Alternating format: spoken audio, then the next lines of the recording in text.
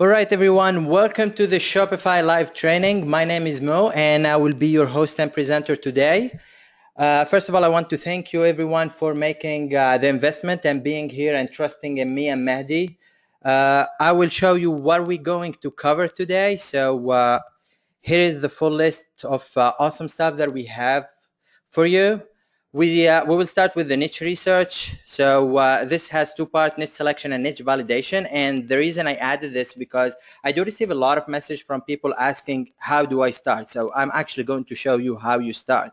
And then once you figure out your niche, basically you need a product in that niche to sell. So I'm going to show you the different methods or ways that we use to secure our products, either from China, wholesale products, and custom-made products. And yes, you can get those for less than $100.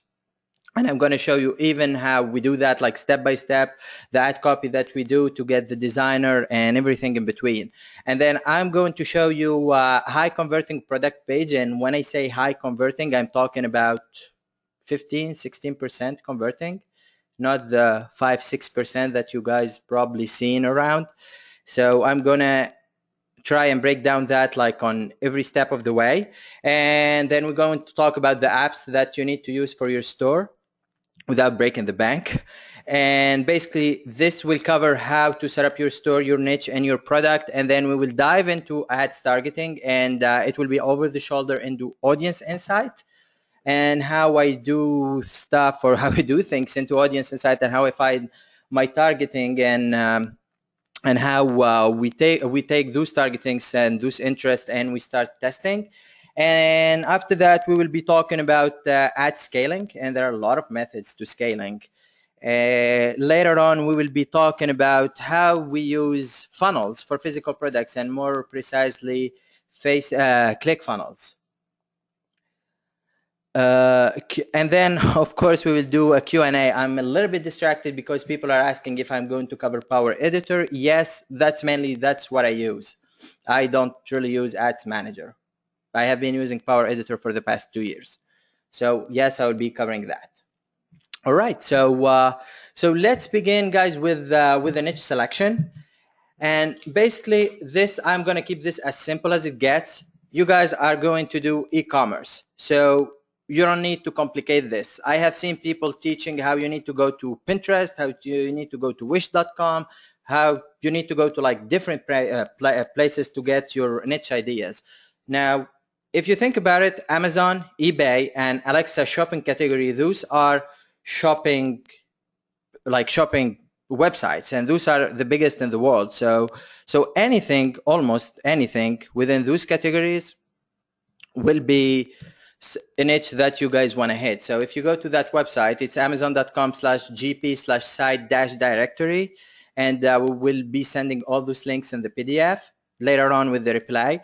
So you don't need to type that, just focus on the screen. So most of those categories are categories that you can dive in, you can build stores in, and you can make some good income with them. I mean, if you are stuck, if you don't have any ideas, you guys, those are the places that you need to start with. So Amazon categories, eBay categories, and Alexa shopping category. So this is eBay again. I mean, there are more categories that any human can handle, really. And I will show you the Alexa category here. And I'm going to show you what you need to look for and what are my favorite categories if I want to test the store. So in this one, we need to go to shopping. All right. Okay, so now you do have all this list, and trust me, this can be overwhelming. So what you need to do is my favorite kind of categories is broad, how should I put this, broad niche within micro niches within it. So if you think stuff like dogs, and you do have all those dogs breed insights, and hunting, so you have like I don't know, bow hunting, deer hunting, all kind of hunting, and I'm not a hunter, and that's just on top of my head. Fishing, same thing. So what you need is the kind of broad category that you can narrow down into more precise categories. And the reason you want to do that because you want to build really a Shopify store that can handle a lot of products and a lot of traffic in a matter. Like if you wanted to scale, one of the way that we'll be talking about later in scaling is scaling by product. So by choosing a niche like hunting or fishing, as you can see here, you can scale by products. And trust me, this is like I didn't see anyone teaching that yet, but this is amazing, and it has been like doing great for us. So we will dive into that later on. But the idea here is you guys need to choose one of the niches that has an appealing, and it has a lot of products that you guys can sell. And more importantly, what you need to do is you need to validate that niche. So number one, your niche need to be targeted on Facebook. Then your audience needs to be at least 1 million people on Facebook, and there are already existing e-com stores and products. So if there is competition, that's a good way. So I'm going to show you how you validate those one by one. So the idea here is you will go to your Facebook Ads Manager, your business ads manager, and if you guys don't have this yet, please do. So what you will be going to do is business.facebook.com, and you will be opening an account in that. And I'm seeing people asking products from where. We will be covering that, Bruce, and how important is the website name. We will be covering that later on in the conversion rate optimization, David. So let's take hunting for as an example for this webinar. So we will go hunting, just hunting, and as you can see, that's between 20 and 25 million people, and that's really a lot. So if you narrow this down, and again, I'm not a hunter, guys, so this is again on top of my head. So if I go deer hunting, just deer hunting. So you have between $4 and $4.5 million, and my benchmark of 1 million people is there. So this is a good niche, and again, you can target it on Facebook. So this is targetable on Facebook because that's the main traffic source that we'll be using for now. And the third thing is, are there existing e-com stores and products? And the reason you want to know that there is a competition because, and I learned this the hard way, you don't want to be a pioneer in your market. You don't want to be the next Apple. You just want to stick to what's working. I know it doesn't sound as fancy as it should, but that's what really make me money.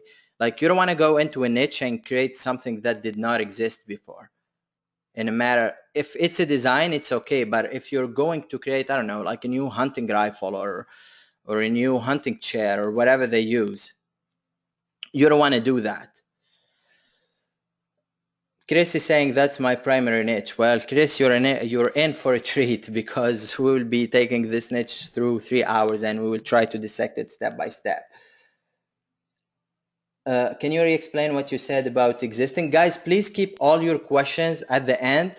Like just marking them down and keep them at the end, and I promise you I will answer them one by one.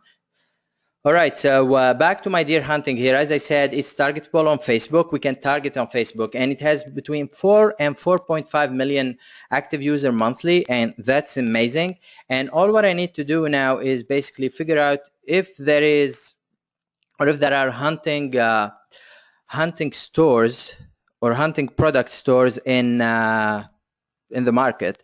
So if we go to my again my Alexa shopping category, and this place is amazing because it saves us a lot of time. So if we go to sports, it's supposed to be under outdoor sport. I don't see hunting here, so it's just hockey. I don't know if there is outdoor sport. Okay, there is no outdoor sport. Maybe I have missed it. So what we're gonna do is buy hunting products. I just want to see if there are hunting e-com stores. Okay, so how to sell? Let's see, hunting supplies. All right, so they are selling. That's amazing. So again, if you guys see competition, and this will give you later on, we'll speak about how you find your products and all that. But the idea here at this stage, again, you guys want to see competition. You guys want to figure out if there is someone else selling it. I'm going to show you how you guys can sell it, and more likely you beat them in that market and dominate. I'm going to show you exactly how you guys can do that. All right, and more importantly, how you guys can partner with those brands. Awesome. So now I showed you how to select your niche, how to validate your niche. And again, guys, those are only benchmarks for me. Like if you're okay to do, like if you're okay between, for example, your people that are only 500K people in your Facebook, like people you can target on Facebook, that's okay. Your store will be probably a little bit smaller, but it's okay. You can get started with that. So do not stuck with my numbers, guys. Those are again only benchmarks. And people here saying going broad in a micro niche, can you re-explain what you said about the expanding products? Again, guys, I will cover that. And the danger, if there is a danger of saturation in this method, there is no danger of saturation, guys. There are plenty of niches. There are plenty of products. I mean, the ecom industry is a couple $2 billion. So you will take just your piece of the pie and that's it. So do not worry about competition there to take your market. The competition there is a good thing. The competition there validates that people are already successful in that niche. That's all what the competition is for. Basically, that's how I see it. The higher the audience number, the better. Well, yes, if you wanna build like a big store, the higher this number is, the better. But again, this is just to see how many people liking the deer hunting. This is not something that you guys will be targeting when you start. And Tavis here correcting me. Yes, it's a couple $100 billion. Thank you for that. It is really a couple $100 billion, guys. So do not get stuck about the competition. All right, and guys, here again, please, just for the question, keep them at the end so we can just go smoothly through the presentation. And I promise you, I will be answering all your questions, please. All right, so back to the presentation. So by now, guys, you need to be able, seriously, to figure out what your niche is and how to validate it. I mean, it's not rocket science. Literally, that's all what I do. That's all what it is. There is no secret sauce. There is nothing that I do that besides this. It's all what I do. Now, once I took my niche, guys, what you need to do is the product research, and this is where the fun begins. So there are 3 ways that we do product research, or mainly product sourcing. We the first one is the one that you're seeing right now in front of you on the screen, is the China product arbitrage, and also I'm going to show you the wholesale products from the US, and I'm going to show you the custom-made products. Now, every method with those products is how should I explain this? Has its own pros and cons. So basically, for China product arbitrage, and mainly it's drop shipping from AliExpress. Those stuff are easy to find and they are easy to drop ship. And I'm going to show you right now, after I finish this, how we do that. But the cons are you have almost no control over the quality and the shipping time. So unless you're ordering a sample from the seller right like to your house, and then you see that sample and then you start selling it, you almost have no control over your quality. And the shipping time using e-packets, which is the fastest way, it's gonna stay between like 4 and 5 weeks, and that's realistically speaking. So when your customers will receive those, they won't be happy like about it. So they may buy from you this time, but they will not buy from you again. And most importantly, you literally cannot protect yourself from other marketers copying your product, because it's just there on AliExpress. So there is no way you can like tell them not to copy you. It's right there in the open. So what I'm gonna do, I'm gonna open the AliExpress, and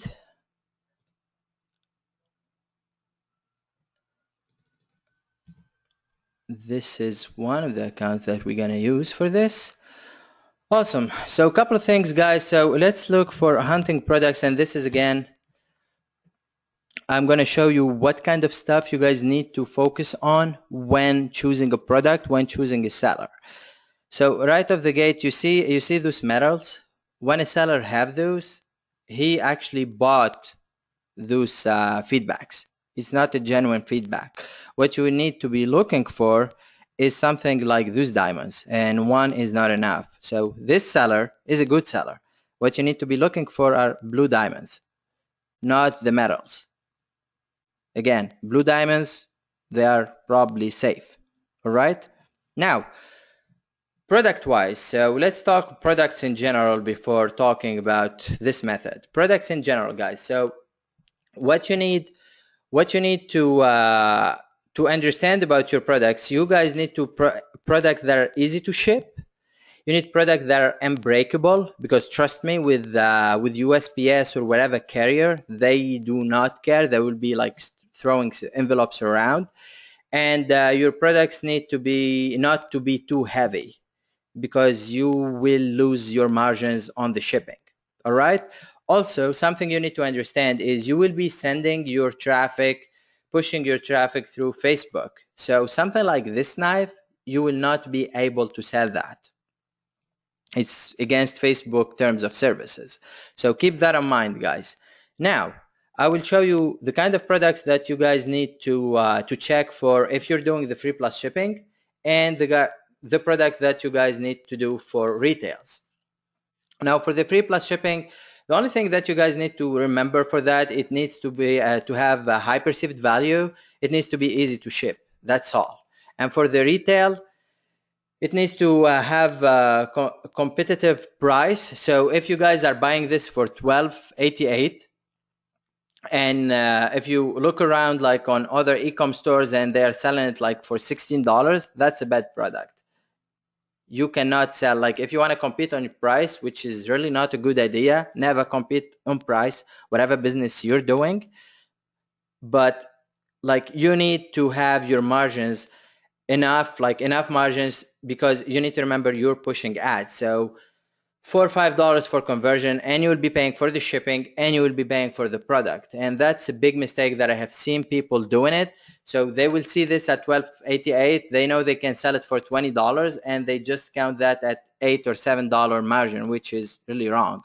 By the time you pay $4 or $5 on Facebook conversion, and you pay like $2 in shipping, you're breaking even. You're not making any margin.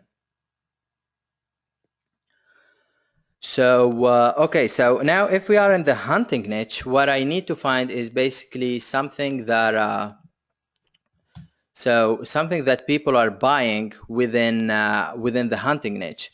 And I did some research here on on Amazon. I need to go to Amazon.com.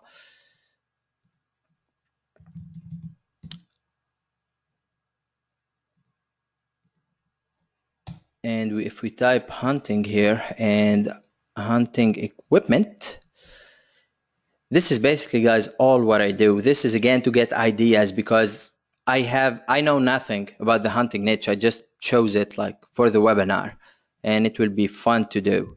So again, what I'm trying to do here is checking out what I can sell to those people, what those people are buying. So something like this. What is this? Easy drinker beer soda cluster, and it's a camouflage. So it's a beer holder, and it has like 130 product reviews. So that's something that I may be able to sell. Again, I probably will find that cheap in China right now. So hunting beer holder. Let's see if we can find that. Beer holder or camo beer holder. No. Okay, here we go. So it's 628 and 750, 920. Again, this is just chopping around. So you can see the price is almost, I can get it like around 645 if I'm drop shipping. So let's see. This guy have 4 diamonds. and he's top rated seller. So again, this is what I will be looking for, guys, if I'm going to drop ship.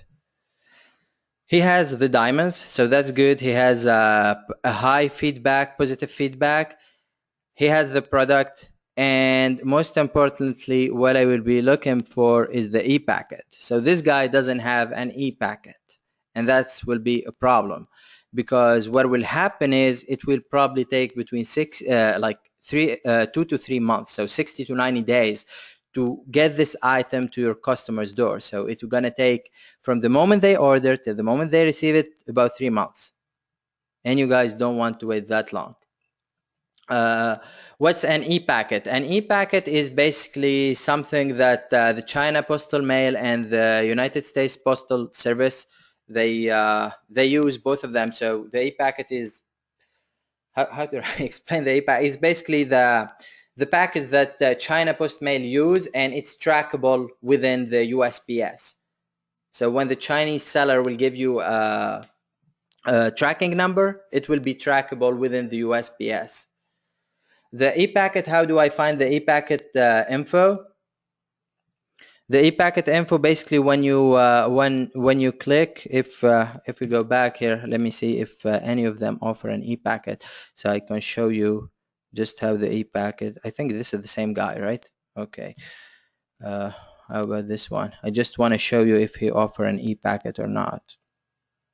It basically says e-packet. That's all what there is to it. The seller guarantee delivery time is not valid. This thing, the estimate delivery time is not, guys, do not count on this. It's always wrong.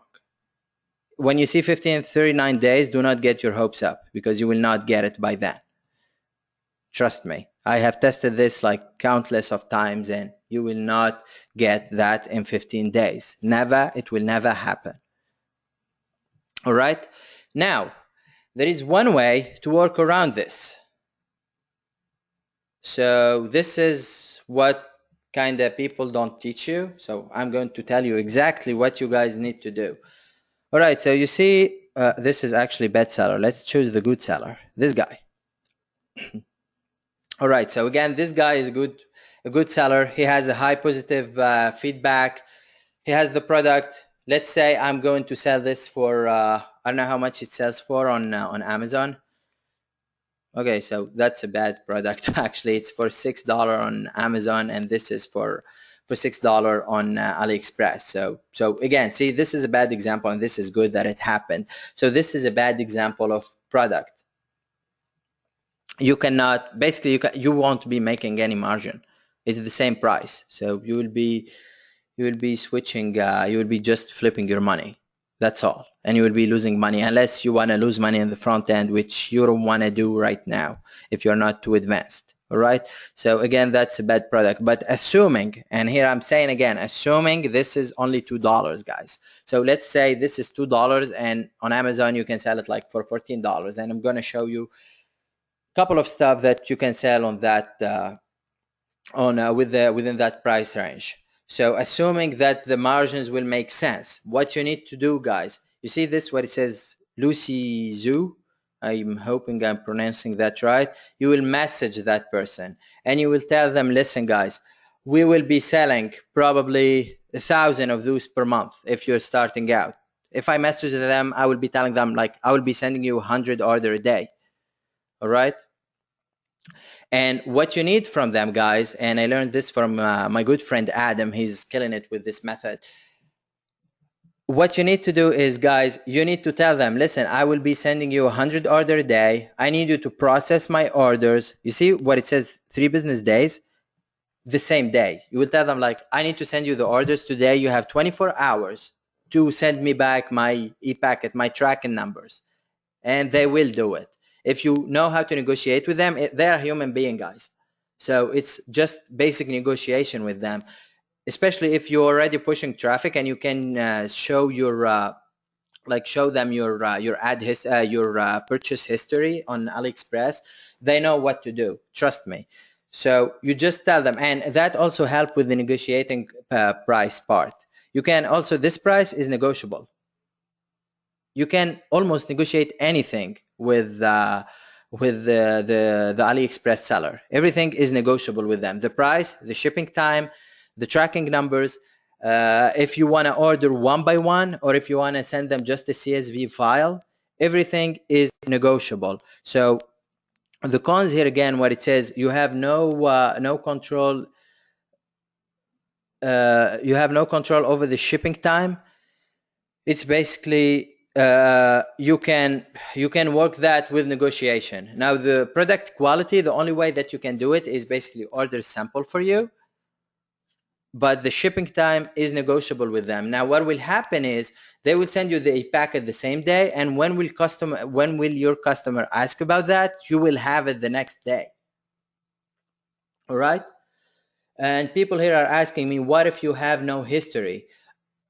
You negotiate with them. Literally, I start with nothing. When I first started, I started with this, and I just negotiated with them. I asked them, listen, guys, I know like I'm selling 100, so like start selling your first 100 orders with them, and they will notice you. So when you talk to them, they on their back end, they know, like next to your name, they know how many times you order from them or how many products you order from them. So they know you're serious. And once you start ordering with that quantity, they will pretty much do whatever you ask them for.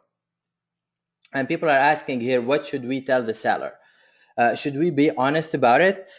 Actually, again, start ordering, guys. So do not overcomplicate this process, guys. It's really easy. You start selling this product, assuming that the margin makes sense. You start selling this product, start like pushing 10 orders a day, 15, 20 orders a day. Do it day 1, day 2, day 3, day 4. You click on this little thing. It's they are sleeping right now, but if they are awake, it will be like orange.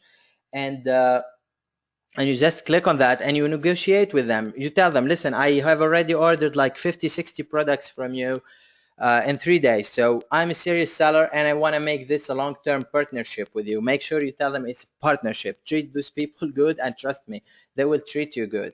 So you just tell them it's a partnership and I want to work with you. I don't want to keep looking for other sellers. And basically they take it from there. You can negotiate the product. Again, you can negotiate the shipping time, and everything is negotiable. It's just a human relation, guys.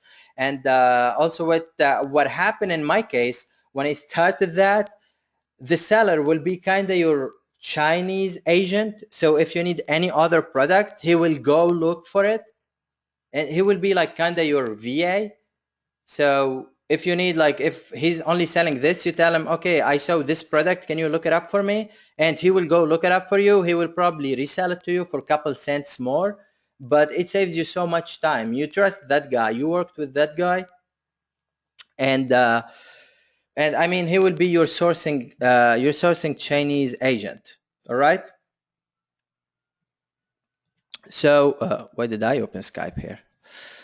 So the next that's the way that we do for again with arbitrage. If you're starting out, that's the first thing. Like, that's how I started. I don't know if you want to start with that or not, but that's the easiest way, especially if you don't have a lot of money, you don't have a lot of funds to start. That's the easiest way. Basically, you will be paid before you have your stock.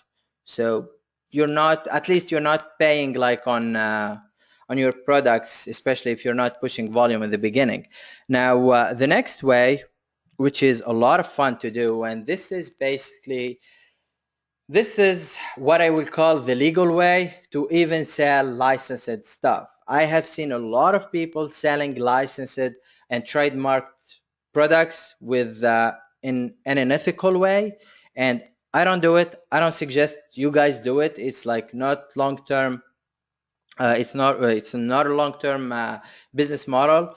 I don't know if you will get sued or not. Probably you will if you do it for a long time. Probably you won't. That's something, because people are asking me. That's something I don't do. I just want to do like honest business. So I'm going to show you how to sell licensed products the right way, and how to sell. And the best way about this method, I'm going to show you how to outsource from US, within the US, and for like way cheaper than China. Someone is asking again, sorry guys, I'm just answering quick questions. Someone is asking if the product is shipped straight to the customer. Yes, from AliExpress straight to the customer. So when you go and order, you put your customer name, your customer name and your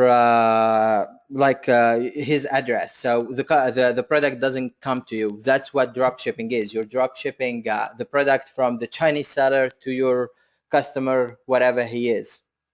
All right. So this method, guys, the wholesale products, they are easy to find, and I'm going to show you what I call the wholesale heaven. You don't need to pay for, and you will have like it's a directory full of awesome stuff. I'm gonna it's again, most sellers are in the US. The shipping is fast because they are in the US.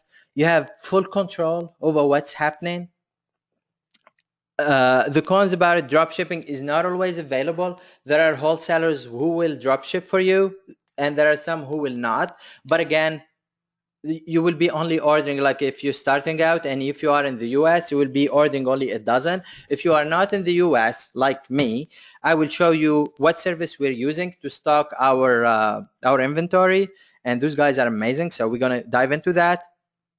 And the cons, again, you need to stock item if drop shipping is not an option, and you may have a minimum quantity order. So they will tell you you need to order at least, I don't know, a dozen, 2 dozens, 24, 36, 100. It depends from market to market, from wholesaler to wholesaler. And you need to have a minimum selling price. And I'm going to show you a live example in the dog niche that I'm doing, which is kind of amazing. So we will go right now over the shoulder, guys. And I'm going to show you that. Just if you allow me to take a sip of water here. All right, so let me show you guys the directory that we're using.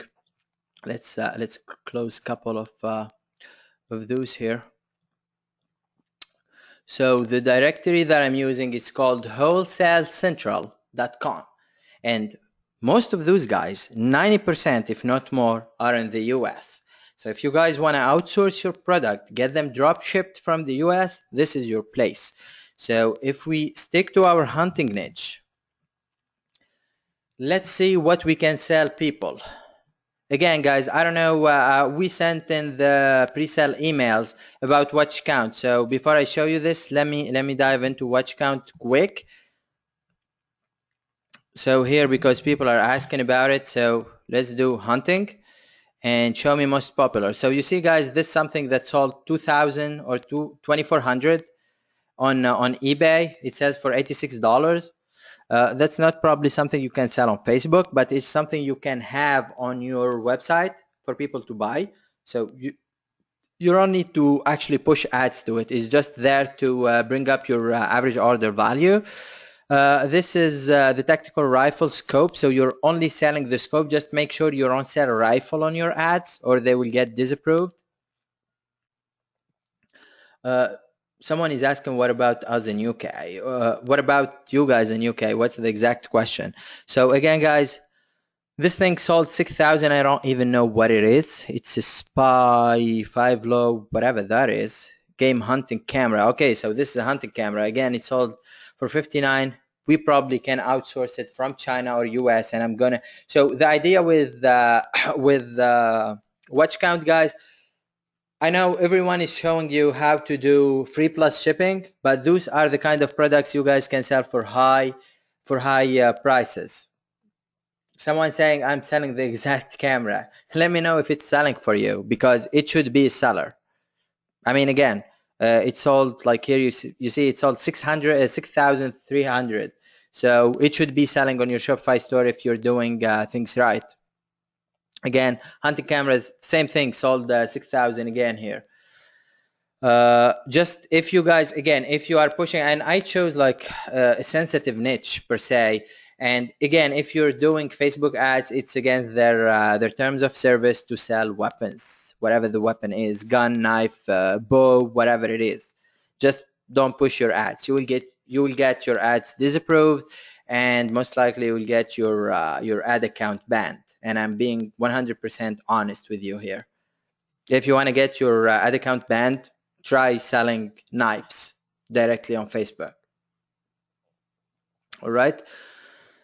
Okay, so this is the watch count. Now back to our wholesale guys in US, and this is amazing. I was just checking this before the webinar because again, I know nothing about the hunting niche, and I didn't want to sound too stupid, honestly. And I'm being totally honest with you. So I found like all what I did, I went to the directory and I typed hunting, and I went find, and this caught my eye, like a hunting hat for $2. A hunting hat for $2. I don't know how much those sell for, so we're gonna check that right now. We interrupt this marriage to bring you hunting season. Okay, this is not something like this is something that will sell seasonal. I don't know when those guys get married, probably in the summer like everyone else, because like in Canada you cannot really get married in the winter. It's too cold. But this is kind of a bad design. If you guys doing designs and t-shirts and whatnot, this is a seasonal product. This is something you don't want to sell like right now because you will be selling it only for a season, but it's okay to have it in your store. Again, there are hot, someone said I sold thousands of them. There you go, during the summer. But again, there are hot states in the US, so you can sell those on those states all year long. But again, the idea here, you want like a product that you can sell all year long. I hunt white tails year round. There you go. So I hunt white tails year round. This thing again sells for $2, guys, and the minimum order here, if we look, print winter hat, green camouflage, minimum 4 pieces per design. So the minimum is you guys, you need only to order 4 pieces, and that's $8. So let's do a quick search here. If I go, I hunt whitetails year round.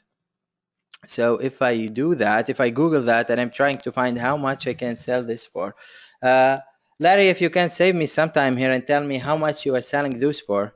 I wrote your name. I hunt white tails year round. Is that okay? Larry was selling them for $5.99. So for free plus shipping, this will be amazing.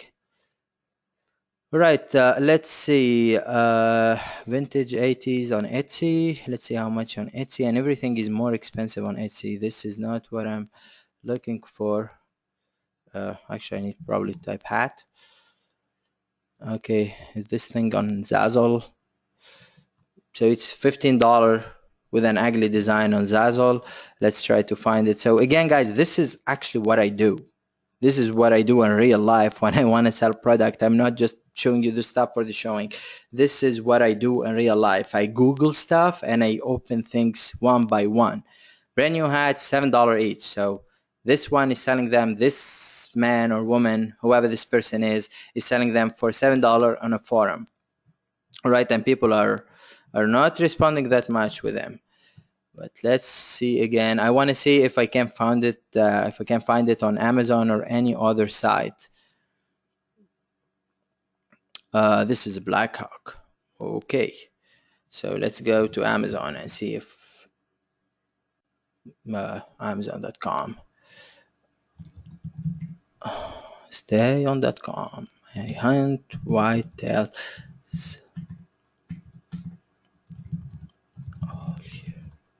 all year round. Well, I couldn't find the exact thing, but a hunting hat, the one I saw earlier today, was selling for $13.99. But again, how much does a hat go around like for retail price? Here in Montreal, you can probably buy it for $15, $20. So again, that's a good example of what you will be selling, guys. You buy it for $2, and it's from I will be showing you all of this later on. So you buy this for $2, guys. $2, and you sell this either for free plus all what I do is $9.95 shipping if I'm doing it on Shopify, and it's another story on ClickFunnels that I will show you later on. But again, $2, guys, you can sell a hat easily for $15, $20 easily. Again, there are wide varieties here of products. They are from from the US. All those guys are from the US guys. So this thing for $4.95. I don't know. Sometimes you just gotta make sure because they will sell you per dozen, where you need to actually buy a dozen. Again, hunting socks. I guess they need special socks for hunting, getting into the water and all that. Again, you see those guys are licensed products. Those are licensed products. So if you want to sell licensed products, all what you need to do is find uh, hunting brands. So what I'm gonna try to do here live is try to find a hunting brand, and I'm going to try to see if I can find that in a wholesaler and legally buy them for cheap and sell them higher. This is like live. Someone is asking me if I only sell one and I buy a dozen, what will I do with the rest of them? You know what I will do? I will just fire up an ad and I will build an email list with a giveaway. So I will be giving away the other 11 that I did not sell, and I will be just giving them away for people in exchange of their emails. So I will set up just a quick page where people need to enter to win a hat. All right.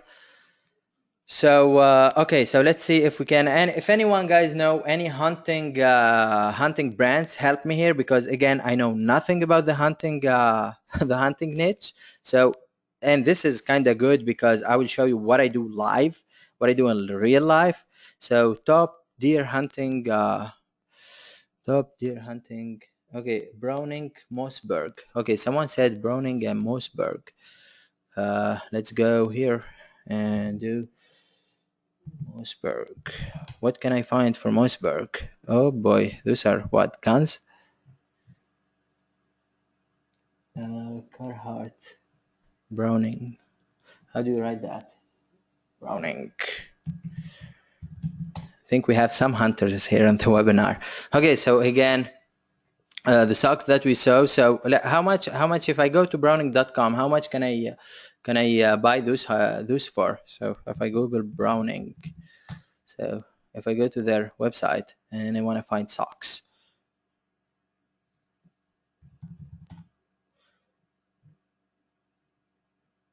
Okay. How much are they selling those for? Buy this product. Oh, buy online from a dealer. So they actually don't sell them directly, which is good. So this is, guys, again, what I do in real life. If it appears too long for you, this is what we do in real life. I didn't over prepare some stuff like in the beginning. So again, guys, as you can see, he's selling them for $13.99, and those are whatever those are. Browning VCA gun. Oh, those are gun sock. Those are not socks that you would want to wear. Okay, so that's a good idea. Let's do this gun sock. So again, that's an idea for a product, which I couldn't find. Oh boy. Okay, back to our hunting here.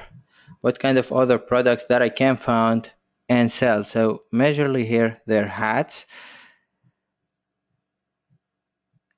pillows, hats. Oh, this hat, by the way, I have seen someone sell about 400 of it per day. It's for women, and he was selling it for $22.95.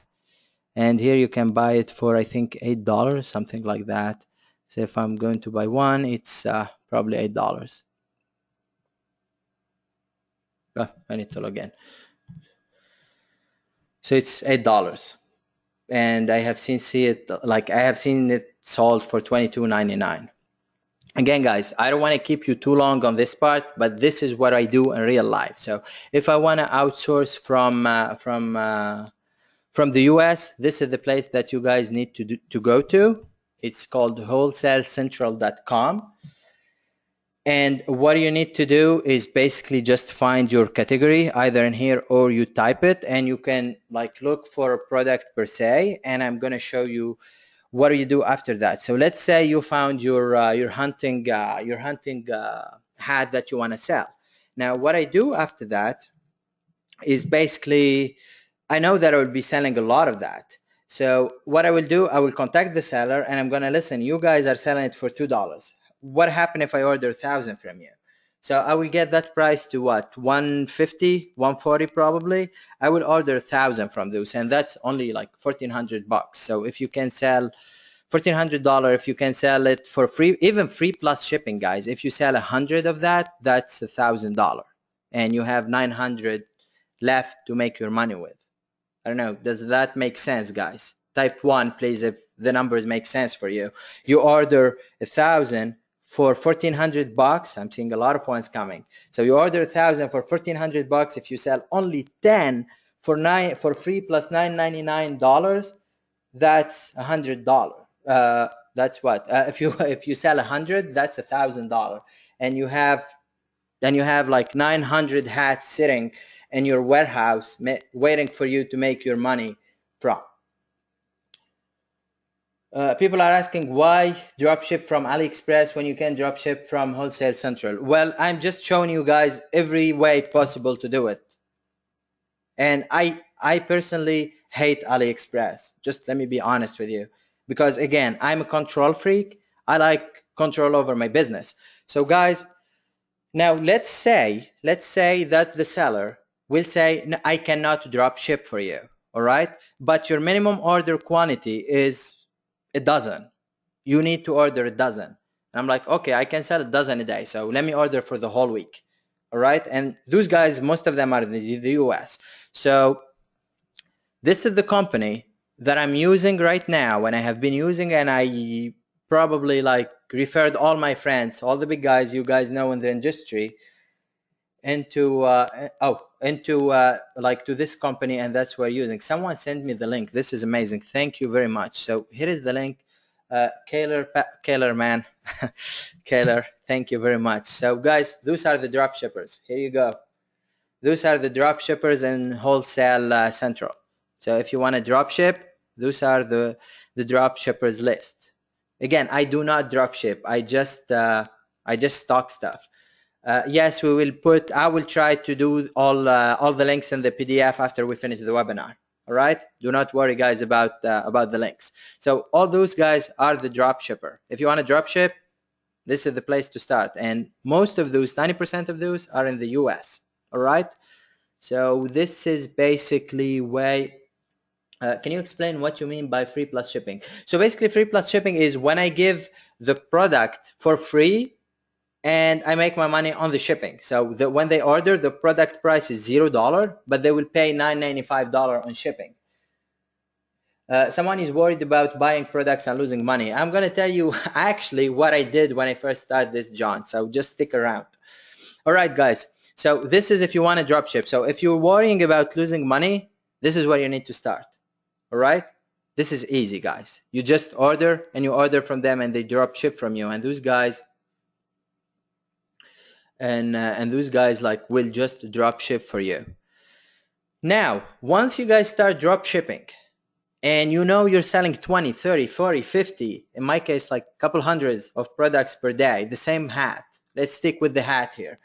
What you want to do is basically, it does not make any sense anymore to drop ship. You want to stock those items. So, and here, let's say your audience on Facebook, your converting audience is 500,000 people, and you reach 50,000 and you sold like, I don't know, 500 of those. So the next logical step, guys, you have 500,000, you reach 50,000 so you have 10 more times of hats that you can technically sell. So what I will do to be on the safe side, I sold 100, I will be buying another 500. Also, what about guys on Australia? Guys, I will answer all your questions. So Australia, guys, Australia, UK, Canada. I'm in Canada. I'm using the same process, guys. Trust me. It cost me $8 to send a regular mail, like a letter, just a piece of paper from Canada to the US. And it's 1 hour drive to get into the US from where I live. All right. So I'm in the same boat as you guys who are not in the US. All what I do is I will, whoever my supplier is, I will call them and I pick up the phone and I call. I will call them. I will order whatever quantity I need and I will send them to Jason here. This is Jason. This is the company he owns. It's called dollarfulfillment.com, and as the name suggests, it's really $1 fulfillment. So I think I talked to 14 fulfillment companies when I first started. I had like a big white table board here in front of me with every name, and I talked to as many, like all the guys that you probably know in the industry and you don't know. And he is by far the most affordable, and the company is just amazing. Again, I'm not gaining anything, guys, from referring the dollar fulfillment company. It's just we did thousands of products with them, and 99.99999% of my products went out without mistake.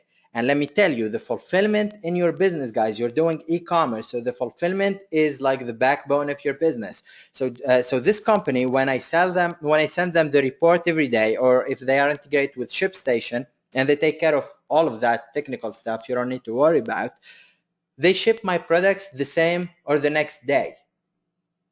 So if someone order from me today, I will send the report by the end of the day. Tomorrow morning, I will have my tracking number to them. So my customer will get the tracking number with the USPS first class tomorrow morning, like the next day. And the USPS first class, it's 3 days for shipping. So if he order on Monday, my customer will get his package probably on Thursday, Friday. And it cost me, with everything included, shipping, pick and pack, whatever you think about it. And I'm being fancy here. I'm going to tell you why later, why I'm using USPS first class and I'm not just using the regular USPS. It cost me $3.10. $3.10 to ship everything included, guys. People are asking, are we going to cover Facebook ads? Yes, guys, we will be covering that. All right. And people are asking, yes, they will do what we call white label fulfillment. So you will have your company name, your company phone number. They can get like the return address can be theirs if you want them to, and it's $1 plus whatever you choose, whatever option you choose for fulfillment. So if you're using regular USPS, which is I think 69 cents, if someone in US can correct me, please. I don't want to give you false information. So it's $1 whatever, plus whatever he is paying for the postal carrier. So if it's USPS, it's $1 plus USPS fees. Yes, $3.10 includes everything, including the $1. So it's $1 plus $2.10 USPS first class, guys. And here it says, I know it says tripwire fulfillment, but they do, if like when you talk to Jason, tell them that you have a full Ecom store and he will help you out. Those guys are not expensive at all, and the best part, they work with internet marketer. And the even better part, they are not marketers. Their business is the fulfillment. So you do not have to worry about your product being copied, stolen, or any kind of that stuff. All right? They're trustworthy and they just make my life easier. Trust me. Yes, they are kind of like Amazon, but way cheaper than the Amazon fulfillment guys. All right. So that's what I do. And what I want to show you is one of the supplier that I'm using, and it's called, I'm in the dog niche. I have one of my stores is in the dog niche, guys. And I'm going to show you the legal way to say a couple of licensed stuff. All right. I know, Keller, you're in the dog niche as well, so you're in for a treat. See those guys? They are drop shipping, and they make it easier. Dropship 101, you sell, they send it to your customer, everyone is happy. All right. Now, when I log into my account here, this is the kind of like of the cons of this model is they have a minimum quantity, the minimum selling price. So they will tell you, you cannot sell this product for less than X amount. And if they see it on your website for less than the agreeing amount, they will take your license away. So I don't know if you guys are, for guys who are not in the US, probably I should tell you that the NFL is probably, the sport thing is one of the biggest niches and the easiest thing to sell. If you guys are not, if you guys are in the US, you probably know that. So basically here, if I choose Arizona Cardinals, you see all those products, guys, those have the logos of the teams. And let me tell you, this is the easiest thing on the planet to sell. The NFL, the team, they spend millions of dollars to build their brand, to build their team, to build their fan base. And what I'm going, well, all what I'm going to do here is basically I'm going to take those licensed products and I'm going to resell them. Forget the free plus shipping, guys. Here you can sell those products for retail price and they will be selling. Again, this is not the only website that do this. A lot of those guys will be reselling those type of products. And when you think licensing, do not think only sports. You can license whatever brand. So think Star Wars, you can do that. TV shows, I don't know what else you can license. As we saw earlier, that the hunting products. So whatever brand you can think of, and you know it will be seller, and you know people are selling it, and you know you can make a margin, guys, do not hesitate. Go for it. You can sell it. All right. So all what I do here is, guys, I sell. They take it automatically from my Shopify store, and they ship to my customers. That's how I began with, and then I just start like ordering in bulk because the cost goes down, and I send it to the dollar fulfillment company that I showed you here, and they receive them and they just send them on my part. All right. Do you guys type 1 if you guys understand what I was talking about on this part? Awesome. 1 1 1 1 1 1 1. Amazing. Someone typed 0. Awesome info, man. Thank you very much, Antonio. Kind of a little lost. Timothy, I got you at the end of the webinar. Mark down your questions. I will be answering them. All right. What if your products won't sell? That's why you need to start with drop shipping. I kind of know my markets, guys. So once you know your market, you will like it will be second nature for you. You will build that kind of eye targeting. You know a product will sell or not. You will be like a veteran in that market. So you don't need to worry about that when you begin. All right. Again, guys, the website is we're gonna send you all those links on a PDF. Just give me a couple of times. I will be doing it like tomorrow morning or tonight. So if you don't receive it tomorrow, do not freak out, please. I will be sending all the links that I'm talking about. All right. Do not worry about that, guys.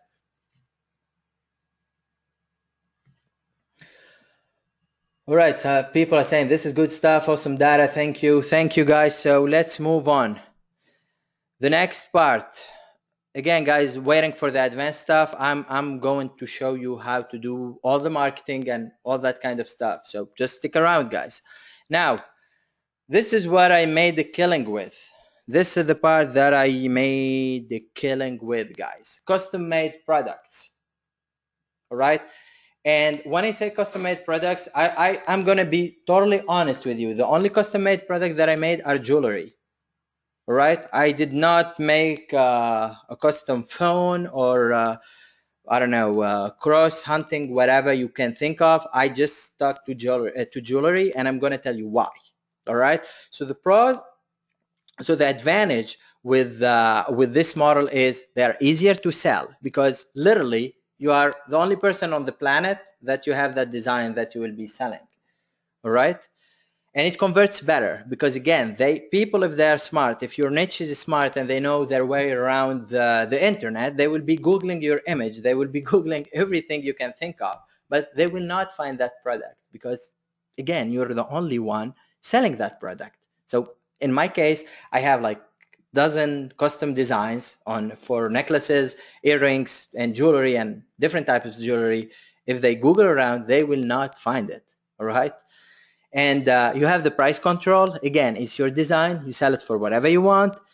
And it's way harder for other marketers to copy, literally, because this is what happened. And I'm going to be blunt here. I'm going to give you how things, as ugly as they sound, but this is what happened. I even do it. So it's just part of the being business. People will see your ads. People will look for your ads on Facebook. They will see it. They will see how many comments, share, likes you have, or they will use type of software to do that, but we're not going to dive into that. They will see your ads. They will try to figure out where you're fulfilling from, and they will just copy you. That's all what there is. But if your necklace is custom made, it will take them probably 6 to 8 weeks to copy you.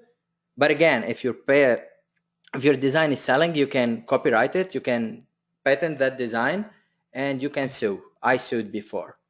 So if you want to protect your business, do not, like, make sure you guys have like a lawyer and an accountant that's just business wise. All right. But again, the disadvantage for this model is the process is long and you have a minimum quantity order. So I'm going to give you the exact process that I do, like step by step. So the first thing that I do, guys, is I go to Upwork,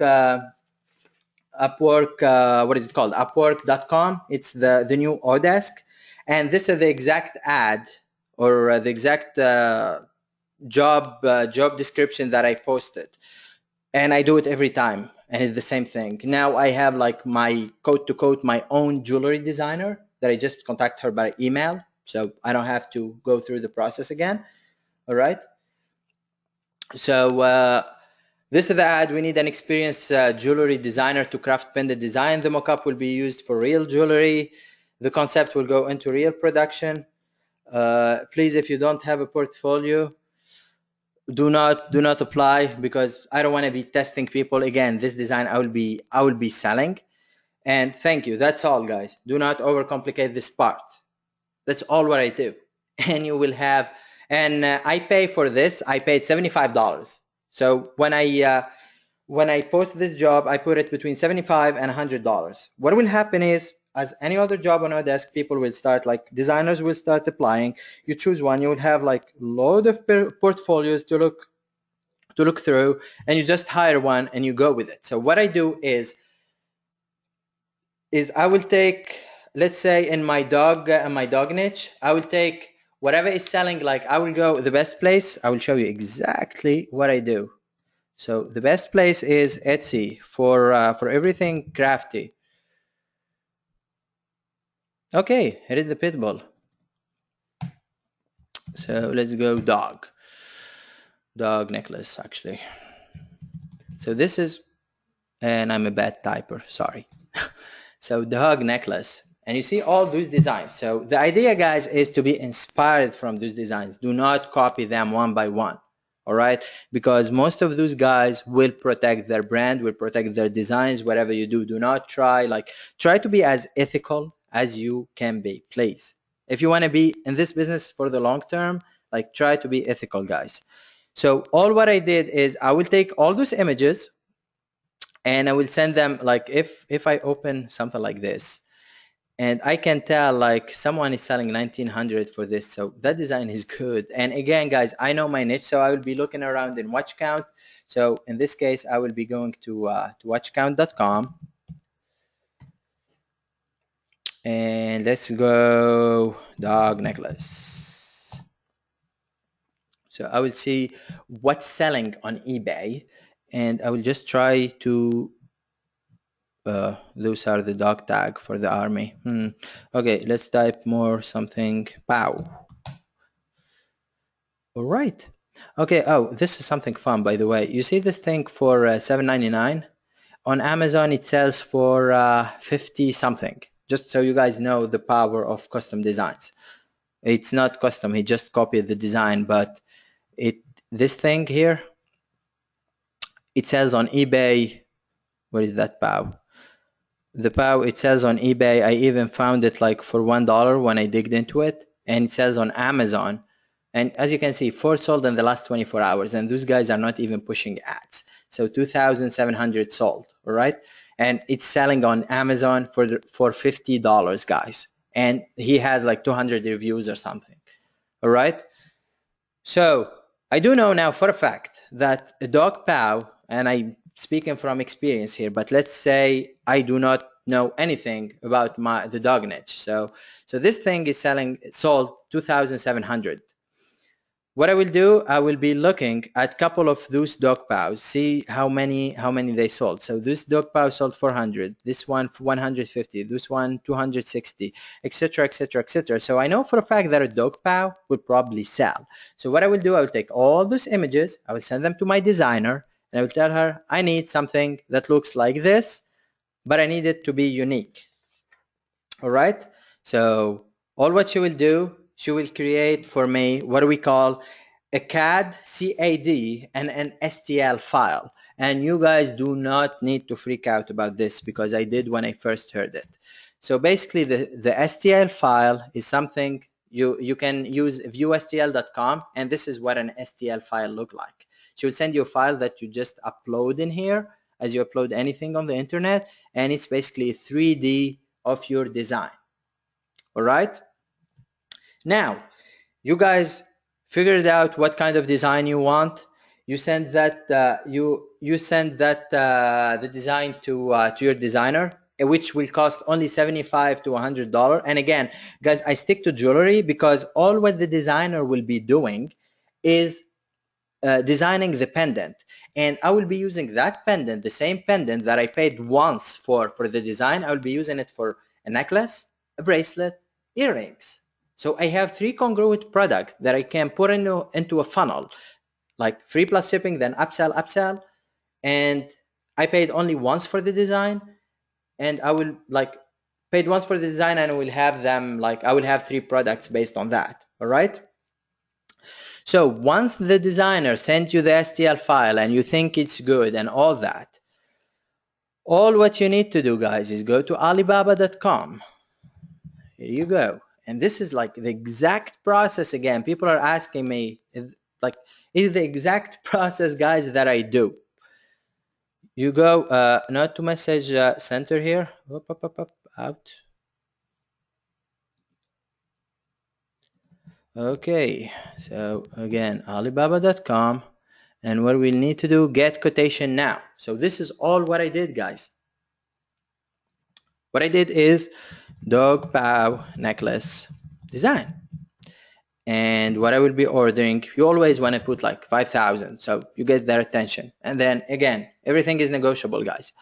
Sir, madam, this is blah, blah, blah. And what you will do is you upload your attachment. So when you were in ViewSTL, you just can take like screenshot of this, and you upload that image, guys, in here, and you click submit buying request. Now just be careful, if you have your personal email linked to Alibaba, you will be getting probably 50 to 60 emails within 48 hours, and if you have your phone numbers listed there, you will be having messages on WhatsApp, the application WhatsApp on your phone if you're using it, and they will be hitting you up on Skype. Those people want your business, which is good because you can negotiate. And I'm going to show you what I did exactly and real life prices and examples. So after you post that quotation, guys, what will happen is the Chinese suppliers will be contacting you. And this is exactly what I did here. I just created an Excel file and I put their names because I don't have their company names, or I didn't want to look deeper. I just took the whoever contacted me name, and I did an Excel file. And for my necklace, earrings, and when I first started, I start only with necklace and earrings, and then I have like, you should have bracelet here. I did it again. When I start, it wasn't perfect. I perfected like a couple months later. It doesn't need to be perfect when you start, guys. So do not get stuck on the details. All right.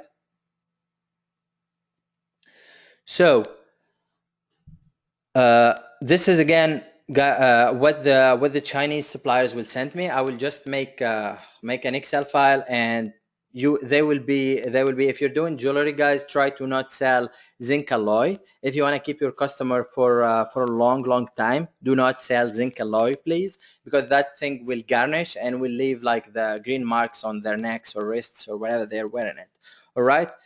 So you can see here, guys, the difference between the prices. So two people, both of them from China, both of them using the same material here, stainless steel. Someone asked for $3.10 for the necklace, and someone asked for $1.01, so $1.10. So if I'm ordering 1,000 necklace, guys, I'm saving $2,000 right here.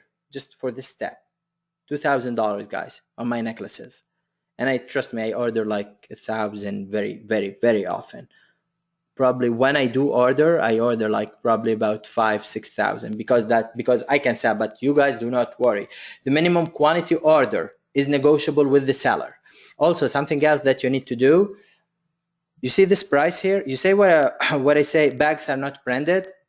There is something that is called the OPP bag. It's the plastic bag that they will put the necklace in. I have my logo printed on that bag. So I have my logo printed on the OPP bag. So when the customer receive my package, receive whatever he ordered from me, he see my logo. All right. So what happened is that customer here. Let me recap what I said. That customer will receive my package within the week. He will receive it with the USPS tracking number that he will get within 24 hours after he orders. And when he opens the package, he will see my logo in the package. And here again, you guys, you can negotiate custom packaging, but I'm trying just to keep it simple for you guys. All right. So what happened is the customer, when he will receive all that, the lifetime value of that customer is like X5. So I know a lot of people do this on Facebook and they just flip money. When I send an email, guys, I make a lot of money because those people trust me. Well, not me in person, but they trust my website. They trust my company. They know we are legit. All right. So that's the exact process, guys, that I do to secure the products. Those are the three methodologies that I use to secure my products. I showed you when I start with China, then I moved to US drop shippers, and then right now I just stock. All right. So you guys, what do you guys think? Type 1 if you guys have some clarity about how to secure your products, niche, and all that before we get into the marketing part. Awesome. I see a lot of ones coming in. This is amazing. Thank you, guys. I'm sorry. I took a moment to drink a sip of water here. I'm actually starting to lose my voice. Someone is asking, but you need a warehouse. Timothy, I do not need a warehouse. I just send my stuff to those guys, and those are my warehouse and fulfillment guys. All right. Someone is saying this is awesome, but AliExpress doesn't sound so good anymore. I never liked AliExpress, Michael. I mean, I sell in the US. There are US sellers that I can get products for like for $2, $3. Why would I go to China?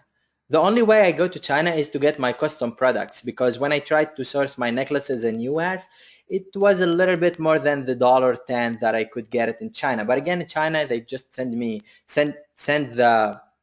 Oh, and I also forget, guys, when you do the fulfillment here on this, you see what it says, sample $85. So before I order 1,000. Oh, this is a good story that I actually need to tell you guys. If you do not have money to start, God, I'm starting to lose my voice. Sorry. All right. So guys, this is what will happen. You see Pretty Zong, and I'm hoping I'm pronouncing her name right. So Pretty Z, we will call her. So Miss Z here, she said, I will give you a sample for $85. So this is what happened. I was like, okay, Miss Z, you send me the sample, I will pay you $85. So right now I paid $100 for my design. I paid $85 for Miss Z here. All right. So she sent me the sample. Now she sent like a bag with probably, I think, 5 necklaces and 5 earrings. All right. She sent them to me in Canada. What I did, and this is amazing. I think it's amazing. Whoever told him about, they were all like happy about the method. So if you guys do not have a lot of money to stock, all what I did is I took the picture of the samples and I started selling them. I did not stock. I just started selling them. The first day, I remember it, like this is how I start with the whole custom thing. The first day I had a fan page. All right. I had a fan page in the dog niche where I used to sell t-shirts. So I just posted that thing on a fan page. And I sold, like, within the fan page was like 50K fans back then, and I sold 50 or 60. I think it was like 60 necklaces for free plus $9.99. All right. So that made me $600 the first day. I knew that product will be selling right now. Like I was a little bit scared, to be honest with you, and I will tell you right now how I do things a little bit differently, but let's stick to the story here. So I knew that product was selling. I made $600 with that product like the first day. The second day I fired up my ads. The second day I sold with the ads, like I went full rampage. I know my niche because I was selling t-shirts on that niche. The second day I sold 150 necklaces. So that's my $2,000 that I used to get my stock. That's this $2,000 that I made within the first day, the second day. So in 2 days, I made $2,000 in sales with a brand new necklace that I took that money and sent it to China, and I got my product shipped to the dollar fulfillment house. Now, what happened? I'm going to be totally honest with you guys. What happened is I sold it when I started. I sold the necklace for free plus $9.99 shipping, and I sold the earrings for $16.99. So what happened is people start asking about their because what it happens when you pay China, it will take 2 weeks for them to make your product, because again, the product is not existing on planet Earth. They need to make it. So it takes 2 weeks for the factory to make the necklace, to make the pendant and the earrings. All right. So I start selling without having the product. So after 2 weeks, my product was ready. And as you can see here on my screen, it says it's supposed to say DHL shipping is included. So those prices, guys, they include the DHL shipping, the box from China to US. So in 2 weeks, they sent the box with 1,000 necklaces and 1,000 earrings to the dollar fulfillment house. And basically, I start shipping in 2 weeks. All right. Now, in 2 weeks, people start emailing, what are my tracking numbers? Because I promised them that I will be shipping within the day. This is probably the only unethical part that I did in the whole business. I just told people, listen, guys, the product was just awesome. I ran out of stock. That's all what I did. And we are shipping, like we are waiting for more stock within 2 weeks. All right. So that's you will get your product within a week after those 2 weeks. Once we have it, you'll get tracking number. So I hope you guys with no money, like with no huge money to start, I hope this help you. Who thinks, guys, type 1, who think this is like helpful, and this is like a real story of how you can start, or what I did. Well, I had money obviously, but I just want to start from scratch. Do they refund like crazy after that? Okay, this is a Jesus Diaz. This will sound probably unrealistic, but in 10,000 orders on one of my Shopify store, I had 3 refunds. 3 refunds. That's it. That's all. Again, they get their product within a week. Why will they refund? They get their tracking number within the same day or next day.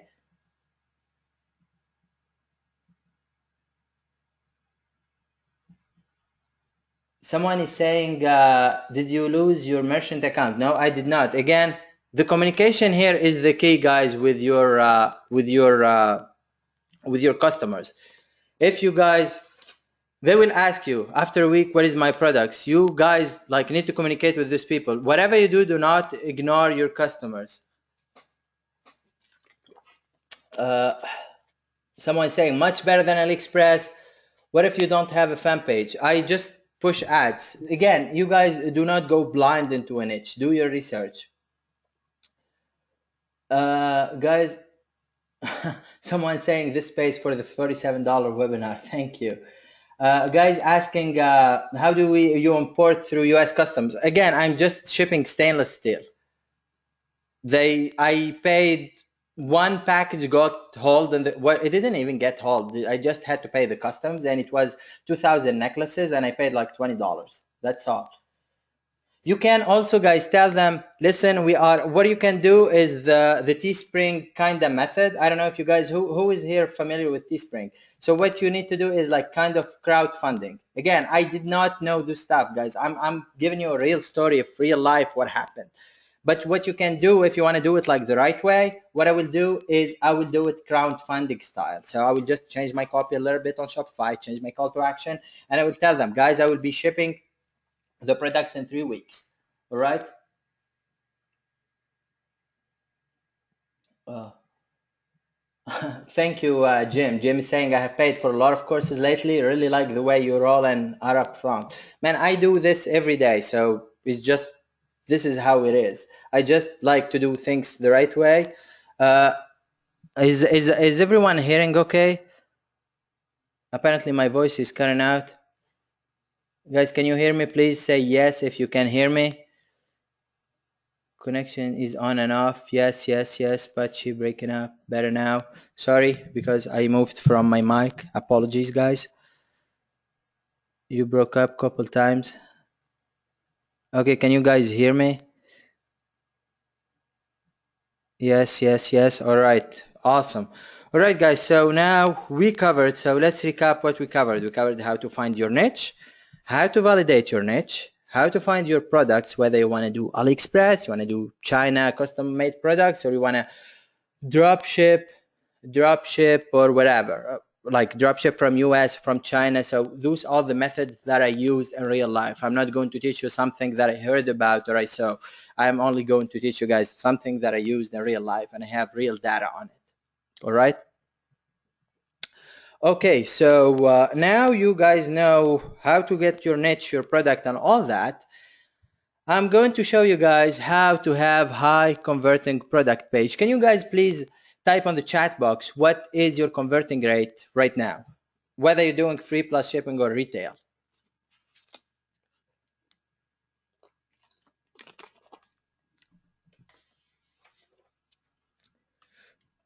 So 5, 10, 5, 7, 9, 0, no sales, 0.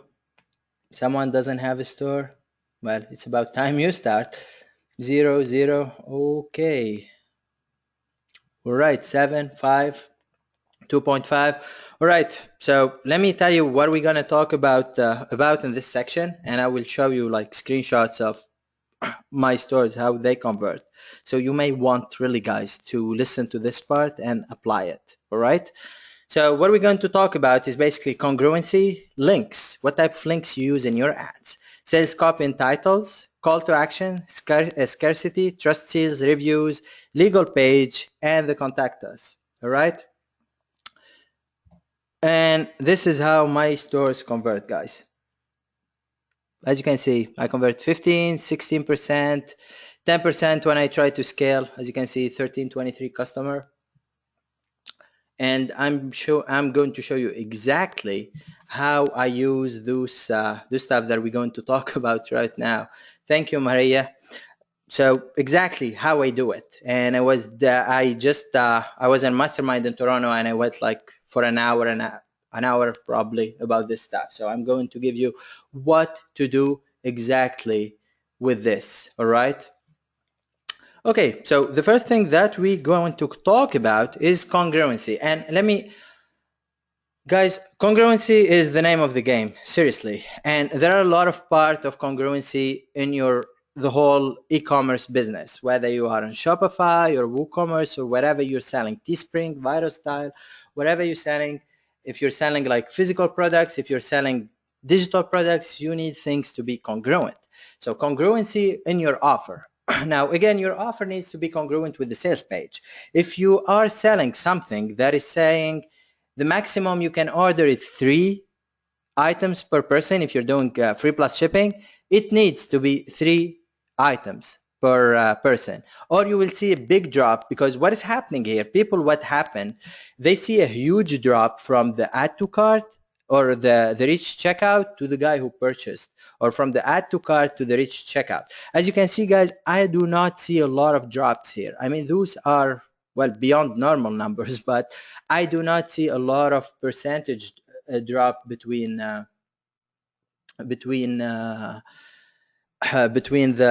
add to cart. Someone is asking me if I need to take it's okay to take a 5-minute break.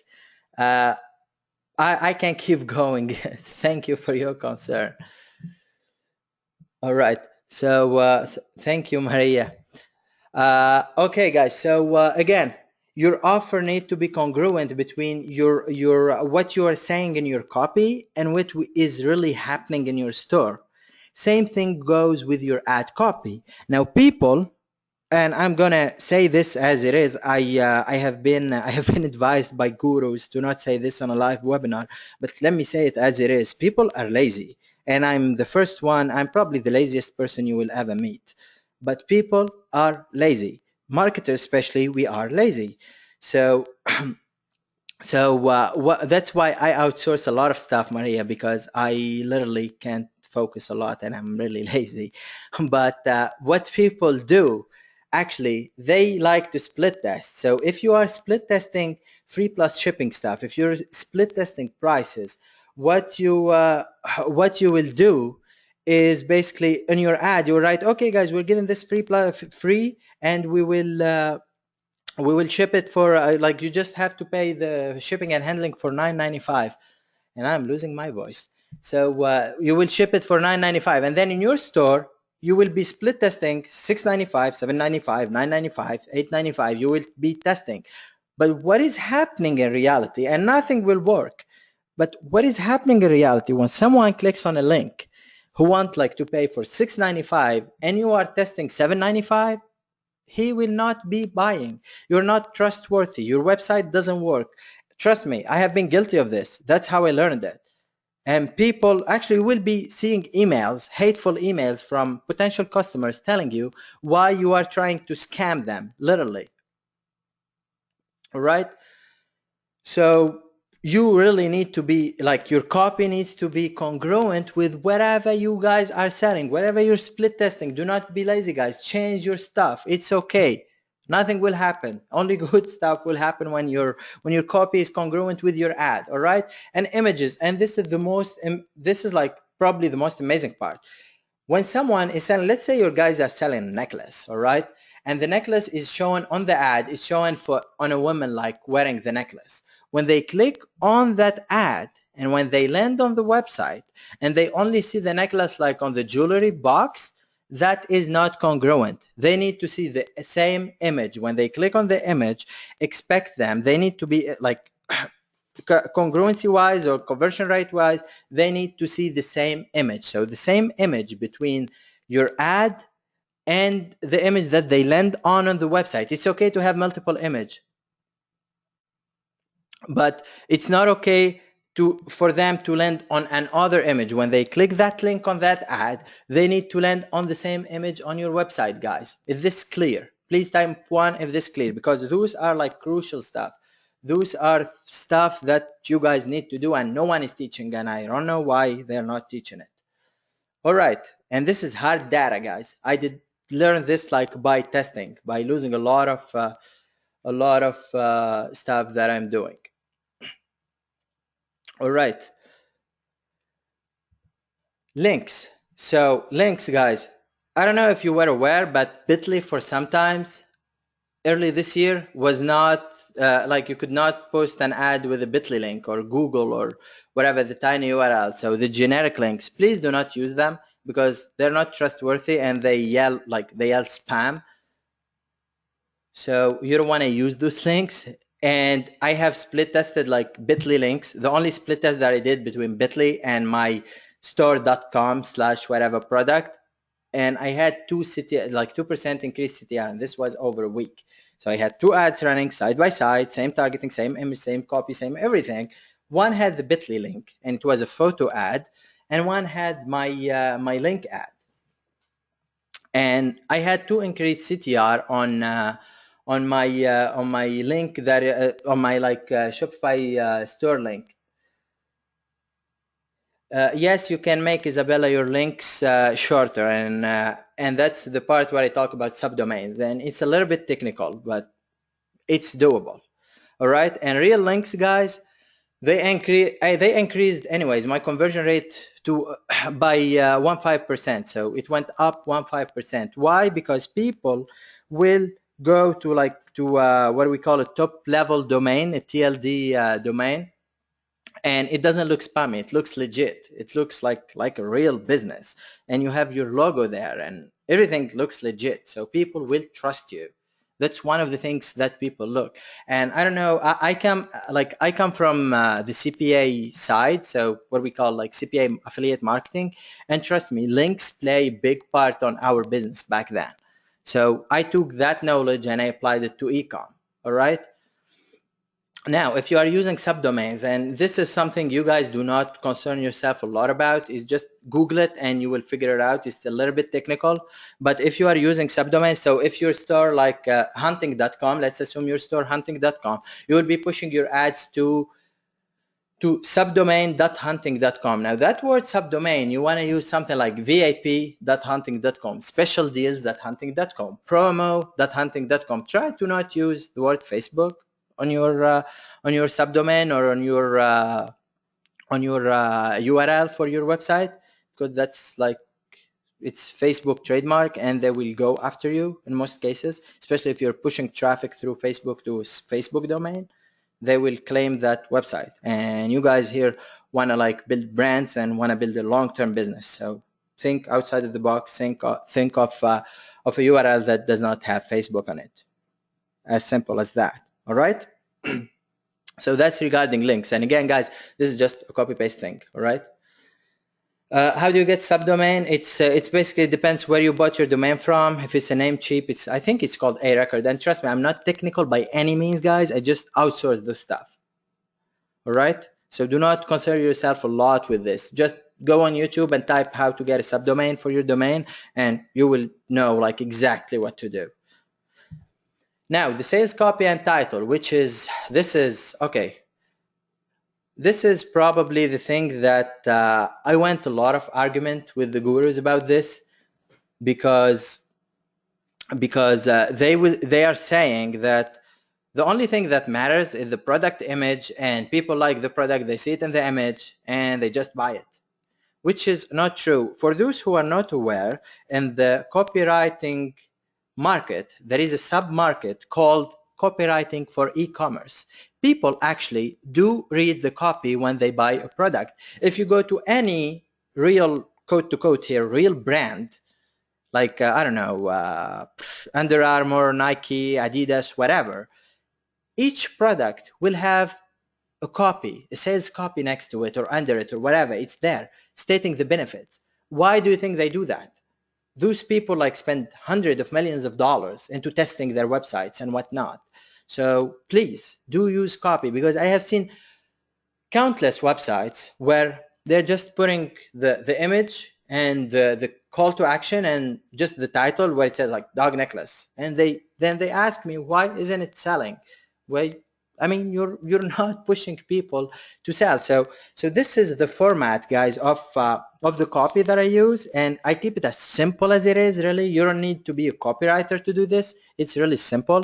So this is your new best friend. It's called swipe.co. We'll go into that website in 2 minutes, but first, your title. All right. So you keep your title simple, guys, and you keep it catchy. All what I do for my titles are things like limited edition, limited time offer, love XYZ, proud XYZ. So proud, like proud dog lovers, love your dog, limited time offer, dog necklace, limited edition hunting socks, whatever it is. So limited edition, limited time offer, and throw the product name in there. That's all what it is. All right. Now for the copy, for the product description in Shopify. All right. What you need to do is what we call the 3 yeses. The 3 yeses is the human brain is basically programmed to answer questions. They just, if you read a question, your brain will just answer it without you thinking about it. So you need to answer to ask questions that they will answer yes to it. Do you love your dog? So you're selling a dog necklace. You're targeting people who love their dogs. You're selling something okay in the hunting niche. So do you love hunting? Is hunting your best hobby? Can you live without hunting? Something like that. A question that will answer yes to. And here, like, you need the rule, and I learned this from Dan Kennedy. The rule is to get like the 3 yeses. So like ask 3 questions. The first one, what I do is the first one will be on my ad, the second one is the product title, and the third one is the first question on the product description, guys. So those are my 3 yeses. So they read it on the ad, they answer yes, they click the ad. So love your dog, then this limited edition necklace, blah blah blah. They click that link, they go to they land on my web page, my Shopify product page. It says again, proud dog lover, or if you are in a controversial niche, so proud Second Amendment defender, proud pit bull lover, proud this or that, proud nurse, proud hunter. They answer yes, and then this limited edition this limited edition necklace is something that you have to wear, or it's a collector item. Now again, after the 3 yeses, you need to remind them that the item is not generic, and this is amazing if you are guys doing the custom made products, again in jewelry. If you are not, you just tell them it's not generic. You need to exactly tell them that this is not something that they can get at Walmart or the store next door. All right, so you remind them again that this is a collector item, and by buying this they will own a collector item, and I will show you a live example of after applying all this how it looks like. And you describe the product briefly. So in my case, I would say like stainless steel, blah blah blah, all this and that. The benefits, if there are any, and here do not try to hold text about the benefits, guys. Keep it like to 2-3 bullets. And then the what I call the dump proof call to action. And this is amazing, guys, because I had like a big huge green button on my website where it says buy or add to cart or whatever, and they keep on asking me how do I, like they will email me on the website and ask me how do I order. So I had to add like what I call a dump proof call to action on my Shopify store. And then of course use scarcity. So the first thing that I'm going to show you is my call to action. So my call to action, if I'm doing my free necklace on Shopify, it will basically say send my free necklace now. It will not say add to cart. The add to cart, this add to cart here is for retail stuff. But if I'm doing free something, so free plush, free hat, free XYZ product, that's what my call to action will say. It will not say buy now or add to cart. And I learned this from Ryan Dice. Again, I'm not the genius who came up with this stuff, guys. I just go through a lot of testing and I learn from different people. All right, so if you guys doing this, if you're doing free plus shipping, you may want to change your call to action to send me my free package now. If you have like bracelets, earrings, if you're doing everything free plus shipping, just send me my free package now. And that's all what you need to do, guys. That's on my side. This is on my Shopify store.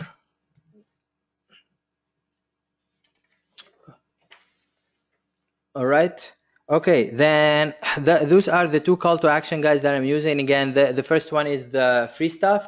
The second one is for the add to cart. All right.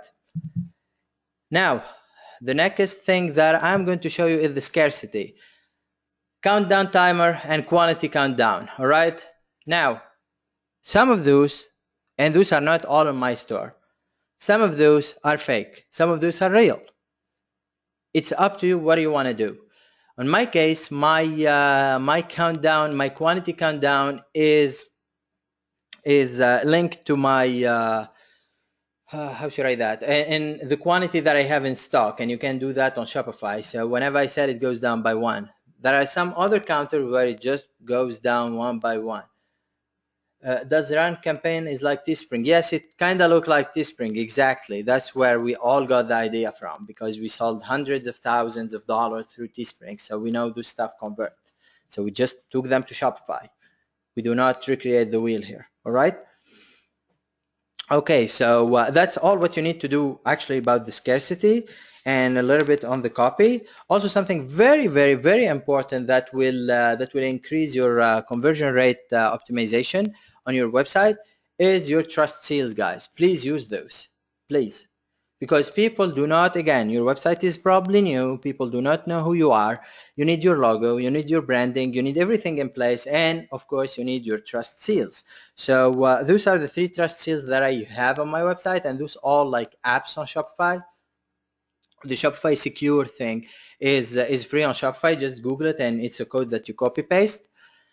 The Norton is an app, and the Mac Cafe Secure is an app. You install those apps, and that's all. Now, the second way, actually another way to increase your conversion rate is to have reviews. Now, reviews are, you have 2 types of reviews that you guys can use. Photos of people using your product on the sale page. So if you're selling a t-shirt, if you're selling a necklace, if you're selling something that is wearable, like a hat, or if you're selling, I don't know, if you're selling something that people can use, you can use a photo of like an image of people wearing it or using it or whatever. Something also amazing that I have been testing recently is a video on your sales page. You just like embed a video. So when you order your sample, guys, again, when you order your sample, and you always probably need to order a sample, whether you're drop shipping, whether it's a custom or whatever, you guys can do a lot of stuff with that sample, like the ads, images, video, and all that, which we're going to talk about later on. All right. So you put that on the sales page, so people see that beautiful image that you took and you went through Photoshop and you did all that amazing stuff. But what they will see also a real life thing, and people love real life. Like they love, how we call it, native images. People love how they will see the product, like how it looks in reality when they will receive it. All right. Now, and there is the reviews from buyers that they already bought from you, and you do this through Yotpo. It's an app that you install on Shopify, guys, and it does all the heavy lifting for you when it comes to the reviews. So now, if we put all that together, all the how many of you guys, type 1 guys, if you have like some clarity about the conversion rate optimization, just so we know, because I'm about to show you like a screenshot of how you apply all the stuff that I talked about, and I'm going to take that chance to get a sip of water. I'm losing my voice.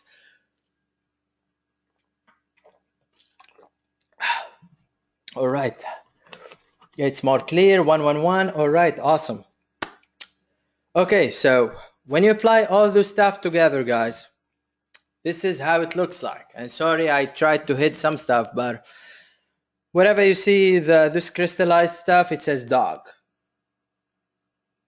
All right. So as you see, as I said on the title, it needs to say limited edition dog necklace. Are you a dog lover? He will answer. Now, someone who will read this, who love his dog, he will subconsciously answer yes. Then, so are you a dog lover? He answered yes. Then this necklace is a must-have. Buy it now and you will own a collector item. Then again, I'm telling them why they need to buy it and the benefits or how it's made. It's custom made with like stainless steel, blah, blah, blah. And depends here, again, on what you guys are selling. This phrase will differ from product to product. Limit is 3 per customers. Again, here I'm using the MinMax app where I limit my free plus shipping to 3, because after 3 it just doesn't make any sense for them to order on Shopify, because we do not have really full control about, like, we do have the full control about the shipping part, but it's kind of weird on Shopify, and I will show you the difference between Shopify and ClickFunnels and you will understand. And again, we're running a special promotion, and yes, we are giving them away for free. And I added this part because people emailing me, as it's not clear enough, or it says $0 USD, people emailing me asking if I'm really giving them away for free. So to reduce the number of emails, I just put, yes, we're giving them away for free if you are asking. You just have to pay the shipping and handling. And once I have my product like in stock, I would add, you will receive your package within a week, which is true. And we ship within 3 days. And here again, I'm like under promising and over delivering, where it says we ship within 3 days. In reality, we ship like the same or next day with the dollar fulfillment house. So they're expecting they're expecting a 3 days, like 3 days waiting time to get their tracking number. They will get it within a day. Someone is asking why I'm not using free in the title, because I just did not use it. You can, but I did not. I can't use everything. It's just, this is how this went. All right. Okay, so this is my dump proof call to action, where it says click the send me my free necklace green button now, which is this thing here. Send me my free necklace green button now. Limited quantity, will sell out fast, which is scarcity. For the timer here, you can use an app called Hurrify. It's hurry as in hurry up, and it's called Hurrify.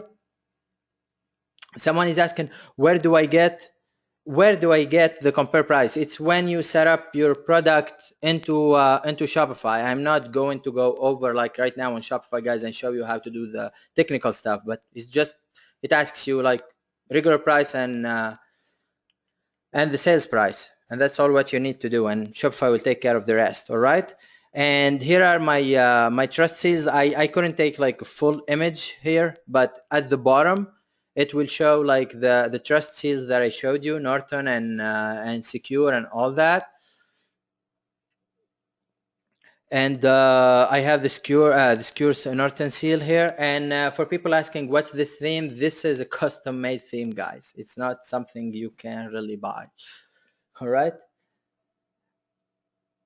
Yeah, someone is saying the product will be shipped once the campaign ends. That's actually when I took the screenshot, I was doing like 24 hours. So every 24 hours, it will restart the countdown. So they expect, so like basically it's supposed, this is wrong on my part. It's supposed to say this product will be shipped faster or something like that. Like I don't know what.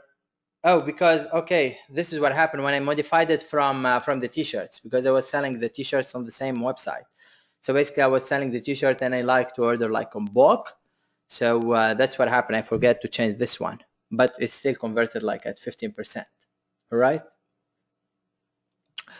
So moving on, that's guys, how hard do you guys? Type 1 if you think it's easy, type 2 if you think it's hard to come up with a sales page like this. Let me see what you guys think. So 1 1 1 1 1 2 1 1 hard 1 1 1 1 1 1.3 okay 1.5. It's cheesy easy. These guys, again, it's really, I mean, you can actually take this thing here and swipe it. Oh, before I move to the next part, I want to show you guys swipe.co. If you guys don't know how to write copy, this is basically one of the best places to come here and to see what people are writing copy for. So if you go Ecom here, and here you cannot, like, you can do Ecom, but you can do whatever you want just to see what people are doing.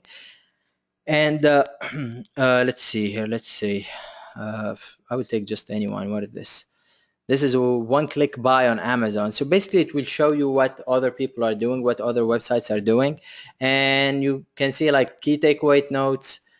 So again, I'm not a copywriter, guys, nor do I claim to be, but if I'm stuck at something, I just go to where the experts are. And in this case, if you want to like get some copy ideas for free from experts, this is the place, guys, and it's free.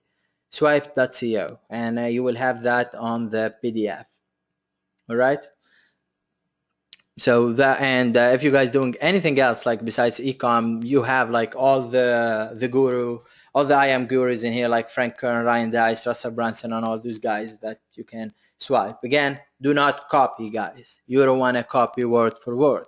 Just take it, apply it, modify it to your business. All right, because they convert. So just do not copy. Again, do not copy anything, guys. Do not copy the same exact design. Do not copy the exact wording. Do not copy. You don't want to be a copycat. You want to build a brand. You want to be in this for the long term. I can like, I know a lot of gurus are showing you how to sell trademark, because a lot of people are asking about that. I am not going to show you how to sell like trademark products because I do not do it. So do not count on me on that. All right. Okay. Moving back to our presentation. How we do this? All right. Now, the legal pages, guys. If you want to get your Facebook ads account shut, get your legal pages in place. As easy as that. Whatever you're pushing, like the traffic from Facebook, Google, Bing ads, Pinterest. Well, Pinterest is still new, but still. If you do not have your legal pages in place, sorry, you are going to lose your account. Same thing with PayPal. If you want to get limited, do not have your privacy policy, your refund policy, and it's basically privacy policy, return policy, and the third one is terms of service, the TOS. So if you do not have those in place, guys, you are asking for trouble, all right? And in Shopify, and it still amazes me why a lot of people do not do them, because in Shopify, all what you need to go is go to settings, go to checkout, and scroll a little bit down, and you see here where it says generate simple refund policy. All what you need to do is click on that button and you will have it. You don't need to hire a writer. You don't need to write it yourself. All what you need to do is click on that button. It will generate it for you, and you just modify it as you want. So if you want to offer 3 days, 30 days, 30 days refund policy, it's up to you. It's up to you how you want to do your business. Just make sure you run it by your merchant account, because I know some couple of merchant accounts are not okay if you do not offer a refund, or if you do not offer like a minimum of 1 week. It all depends on what you're doing, guys. All right.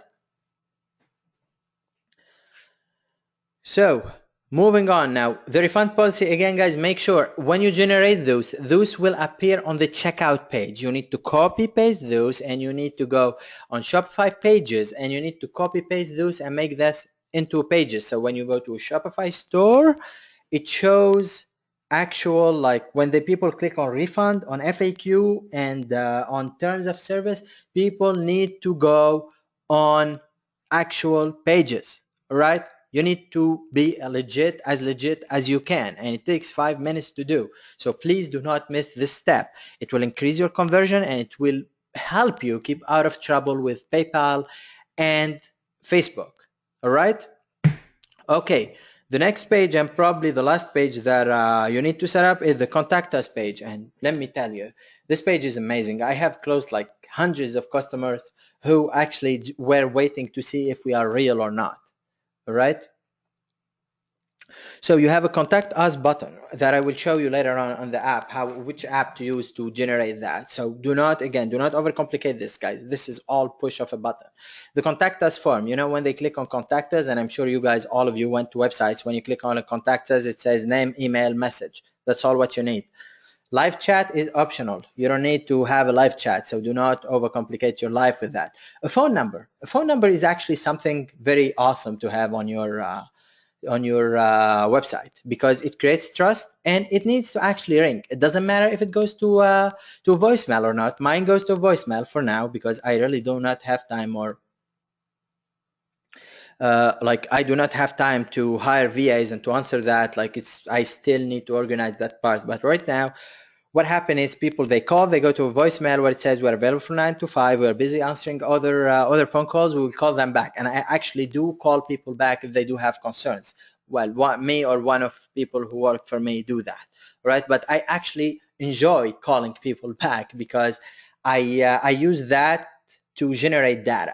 I actually ask people questions. What do you like? What do you not like? What other products would you like to see?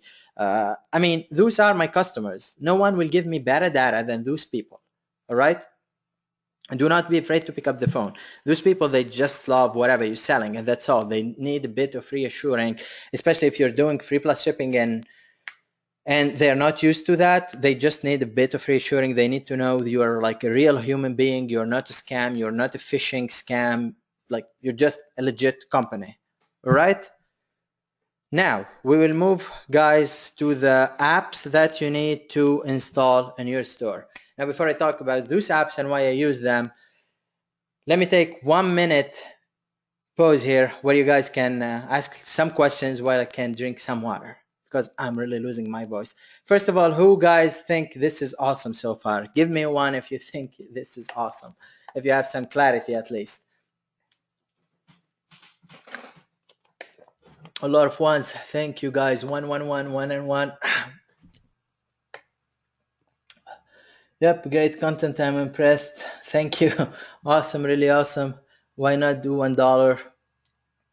Why not do $1, Alex? It's because I tested free plus shipping converted better than $1. If I'm going to sell it for a price, I will just sell it at retail price.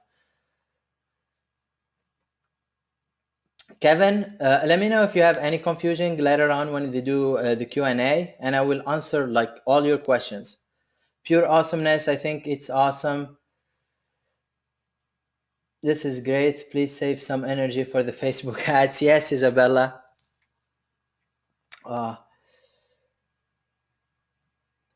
Kathleen, whatever you do, stay away from scalable press. Don't. Trust me. We used them and we got hit hard. Like I can't afford to ship my my t-shirts like after 3 months.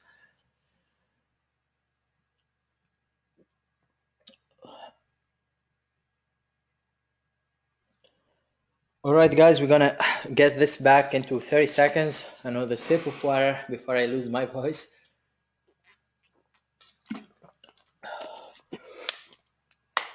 Is it free to do free plus shipping on Facebook ads? I have been doing it for probably over a year now, and I still have my account. I'm knocking on wood here. It's just you need to do it right. You need to do stuff right, guys. Yeah, like you cannot tell people on the ad you will get this for free, and then when someone click, it's $9.99 shipping. You cannot do that. All right.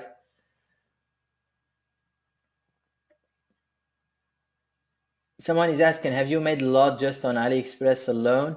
I moved fast from AliExpress, but I don't know. Mehdi, do you want to tell them? I know you did a lot of AliExpress. If you want to tell them your numbers, it's really up to you. If you can unmute myself. Sorry, what was the question?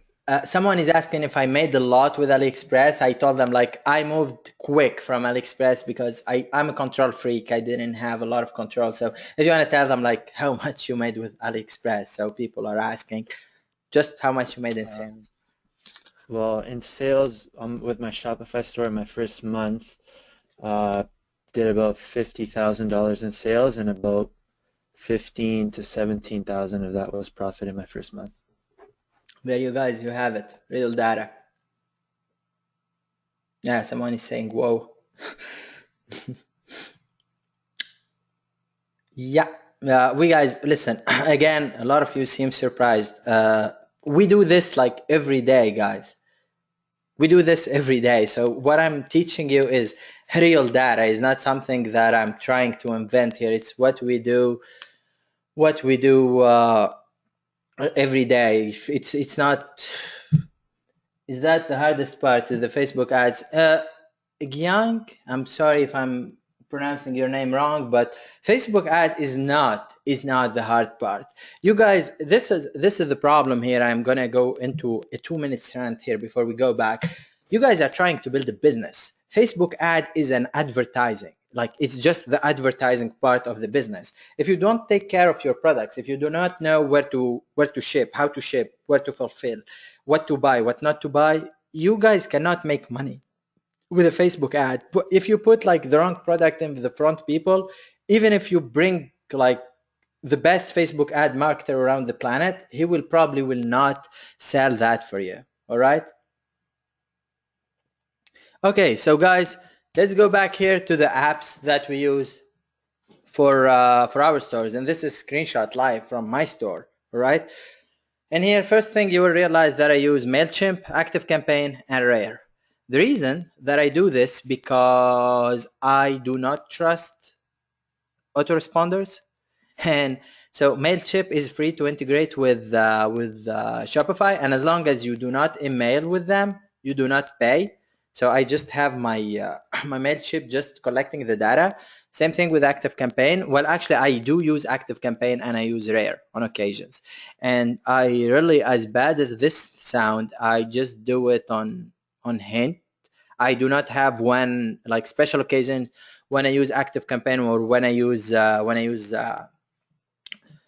Rare. But for instance, like ActiveCampaign, if I'm not mistaken, last week they had like a major blackout where they did not deliver. You send the email and it does not get to people inbox. So in that case, when I realized that, I just mailed with Rare.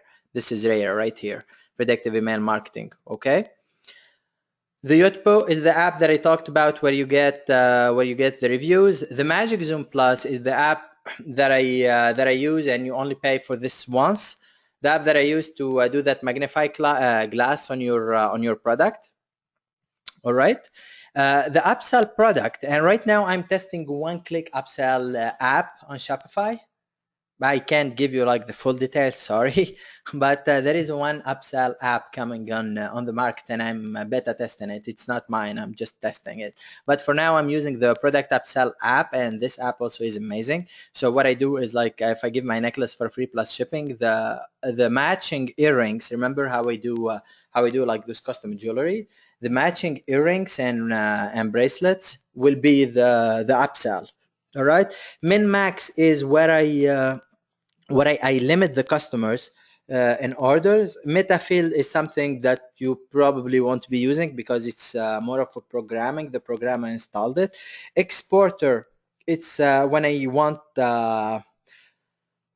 custom Excel reports. If I wanted to use like custom reports that I want to send to my fulfillment house or for my accountant or for whatever reason, Exporter like make it really, really simple to use this. The contact form is the app that will create that contact us button on your website, and it's fully modifiable. The Notify app is that little thing that will keep, if you go to any Shopify store owned by a marketer right now, you'll see something that pops up on the left-hand side, like someone from this part of the world bought this product, and to keep like going over and over and over and over again. So it's basically, it increases also the conversion.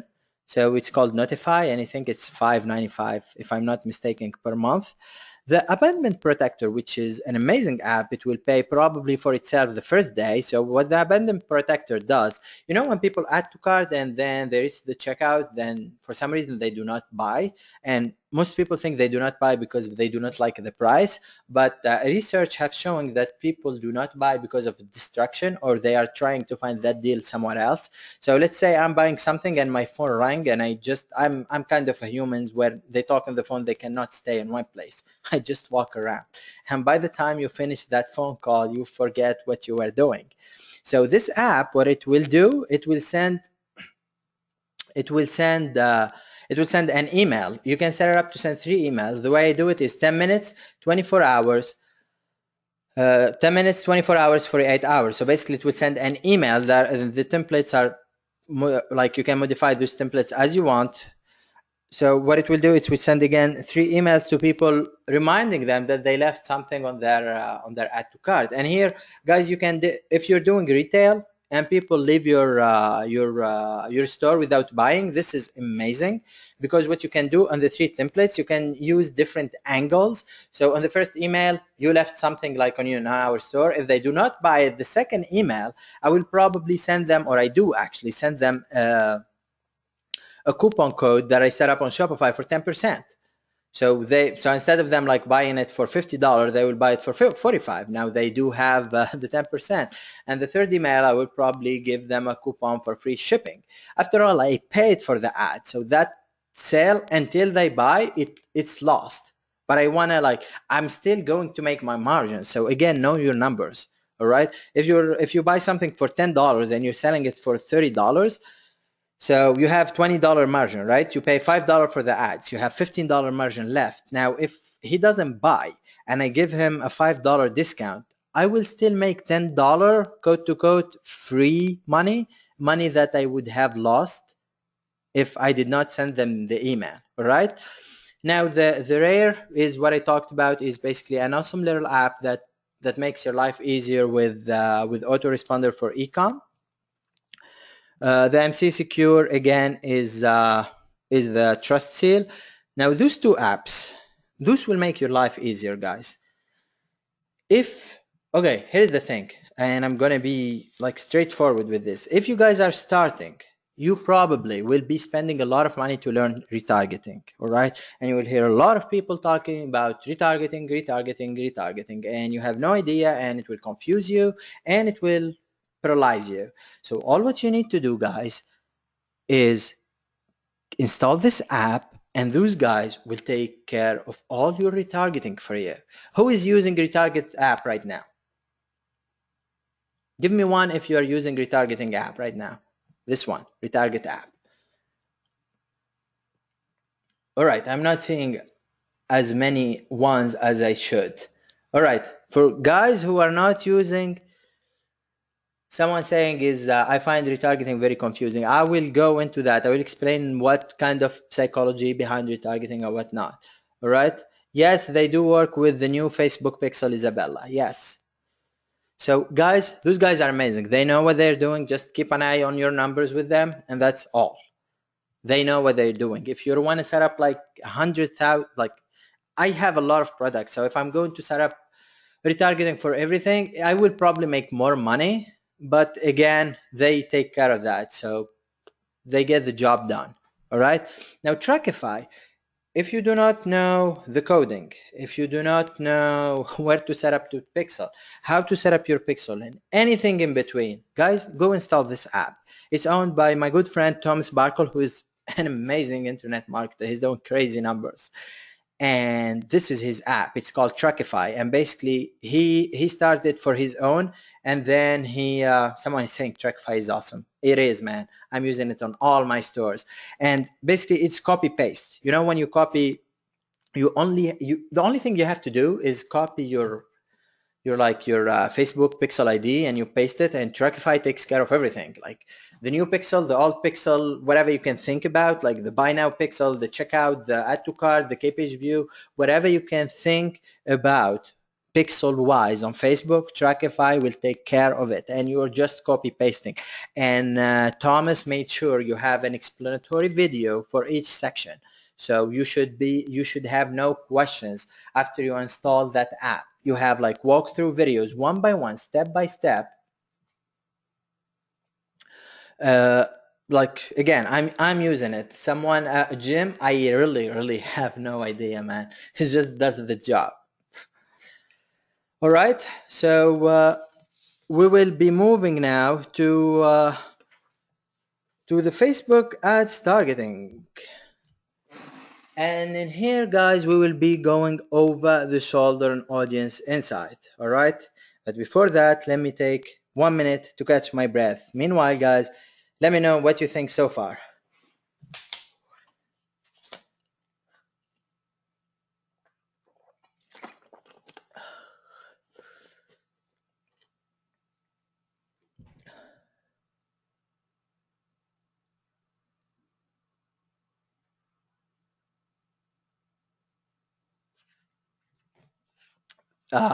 I'm loving the messages, guys.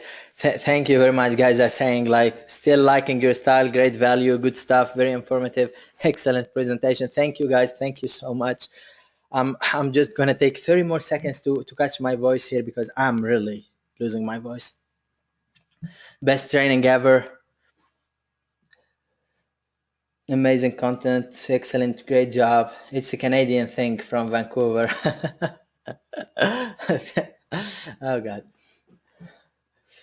All right, people are asking for 5 minutes break. Give me one if you guys want to take a 5 minute break. We'll just stop like for 5 minutes and we will go back at it. 111, no, 5 minutes, yes, 11111. Okay, guys, so it's decided. We will just take 5 minute break. So it's 9:13, 9:18. We are back. All right, 9:18, guys. We are back. So you can go do whatever you want to do. And we will be back at 9:18. All right. So I'm just going to mute myself here.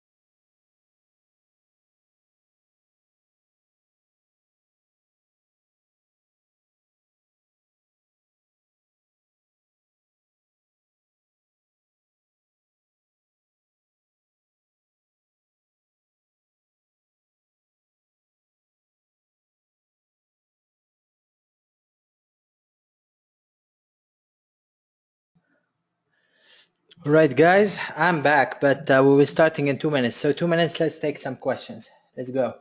If you are not using Scalable Press, who do you use? I have been fortunate, Kathleen, to be in a private mastermind, and I got hooked up with special pricing for with SoundFrog. Now, if you want to use SoundFrog, the only way to use it right now is with the Teasly Plus. It's called Teasly. That's Teezily. So it's called Teasly Plus, and they are a little bit more expensive, I think, than SoundFrog, but they do the job well. You are relying on Facebook ads. What if Facebook ads charging starting more? People get tired of seeing necklaces on Facebook. I'm not only selling necklaces here. I'm using the necklaces. I'm using different products, like cheap products, to build my buyers list. And I'm not only using Facebook ads. Well, mainly Facebook ads, but I'm testing right now Instagram, YouTube, and I'm going to dive into AdWords and Bing. And plus, you guys have the email list. Those are buyers, right? Right, Michael asked, to confirm, is the best to start with drop shipping with AliExpress, then progress to its fulfillment? Concerned how about AliExpress shipping? Uh, Michael, there is no right or wrong way to do it. It's just go with whatever make more sense to you. Just, I would suggest start with drop shipping if you don't have a lot of money to start, because you don't want to stock unless like you can buy, if you are in US, you can like buy a dozen of stuff and then ship them from your house, and then you grow from there.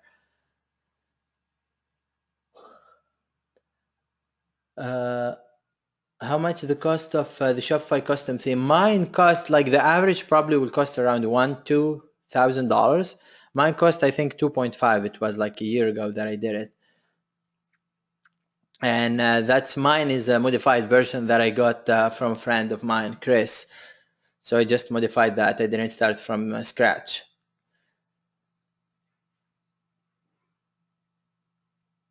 Someone is asking if someone order 3 products free plus shipping. Yes, they will be paying. They won't be paying like $10, $9.99 times 3. So like the one is $9.99. The second, like if they buy 2, it's $16.95, and then I think I'm doing it at 22 something if they buy 3.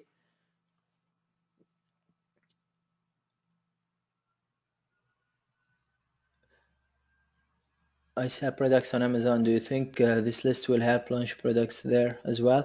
If your product are niche, like again, if your niche is goes through the validation process and you can target it on Facebook and all that, I mean, you can sell it on Shopify. If you can sell it on Amazon, probably you can sell it on Shopify. But again, it needs like to be, it needs to answer to the validation process that we go. All right, guys. So we will be going now into the Facebook stuff.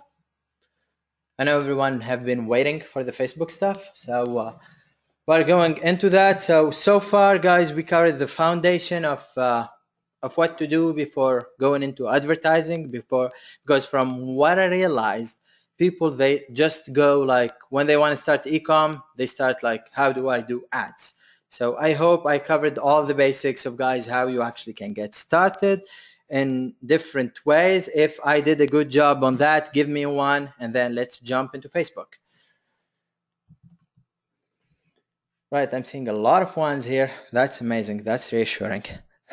Thank you, guys. Thank you very much. All right. So Facebook ads, guys.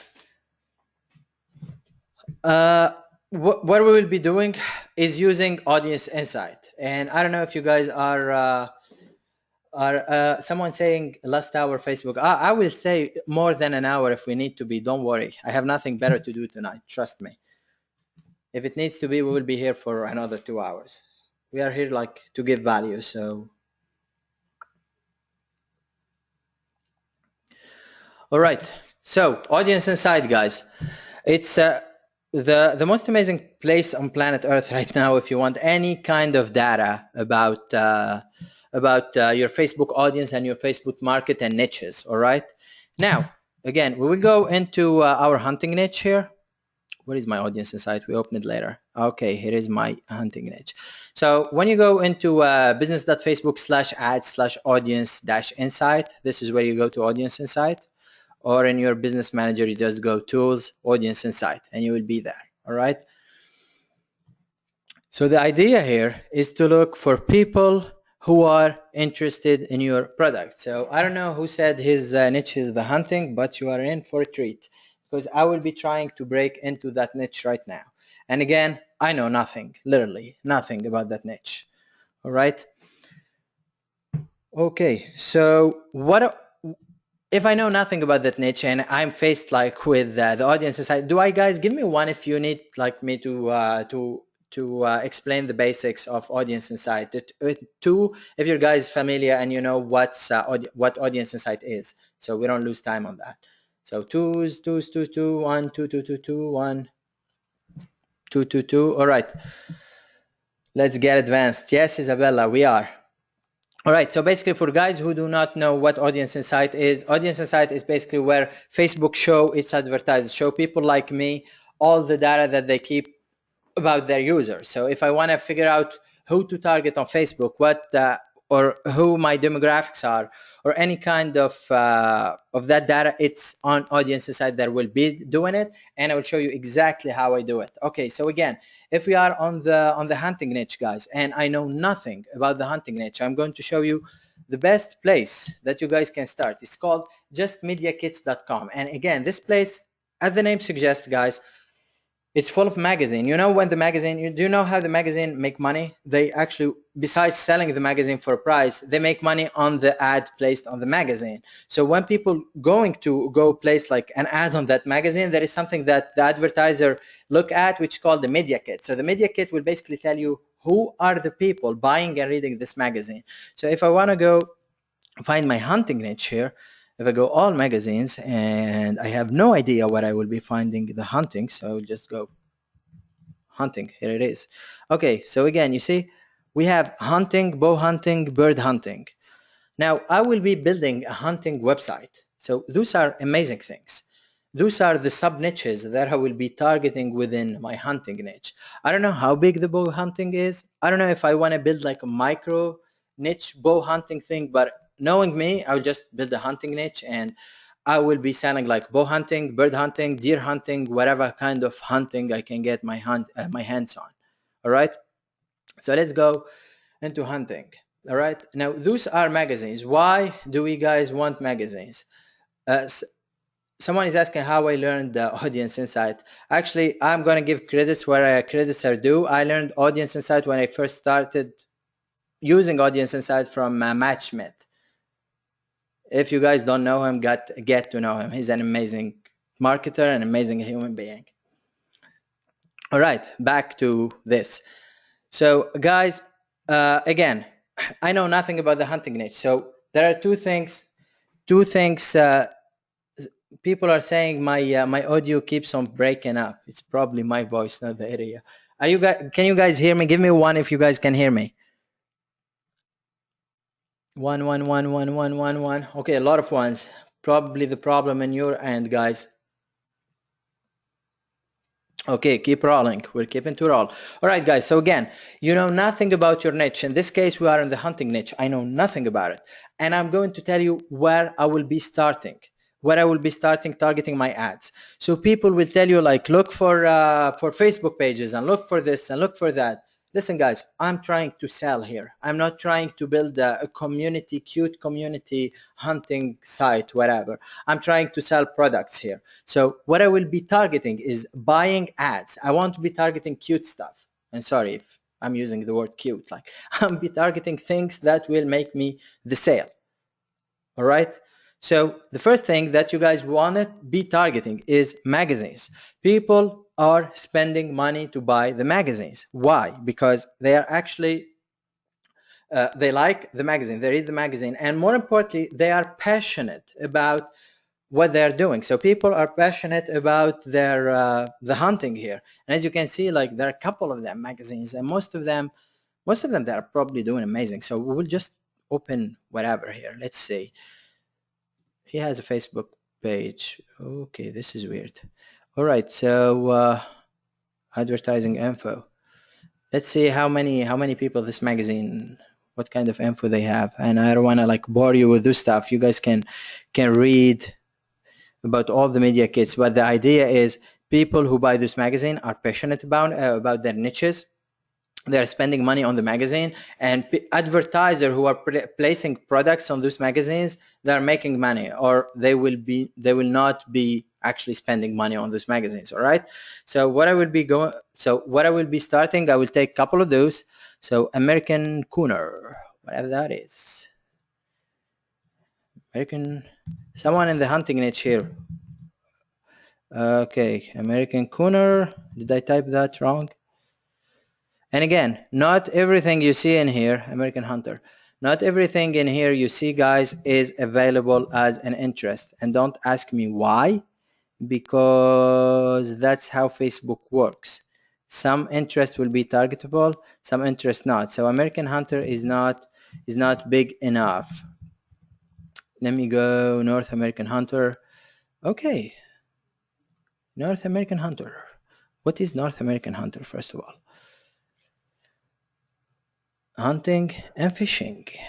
Who are they? I like to know who are those people before I target them. Are they selling products? Are they teaching people about hunting? Are they selling something? People who like this page, are they being used to be sold to? That's my main point. Benefits, tickets. Okay, I guess it's an event. Okay, amazing. So they're behind the scene with white hair. Okay, so they're teaching people what to hunt, and I'm guessing there are tickets, there are probably events, and people are buying for events, which is amazing. So those people are being sold to. All right, that's a good start. So what I'll do, I will start with this. Now, I will set up things based on affinity. Again, guys, if I do not have anything, like, this is how I start. I will take whatever I find here from the hunting magazines. All right, if let's say all those magazines are not targetable on Facebook, what you need to do is go to Alexa top site category and go to shopping, or actually go to hunting, sorry. So we go in here, and I have no idea where hunting will be. Society, I actually, guys, have no idea where hunting will be, but you probably need to find that the hunting or whatever niche you are in one of those categories. And let's say I will just open I don't know, sports, society, sports. Should be an outdoor sport. Do we have hunting here? No, we don't have hunting. Okay, so the idea, guys, is here. Let's say you found hunting. All right, and go one by one. You see those websites? Those websites are amazing, because people who actually like those websites will be going, like, they like the website and they like the Facebook page. So most likely they like that Facebook page from the outside of Facebook, which creates crazy passion about what they are doing. Now, once you figure out that stuff, and this is where you start, you type in your interest in here, and you set up things by affinity. Now, anything less than 20 affinity, I really don't touch. Okay, so what I will be doing, I will be opening Excel. Where is my Excel? And this is what I will be doing. So let's see here. So I will be I'm sorry, here is gonna get let's make it a little pretty. And as you can see, I'm a novice on on Excel. This is amazing. How do you fusion two stuff? Okay, forget that. So what I will be doing, I will be doing seed. So the seed is the seed keyword that we start with. All right, and then in here it will be like interests, and then affinity. And I'm going to show you guys how to dominate a niche, how to enter a market. And this is going to be a little bit long, guys, but you only do this once per niche. You don't do this every day. All right, okay. So in my case, what was my seed keyword here? North American Hunter.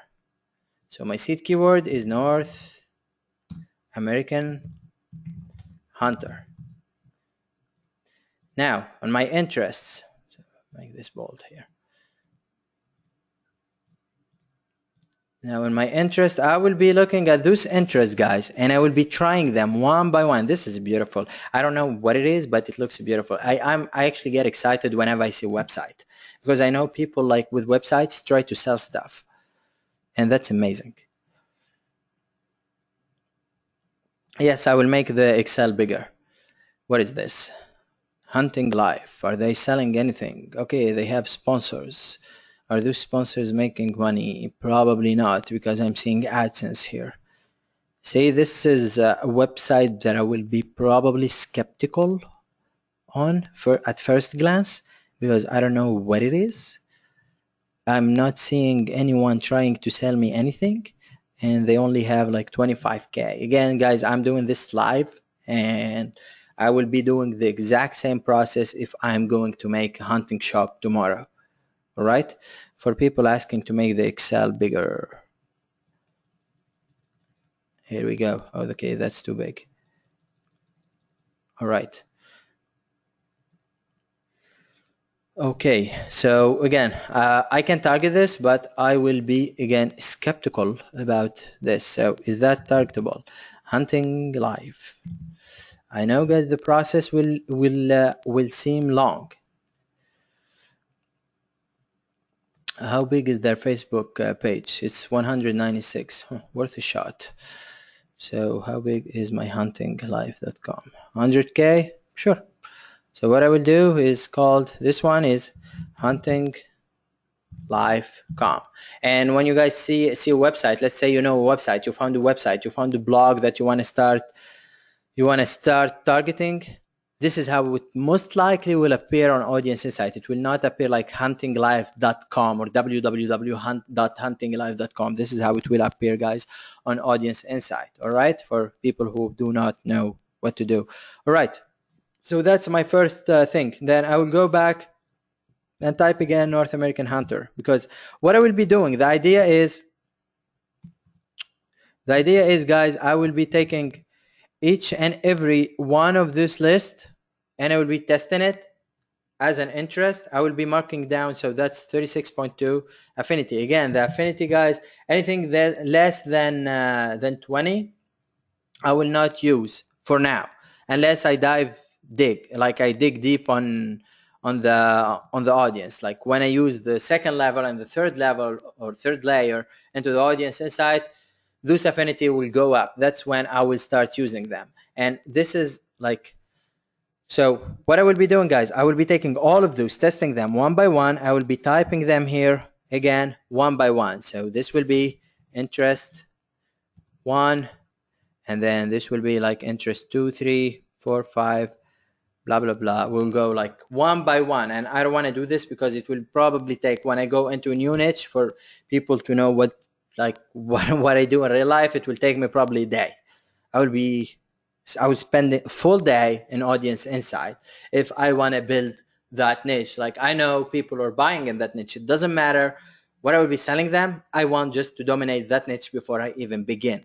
Planning is key, and part of planning, guys, is to plan what you're going to do with your Facebook ads. All right, now after I dig deep, guys, I will take all those up to 20. Then what I will be doing next is I will be taking probably the next magazine that appear here.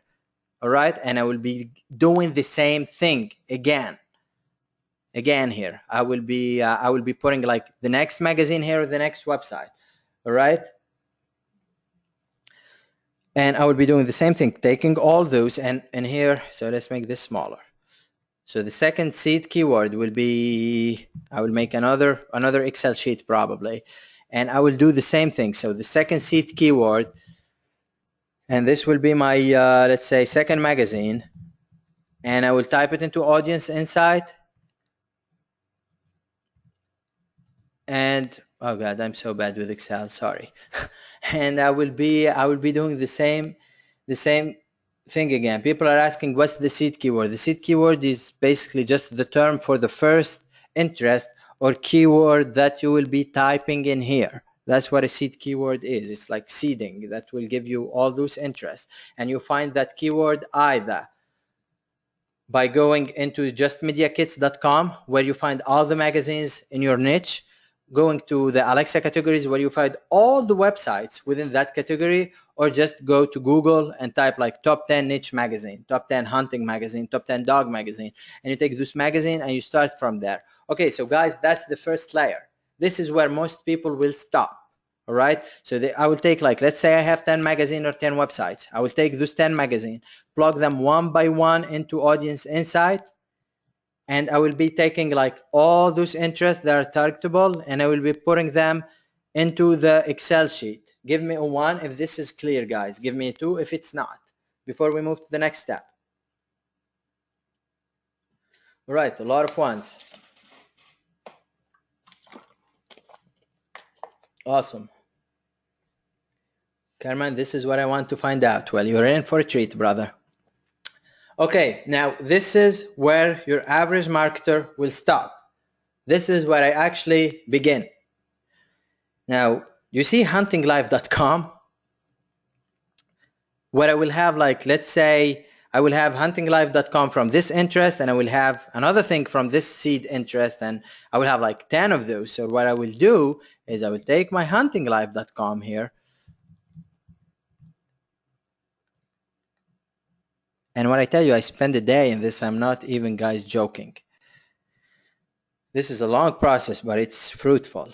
See how the infinity went up, just so you guys realize. Now what I will be doing, I will be taking again, I will redo the same thing again, guys. How this will be my seed keyword, like my second level seed keyword, my huntinglive.com. You see how it's just an interest here?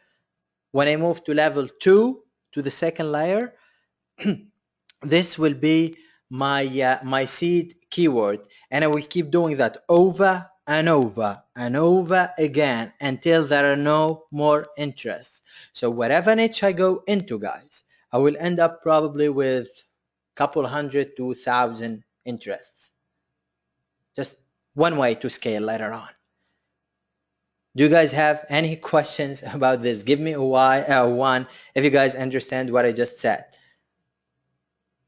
Give me a 2 to repeat myself here. I know it can get confusing. I just wanna make sure. Okay, more 2s now. All right, I'm going to repeat that. Are we guys clear? Give me 1 if you guys are clear into the first one, but you're a madman. Well, guys, give me a 1 if the first part is clear. I just want to make sure everyone understands this. I want you to get out of the webinar, everyone understanding what to do. All right, 1, the first part is clear. Okay, so the first part, what I'm going to do is I'm going to take all those interests one by one, and those will be my seed keywords.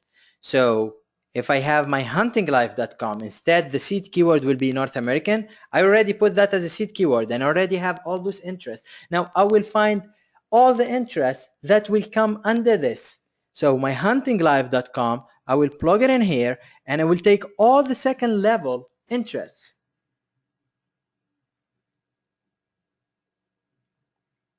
Is that clear, guys? Give me a 1. Is this clear?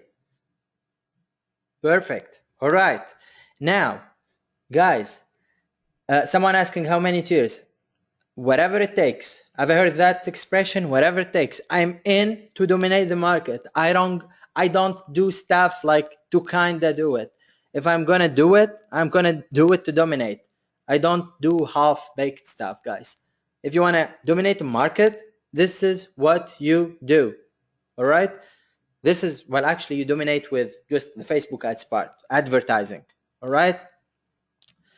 Okay, so now we have the hunting as the seed keyword. Now we do the same thing. We take all this stuff, all right, and make sure, guys. So what I do in real life is Control F, and I look for the interest if it overlap or not. Audio out, guys. Can you hear me? People are saying my voice is cutting.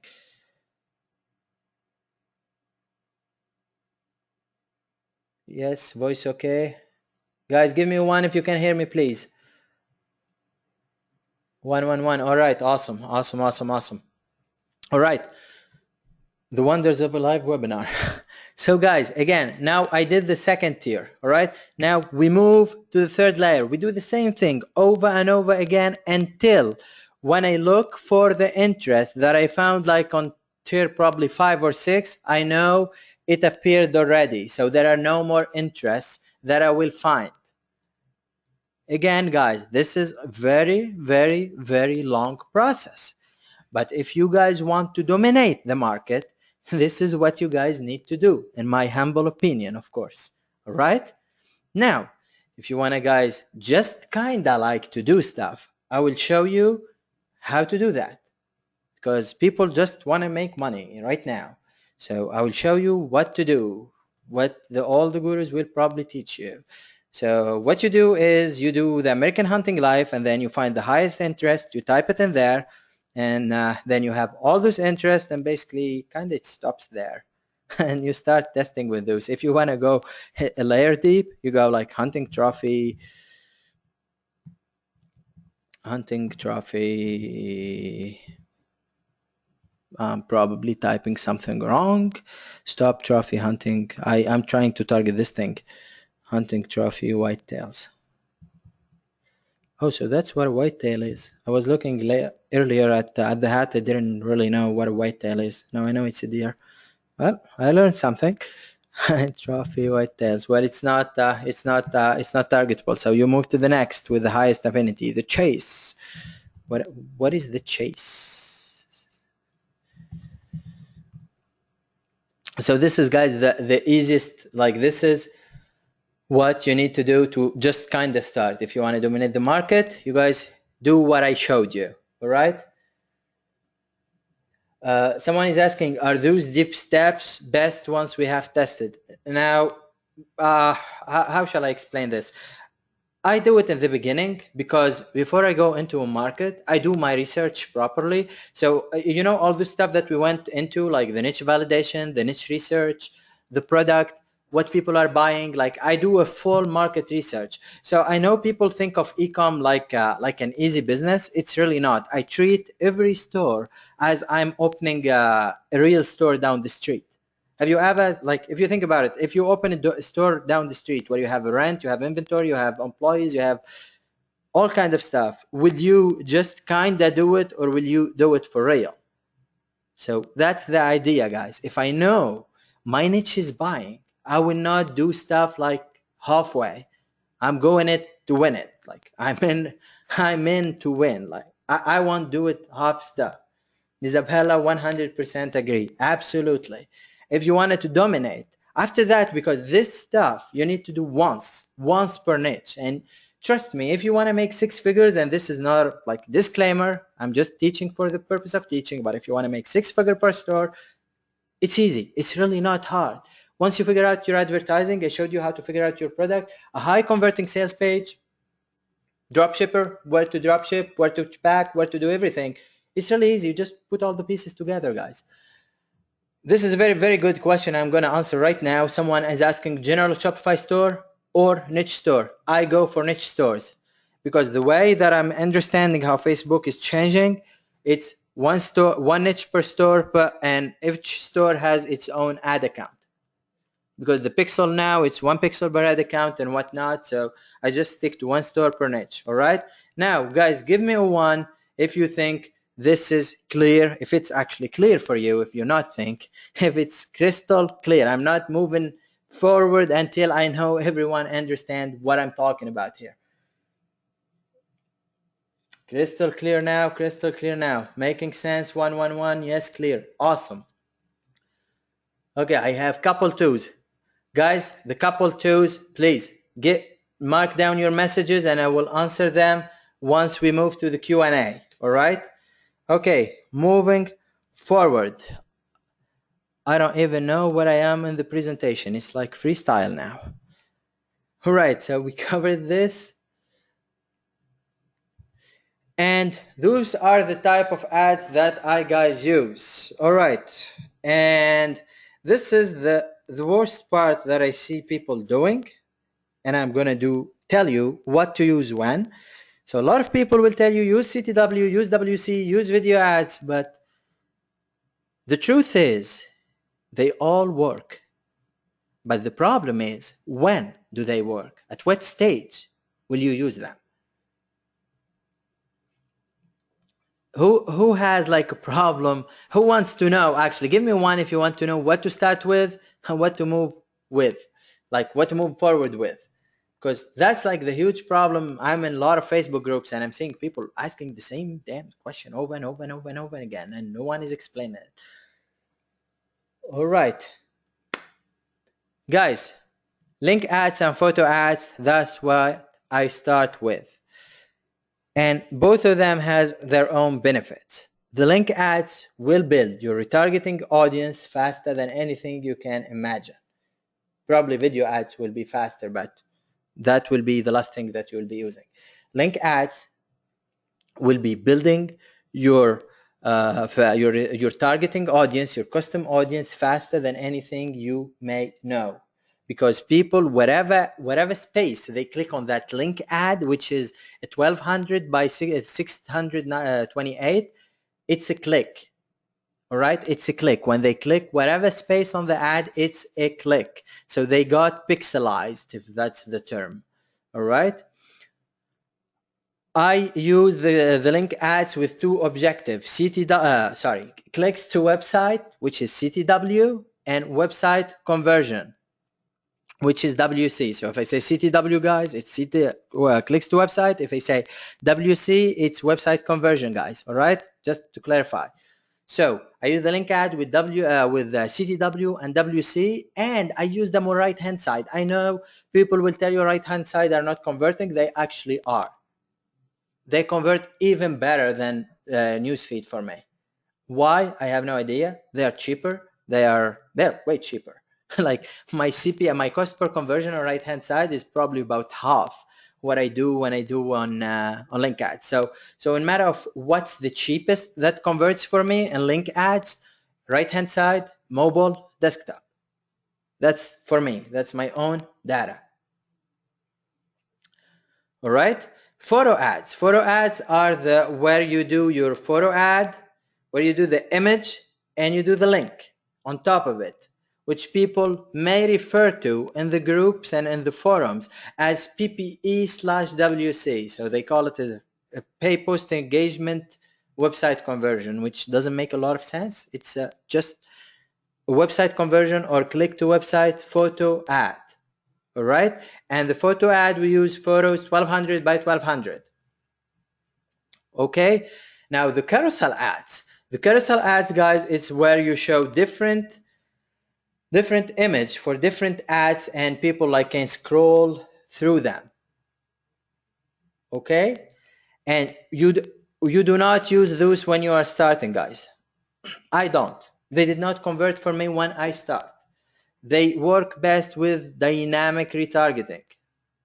Or if you have a product that is selling pretty good and you want to show, like, if you have different variants. So if you have like I don't know, if you're selling like a t-shirt, you have a red, you have a long sleeve, a hoodie, whatever. You want to show all of those. Okay. Now the video ads is the last stage where I use, and again, I had a lot of problems. So if you guys have a lot of problems with video ads, do not be discouraged by that. I had a lot of problems when I first started with video ads, and credits. I give credits when credits I do. I learned my video ads from Matt Schmidt. He actually, we got on a call and he helped me with that. So what I use video ads with, they work best for me with broad targeting.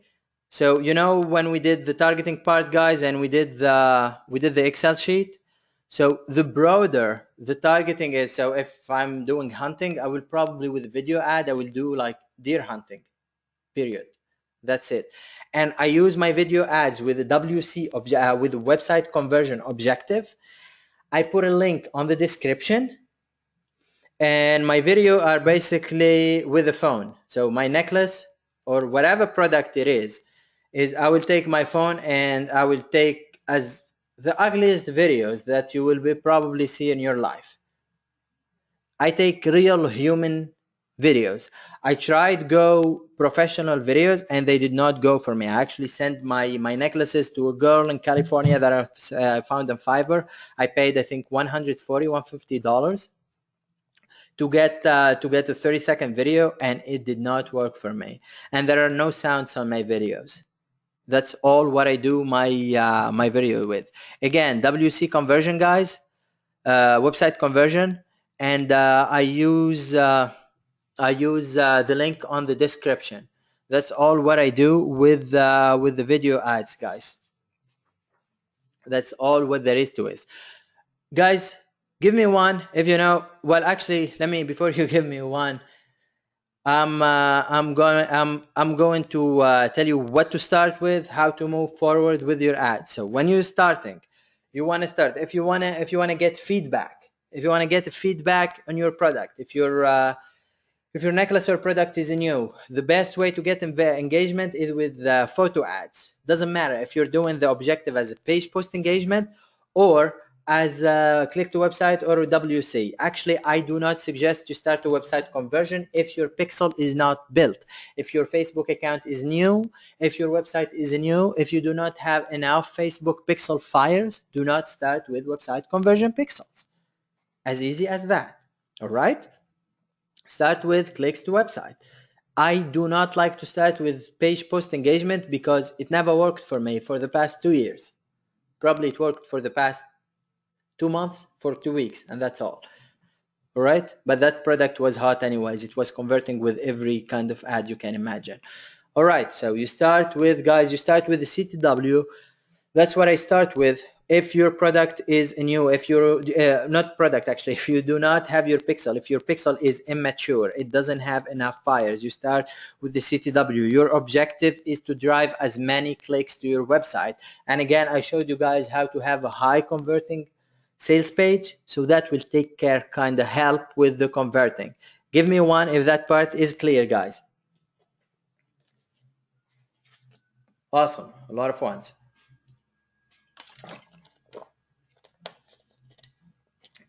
Awesome. Okay, now clicks to website. There are two kinds of clicks to website: the link ads and the photo ads. If you want engagement, if in your ad, if you want to get feedback, do the photo ad. If you want to, I don't know what kind of data you want to get. It depends. Everyone, like, the ads are not just made for selling. You can do whatever you want with an ad. Collect data, collect custom feedback, whatever you want. If you want the kind of comments, engagement, the type of engagement, do a photo ad. If you want people to go to your website, do the link ads. Doesn't matter if it's a mobile, on desktop, or a right hand side. Actually, right hand side, it's crazy amazing how people click, because whatever they click, they go to the website. There is no place for them to comment, share, or like. They just click to go to website. All right, it does not, guys, make any sense to start the WC ad if your pixel is new. A pixel, what does a pixel do? A pixel, it collects the data that you on your buyers, but you do not have a buyer. A website conversion campaign will optimize for buyers, will optimize for people who buy. How do you think Facebook knows who's buying? Based on that pixel. But if the pixel has no data on it, the website conversion ad will not your best choice to start with. Is that, guys, clear? Give me one if that part is clear again.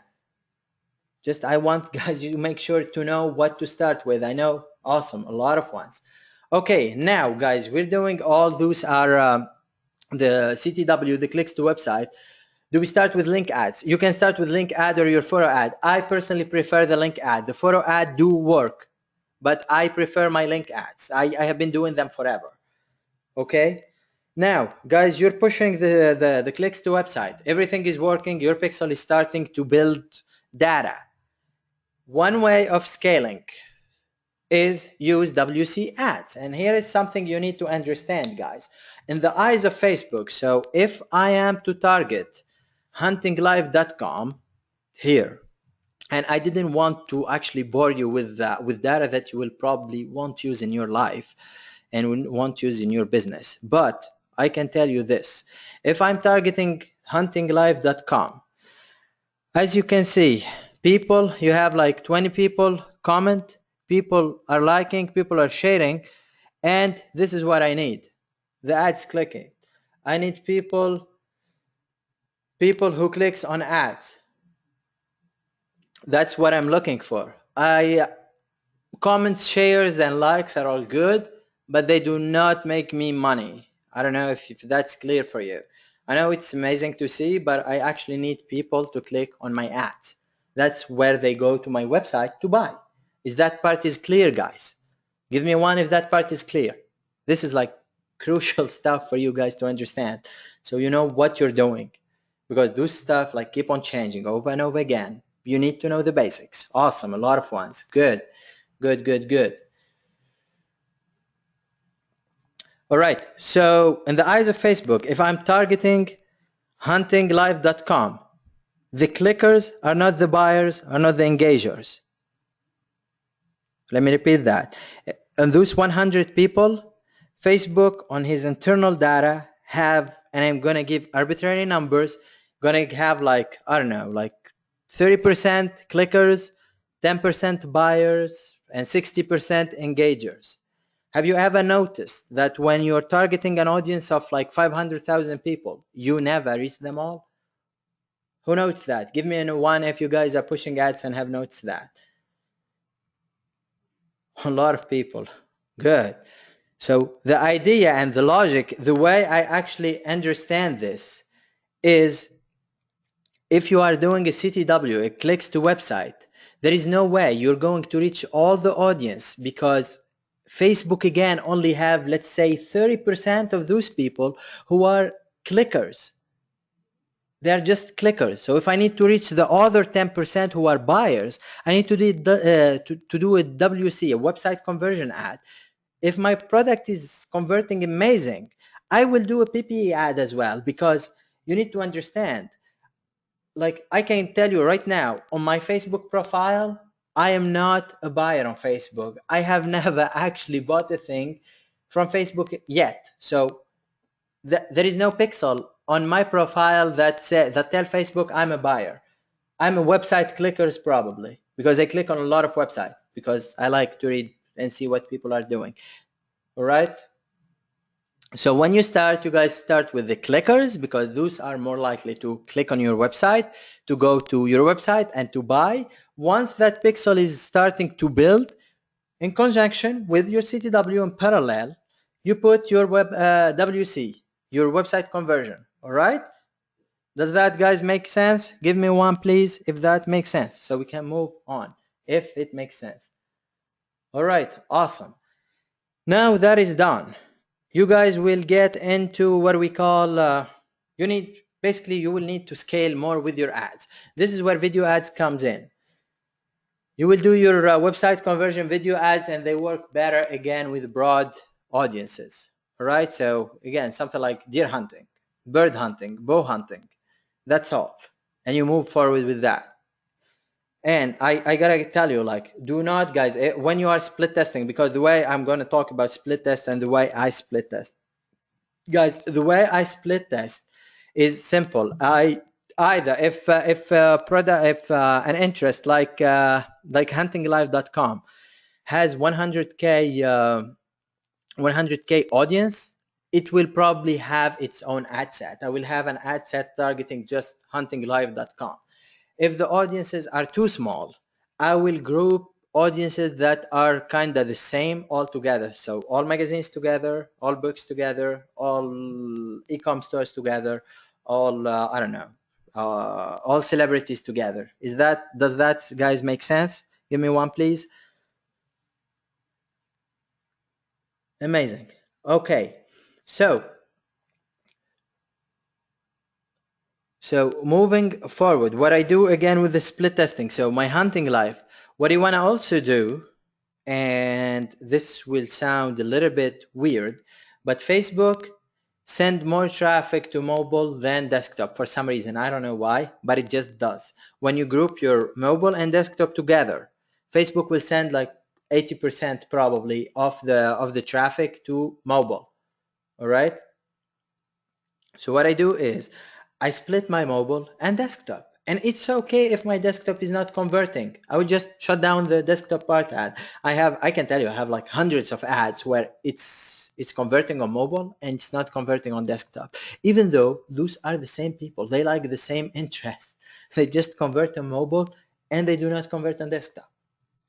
So what I do is I split my mobile and desktop. And of course, if you're doing right hand side, that will be splitted on its own. Does that, guys, make sense for you so far?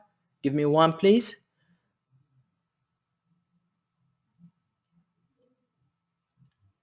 Awesome, awesome, a lot of ones. Okay, so that's, guys, what I do with split testing. That's what I start with.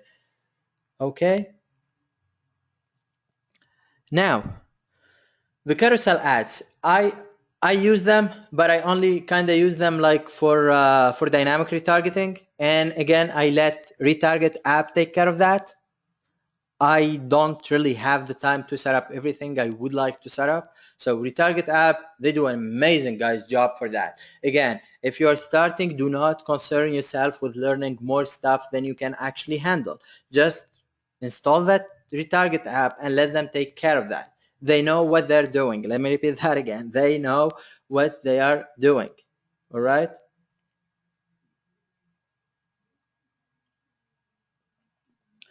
Okay, now the video ads. The video ads, as I said, guys, mobile, desktop, I split them out, and I can tell you from experience and from data, mobile, again, for some reason, converts better than desktop. That's how it is. But I have some amazing desktop video ads doing, so I always do them. Someone is asking, is photo ads the same as PPE? Well, people who use PPE use it basically with photo ads. So I understand your question, and in your case, I guess the answer is yes, but it's just the ad type. And the PPE, the photo ad is an ad type, and PPE, page post engagement, is a campaign objective. All right, guys, if this part is clear, please give me one if this part is clear, so we can move to this scaling. A lot of ones, a lot of ones. That's amazing. You guys are paying attention. Awesome job. All right, so now we will be talking about scaling. So how to scale. All right, so scaling. There are a couple of ways, guys, how to scale. The easiest way is to scale your budget. You have an ad set working. Let's say you're targeting, again, hunting live com, and your mobile is converting, and you're running it at $10 per day. So what I will do is basically go like 10, 15, 20, 25, and then I will start adding between 15 and 20%, like after probably $50. All right, so 10, 15, so that goes 10, 15, 20, 25, 25, 30, 35, 40. And again, I'm taking my time here, guys. I'm in for this for the long business, like for the long term. I don't wanna just spend all my money today and then tomorrow I sit down doing nothing. All right. So that's what I do. I keep on pushing 15, 20%. And here you need, guys, to realize something. It takes Facebook between 48 to 72 hours to optimize for any kind of change you do. Let me say that again. It takes Facebook between 48 to 72 hours for Facebook to re-optimize for any change you do on your ad. Is that, guys, clear? So if you change your ad tomorrow, like today, and tomorrow it kind of does not work as good as it was yesterday, that's okay. It takes Facebook 48 to 72 hours to do that. All right? Okay, now scaling out. Guys, you saw where we did that Excel sheet with all those interests, and you will start like with the narrow targets, like the most precise interest you will find, and then you will be scaling with that Excel sheet basically. So you will be taking every ad, every interest from that Excel sheet, from precise to broader, and you will be testing them one by one. Does that, guys, give me one if that makes sense, or do I need to explain that part?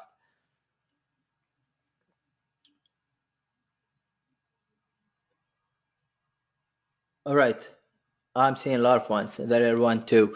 The basically scaling out, guys, is the Excel sheet that we did where we typed all of our interests. I will be making a new ad sets targeting the interest that I did not use from the Excel sheet with my interest.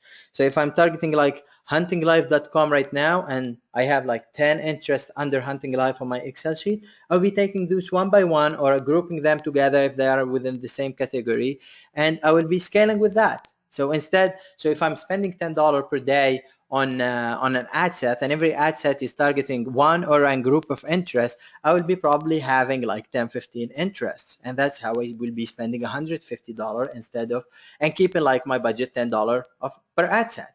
And that's what we call scale out. So the scale up is by increasing the budget. The scaling out is by adding interest. All right. Now, duplicating working ad sets. So let's say you have a working ad set. What I do is I duplicate it, and in some cases, if I do like 2564, and I always like start 25 to 64, anything before 25, and my niches did not really convert good for me. So let's say 45 to 64 is converting. Basically what I do, and I know there are a lot of methods about this, what I do, I keep whatever ads, especially if it's a website conversion, I keep it running, because a website conversion ad will optimize for website conversion. It will optimize for buyers. It will go into that audience and fetch the buyers. So if I'm doing again all the ages together, Facebook will be sending more traffic towards people, like towards the demographic, the age that will be more likely to buy. All right. So I duplicate my ad sets like maximum, guys, 3 times, and that's not maximum three times per day. And let me be honest with you, this is a hit or miss. I know it doesn't make a lot of sense, but it's a hit or miss. When you duplicate a working ad set, human logic will say, well, I'm duplicating the same thing, but it should be working. Well, it's not the case, guys. Just so you know, if you duplicate and it does not work, it's totally normal. Is this part, guys, is clear so far? Give me one, please.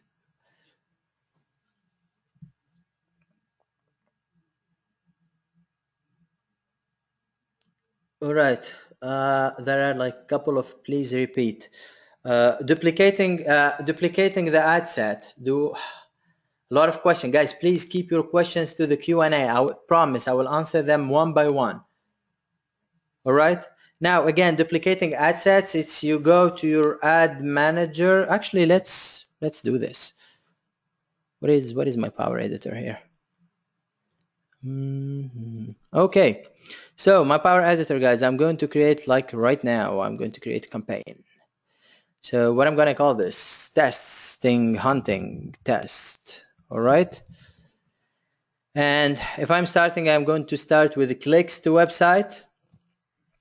If my pixel is built, I'm going to start with the website conversion. And then if I'm going to, this is the website conversion.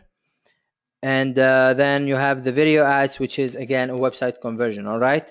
So let's start. Let's say I'm starting with the clicks to website, and I'm choosing, like, I will just, and this is how I normally call my ads, guys. And this is mean interest one mobile. That's all what it means. That's for me.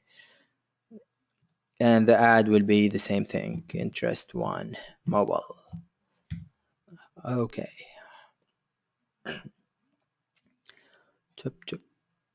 Okay, so it create the campaign and it's click to website. So where I will go, here's I will go to the ad set, and I will start my budget around $10, and I start my ads. I don't know, it's just force of habit. I start my ads for at midnight, so they have like 24 hours, especially the first 24 hours, to optimize fully. All right, and this is what I will do here.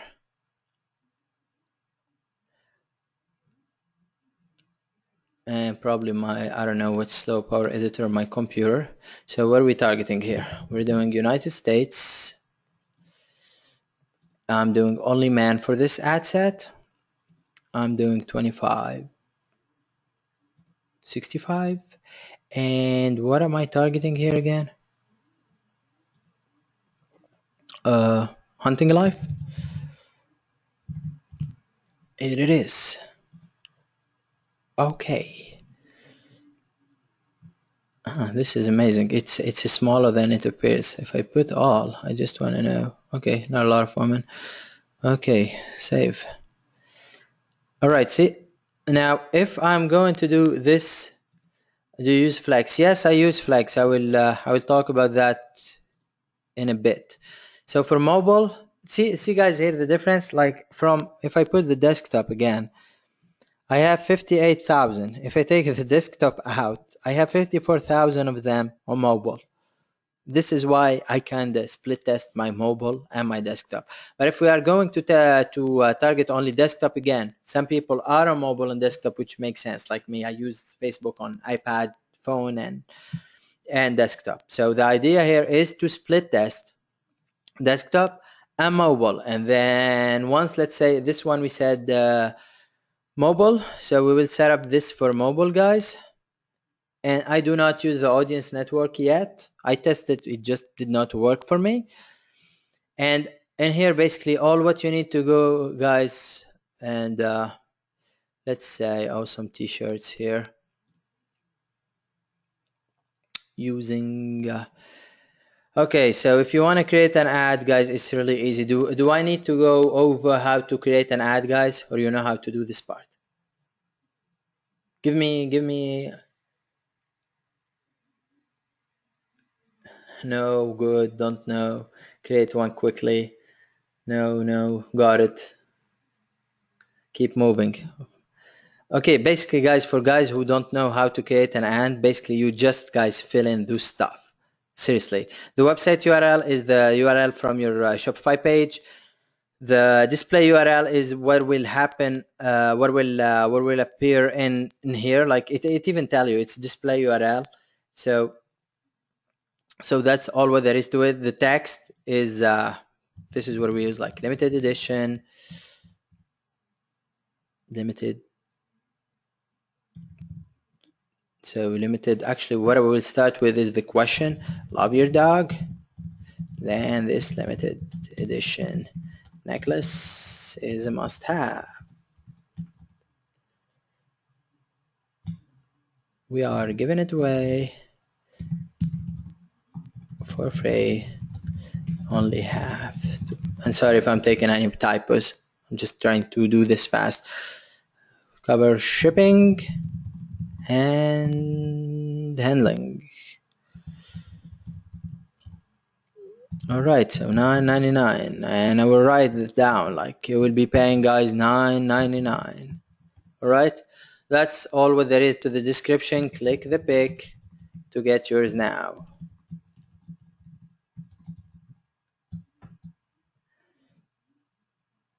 It's supposed to say click, not whatever. This is supposed to say click.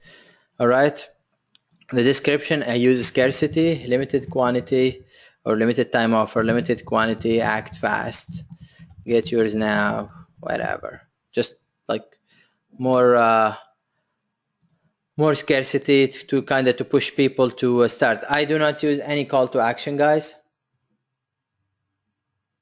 This is going to be square, Isabella. Actually, a rectangle. Sorry, this is 1200 by 628. This is a link ad. A link ad is the rectangle that you see on your newsfeed. All right, guys. So this is my ad, and this is you need like to shut down all those and use 1 pixel. And here, and this is the new pixel. See, it says like Mohamed Ali Aguel's fake pixel. It's supposed to say your Facebook account name pixel. All right, that's all what there is to it.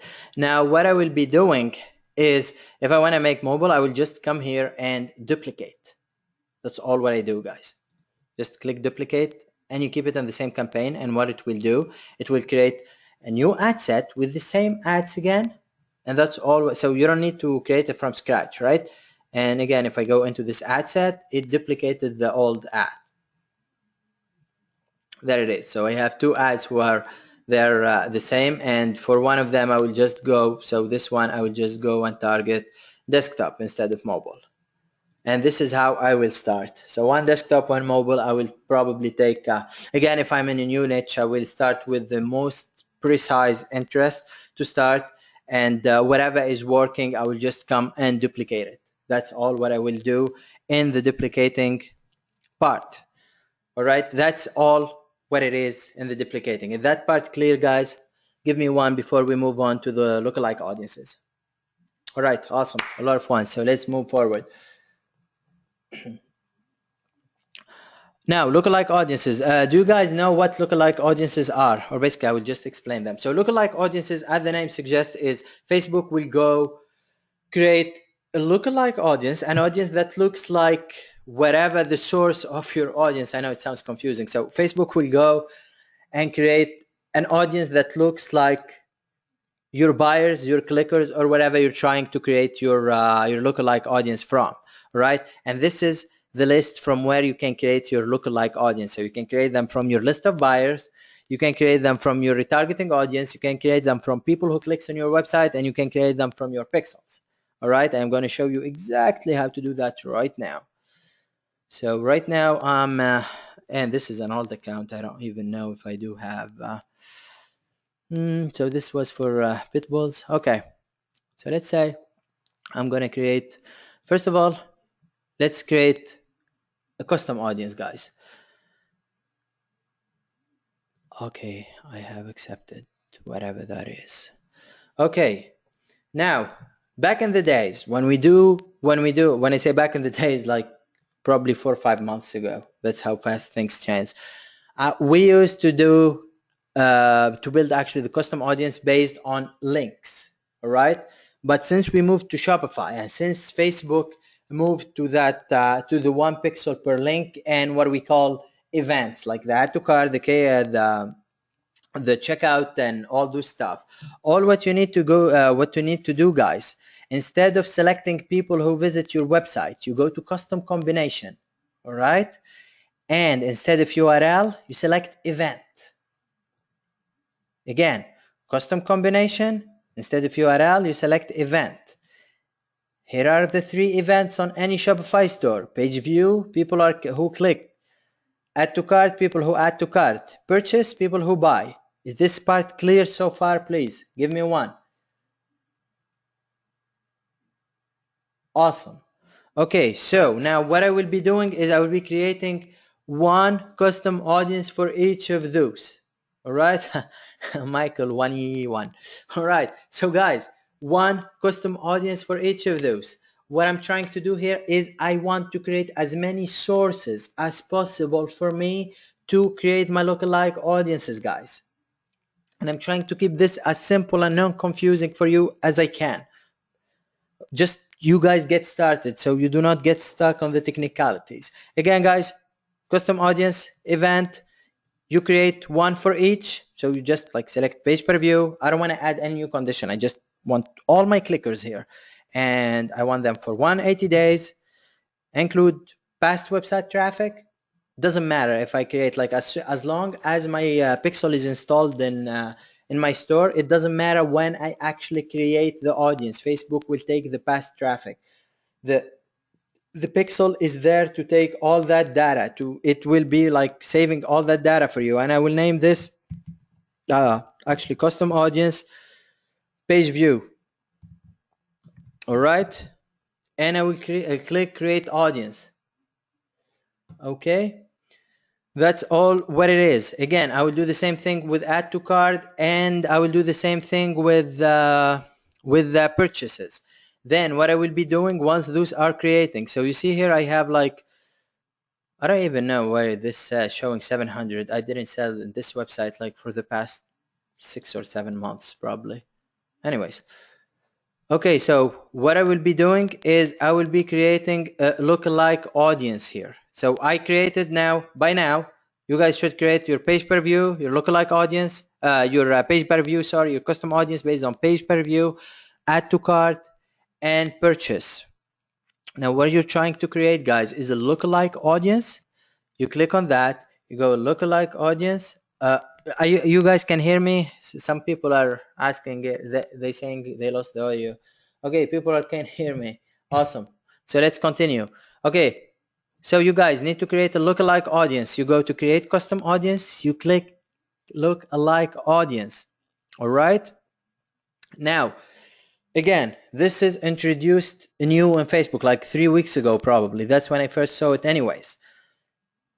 back again, I would say back in the days, but 3 weeks ago, when you create a lookalike audience, you will create like 1%, then you will go create 2%, then you will create 3. And then when you target, you will like exclude the 1% from the 2%. So you will target 2% lookalike audience, but you want to exclude the 1% because you already create that. Is that part clear? Just showing you guys the logic that we used to work with. Now you guys don't have to do that.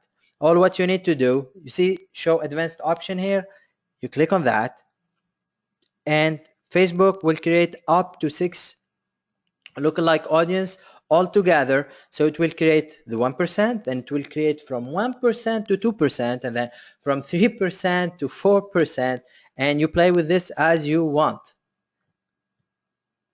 So again, no more overlapping lookalike audiences.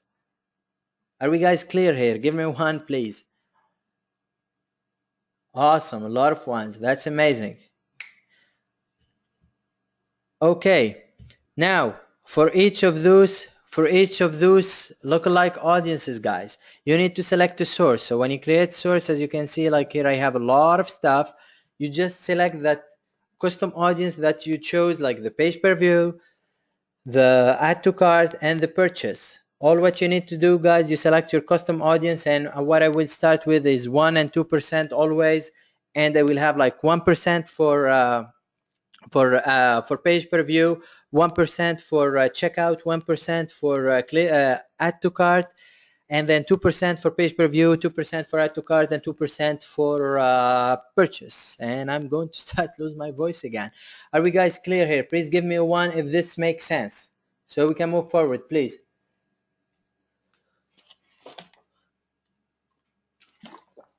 Awesome.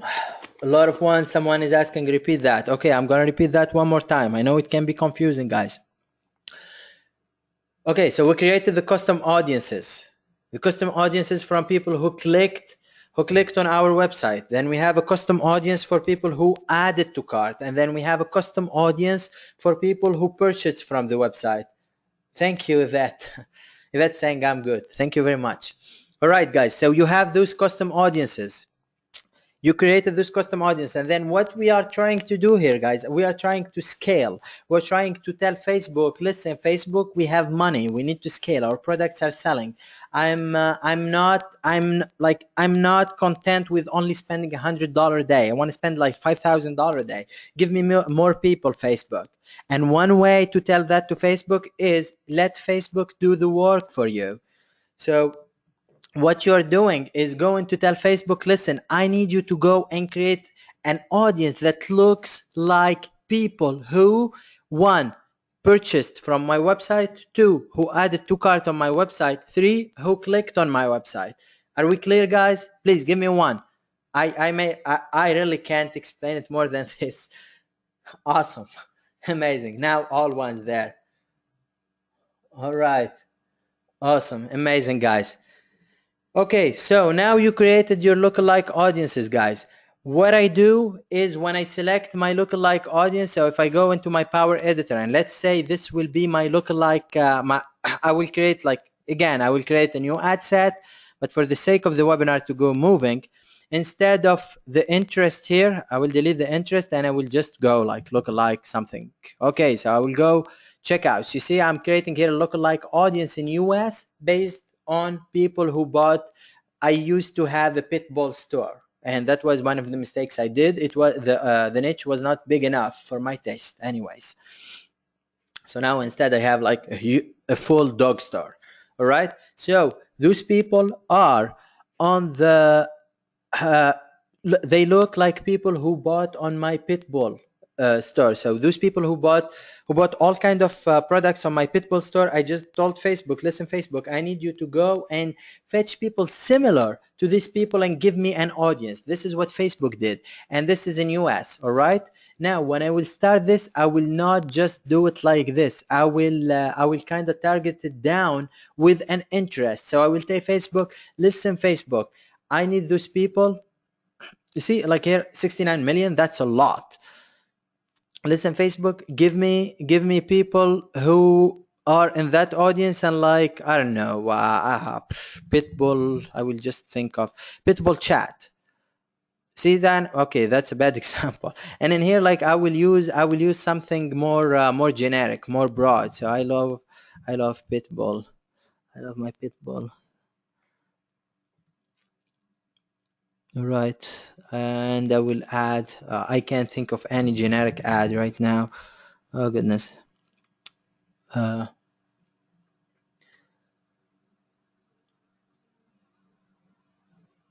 I can't think. Okay, Pitbull lovers maybe. I don't know why. I can't. This is how I used to precise interest. I can't even think. Can you guys give me like give me ideas for broad interest? Uh, Pitbulls and paroles. This is supposed to be broad. This is weird. I'm probably targeting something wrong here. United States targeting custom audience male. Okay, that's why. Because my lookalike audience, I was mainly selling necklaces to women. That's why when I selected male here, man, it's only 35,000. All right. And now if I go to women, it's 500,000. Okay. So guys, again, 500,000. That's what I will start with. And if it's working with the interest, I will again duplicate the ad set and I will take away my interests. But what I will do, I will know by now, because you're scaling, by now you will know what age is buying from you.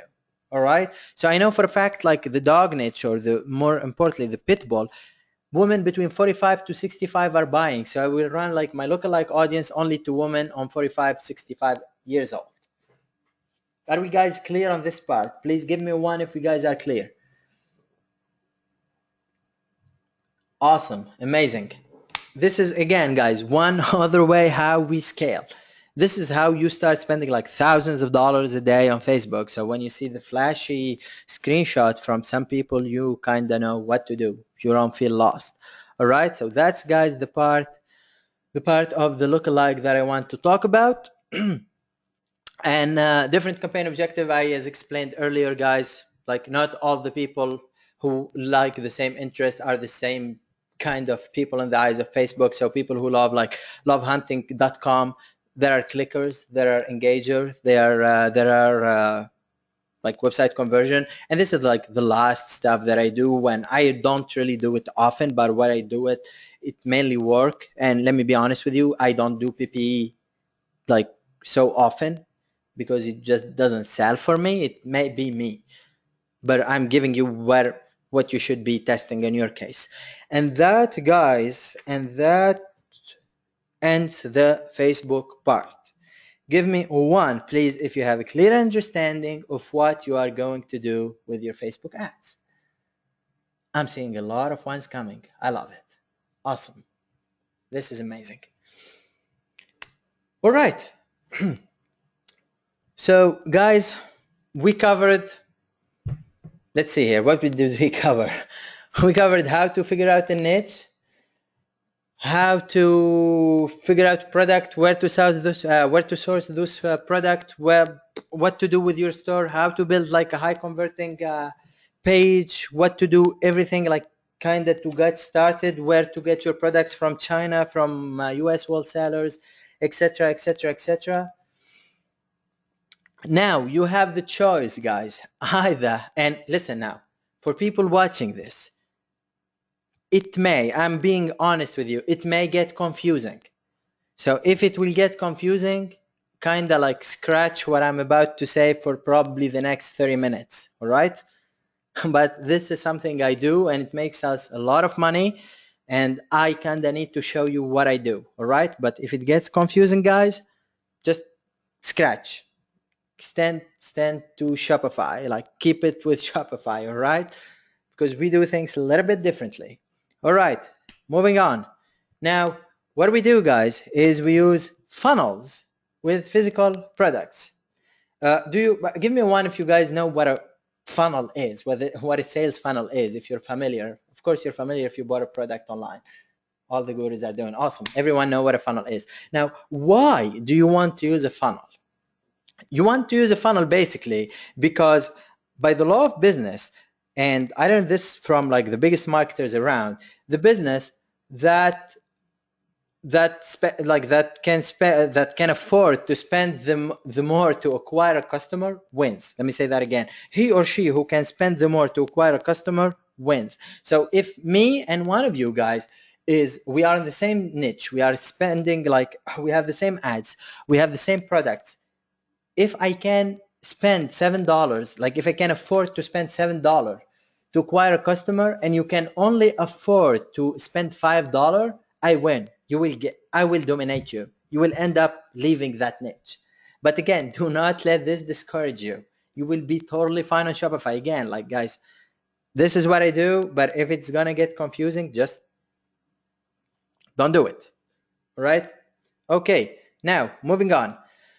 The funnel, basically, what's the point of the funnel is you increase your average order value while having full control. Now, Shopify is awesome and all, but what you need to understand is Shopify is basically, I'm in a mastermind with amazing marketers, and one of the questions that we ask each one every day almost, what's your average order value like today? Because you're pushing like ads to couple of your products, and you're kind of quote to quote hoping for people like to buy 2, 3, buy this and buy that, buy like related products, buy the upsell, do not buy the upsell, kind of like that. So your numbers are not as exact as you want them to be, and you are in business, you need to know your numbers. All right? And average numbers are good and all, but there is an average that you kind of like have control over, and another one is just a bad day. All right? So what I do, guys, is basically I use simple funnels, and I was using this since 6 months ago, and I perfected it with after I talked with Mike Cooch. I don't know if you know him or not, but again, I'm giving guys credit where credits are due. That he's an amazing marketer, and I learned a lot of him. Okay, so this is how my funnel look like. We have the traffic source, which is mainly in our case Facebook. I will push people to an opt-in page, and people don't get scared. I will show you page per page how they look like. Now people will opt in, and they will get to an order page, and then they will see the first upsell, and then they see the second upsell, and then the thank you page. All right, now do you guys remember when I talked about jewelry? Give me one if you guys remember. I'm seeing a lot of awesome, 98%, awesome, a lot of points. Okay, so think of the jewelry, think of the necklace as, yes, I will be showing every page. So think of the necklace as the tripwire, and the tripwire is basically the free plus shipping, and then the earrings as the first upsell, and the bracelet as the second upsell. Again, remember, I hired a designer to do the pendant, and I'm here trying to sell a matching bracelet and a matching earring. And they do you guys think, give me one if you think they will convert, especially the woman here. Give me one, like if you buy matching jewelry. All the women are like one. Awesome. Always, Isabella. All right, so that's the idea, guys, with the funnel. We do have funnels in different niches, different markets, and let me tell you, that's all what we do with our funnels for now. So I don't want to sound like too genius, or I don't want to complicate you guys, but that's all what we do with the funnels. Necklace to bracelet to earring. It's easy to convert, and it converts amazing. All right, add a ring. There you go. Now I will talk about why I don't want to add a ring, Roberto later on. Okay, so the traffic source, again, I just have to say it, like Facebook, AdWords, Bing, Instagram, Pinterest, and YouTube. In your case, is mainly Facebook and probably Instagram. Then this is what they will see. I'm sorry, I had to hide some stuff, guys, because I got copied before. Like I did this once live, and people like kind of copy it, so I'm just hiding the what you see niche is basically dog, and this is like a dog necklace. That's all.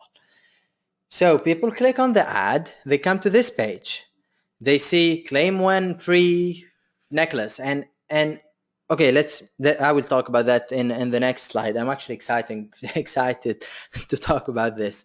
So claim one free dog necklace, and this is a picture of the necklace. Again, it's the same picture that they see in the ad. And they click yes, send me my dog necklace now. And again, some scarcity here. And what they will see when they click on that, it's a pop-up that will ask for their name and email. All right, before they see anything, they come to this page, they click, a pop-up will appear, and name and email. All right, so by this, like by now, I have when they hit next, enter my shipping details, I have their name and emails, which I can do a lot of stuff with, like upload to Facebook to build a custom audience. I can email them other promotion, etc. All right. Now, after they click the next, enter shipping detail, they come to this page. In the top of the page, guys, what I'm showing them again here, basically a banner showing the necklace again. All right, and it says get your dog necklace, and I'm giving them an ebook that I wrote for $20 on iWriter or textbroker.com or iWriter.com, and I'm giving it away for free. And then I'm selling, like, the ebook is 100% free. All we ask that you cover the shipping, right? Everything is free. All we ask and they cover for shipping. Now, this works better than Shopify for the free plus shipping. Why? Because people are actually seeing the numbers right in front of them. They're not guessing. On the workaround on Shopify will be to put that on your sales page, but you don't want to do that. So in this case, people, before they enter their credit card, they actually seeing what are they are paying for the free plus shipping. And in this case, I will be pushing instead of trying to make my break even and making my money with Shopify, instead of pushing my ads for free plus $9.99, I can actually afford to push my ads for free plus $5.75, and the conversion rate will like triple or double in most cases. All right, people will be buying a lot, like will be actually clicking a lot more when it says $5.75, because think about it, especially for people who are living in the US, $5.75 is more realistic for a shipping price than a $9.99. All right. So what I offer them here is 1, 3, and 5. They can buy one necklace for $5.75. They can buy 3 necklaces for $17.25, or they can buy 5 necklaces for $28.75. Guys, between 1, 3, 5, give me, what do you think converts like best, like in order? Like in order, 135 or 531 or 153. Just so 531, 315, 153. All right. This is actually, I didn't believe it when I kind of saw it first, but those are the numbers that I'm seeing right now. 30 to 35, actually more, 40 to 45% will be ordering the 1. Another 20% will be ordering 3, and then the rest will be ordering 5. So the 5 and 1 kind of go hand on hand, like they are the same volume. Why? I have no idea. It just, that's how it works, and we are doing it like across 3 niches now, and we are pushing, we're just waiting for new samples to push for more niches within 2 weeks. Those are the numbers. All right, Christmas time, probably, Rob. All right, so again, the call to action, yes, send me my necklace. It's the same stuff that I do on Shopify. I take them, the C's are kind of a bit different here from Shopify, and that's the order page. So once they enter their information and they want to buy the necklace, this appears. It says, wait, your order is not complete. Add a bracelet to your order and we will cover the cost to ship it to you.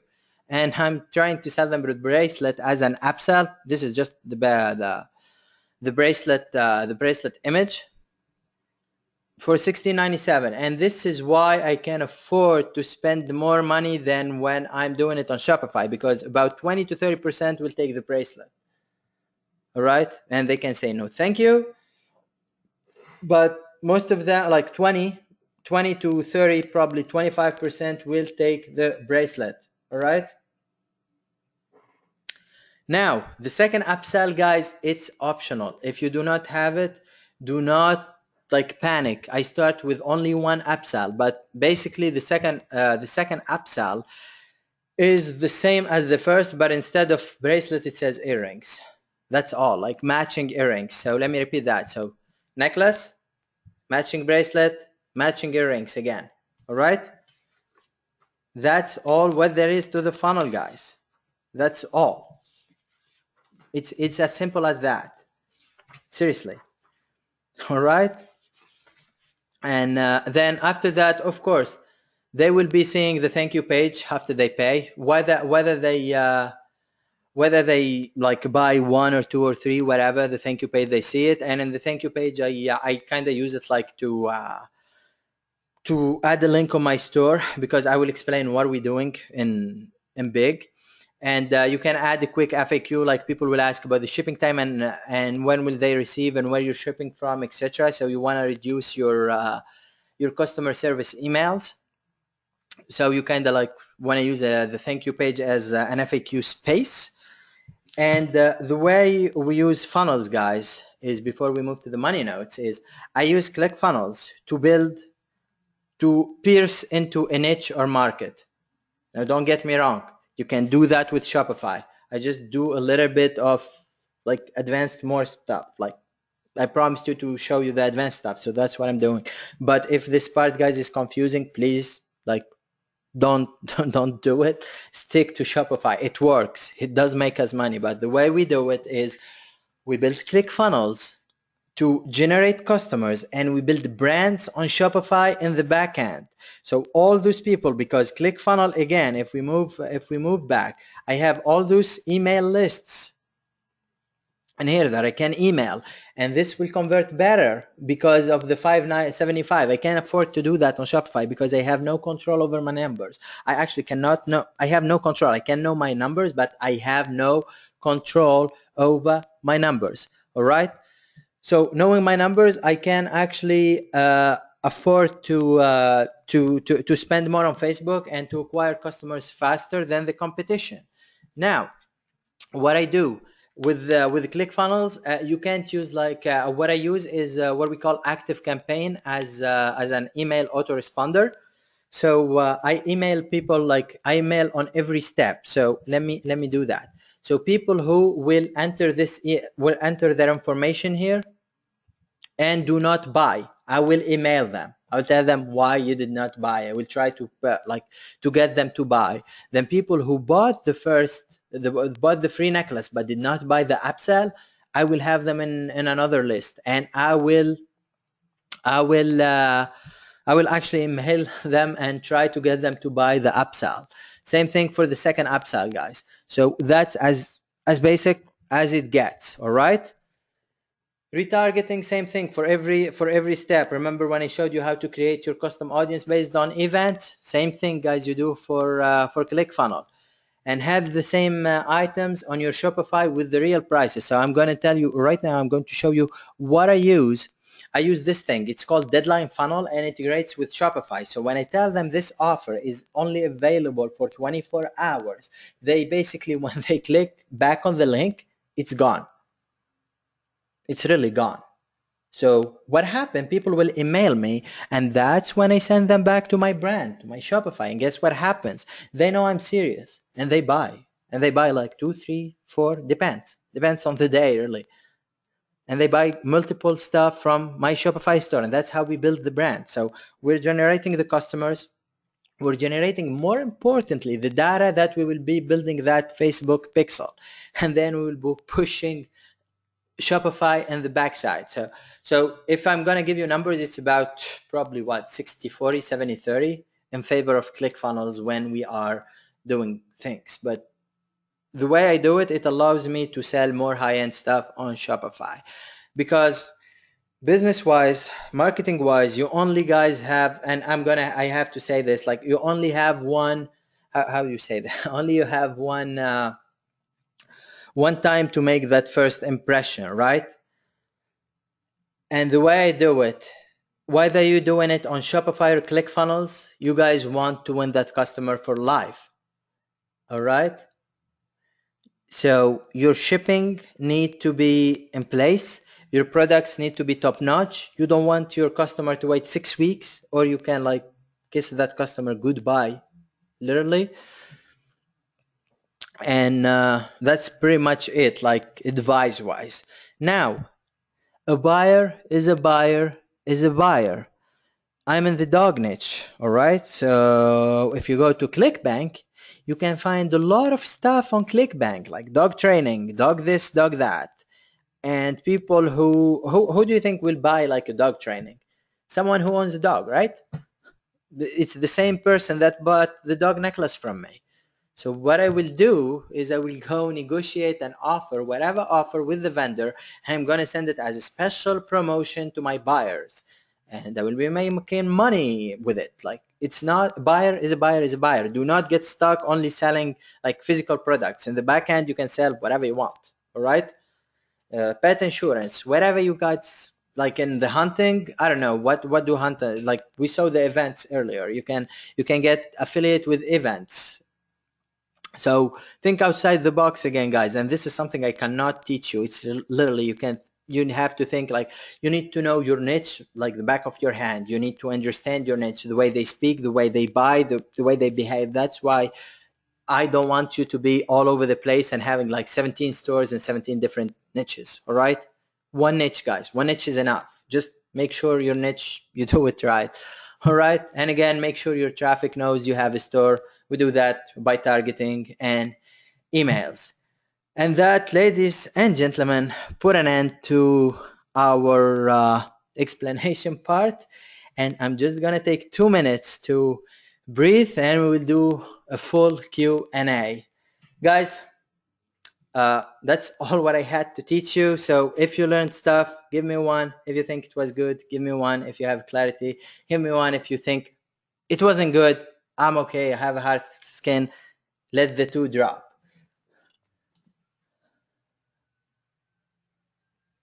Oh man, I'm seeing a lot of ones. Great webinar. You're amazing. Mind blown.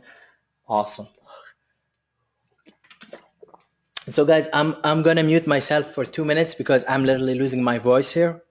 I'm gonna just grab a water and I will be back with you in 2 minutes. No more. 10:49, 10:52. I'm with you guys. All right.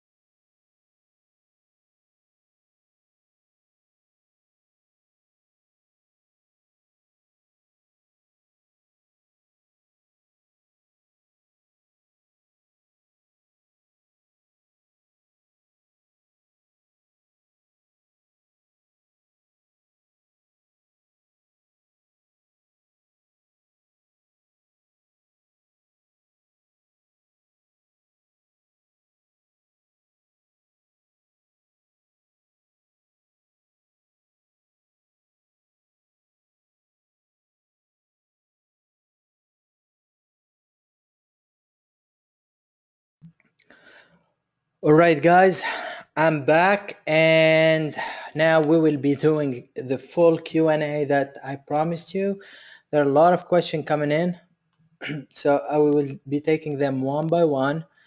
Okay, what software theme is that? The last one I was showing is ClickFunnels, right?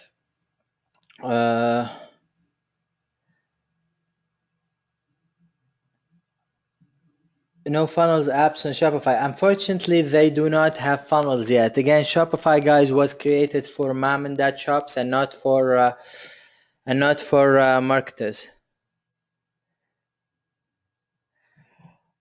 What else? If you're using the funnel, what does the sales page look like again? There is no sales page. That's the trick. And they basically come like to this page.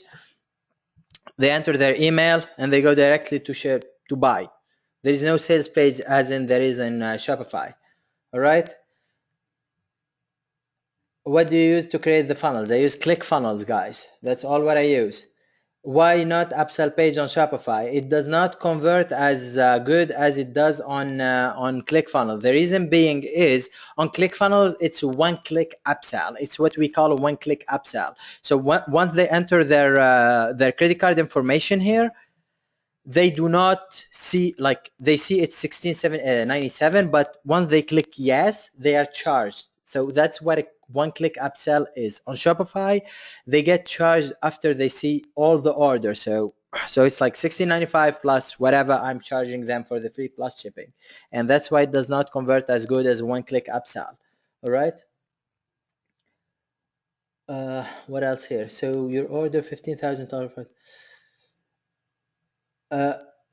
Okay, someone is asking if I order 15,000 total products, like 5,000 necklaces, 5,000 bracelet, and 5,000 earrings. No, I order depends on my number. So again, if my free plus shipping, like if my upsell is converting at 20% each, I will ordering for every 1,000. I will be probably ordering 200, 300. So if for every 1,000 necklaces, I will be ordering 200, 300 earrings, and the same for bracelet. All right. Next question. Where is my mouse here? Okay. What about lead pages? I really don't use lead pages. I like ClickFunnels better. Will you share your ClickFunnels with those who have ClickFunnels? I can think of something about that, Kathleen. Is Deadline Funnel a ClickFunnel? No, Deadline Funnel is a plugin that we use with ClickFunnel. So it makes the page, like, as you say, evergreen countdowns with integrity. This is the thing here, integrity. You want people, because you want to train your audience, you're the real deal. Like when you say an offer is only for 24 hours, that means it's really for 24 hours. So let's say you're having a bad day on Facebook and you have, I don't know, like a couple thousand buyers, and you just send an email and you tell them, listen guys, this is only for 24 hours. They know it's really for 24 hours. So from being a bad day, you flip that to being a good day, right?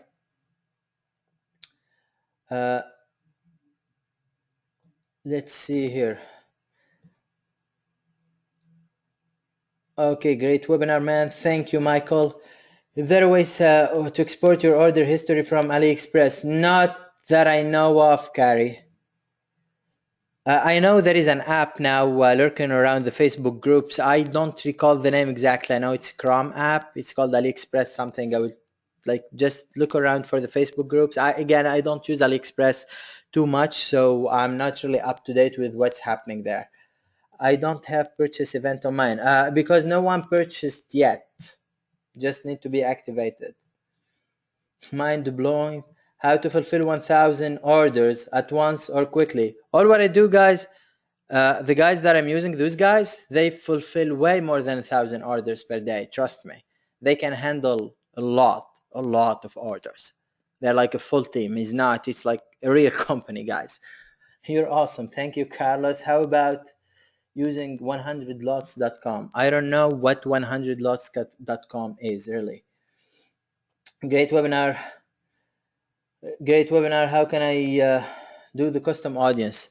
So the custom audience, again, it's really easy. all what you need to do is you go like to your business manager, you create audience, and you hit custom audience, and you hit website conversion, website traffic, sorry.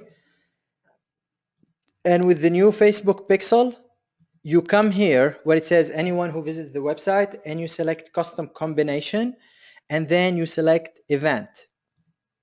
Then you have the 3 events that you set up with your pixel. Again, for the pixel stuff, guys, install Trackify. It will save you a lot of headache, like a lot. All right. How to avoid CC in decline when plenty of buying on AliExpress? I did not really have that problem, Marlena. I did not have that problem when I was doing it. Neither does Mehdi, as far as I know. It was great. I would like to know who you print and demand if you are not using Scalable Press. So I have Kathleen. I'm gonna be totally honest with you. I deal with Sunfrog directly, but the guys that you can use for print on demand right now, who are the medium like between you and Sunfrog, they're called Tisley Plus. So I'm gonna just Google that and see if I can find them. So they're basically Tisley Plus. Here we go, Tisley Plus. So those are the guys. So basically they are a platform like Teespring and all that, and then they moved. They're now like they're called Tisley Plus, and this is their fulfillment service. Also, Teespring is beta testing now the same thing because they realized like the big sellers all moved to Shopify, so they are trying to keep up with the market. So Teespring will be doing it soon. They are just testing it now, and Tisley they are already doing it. All right. Hope that answered your question, Kathleen. It wasn't it wasn't good, it was just great. Thank you, Lynn. When you do your first Facebook ad, you only use one key buyer keyword, for example, hunting.com.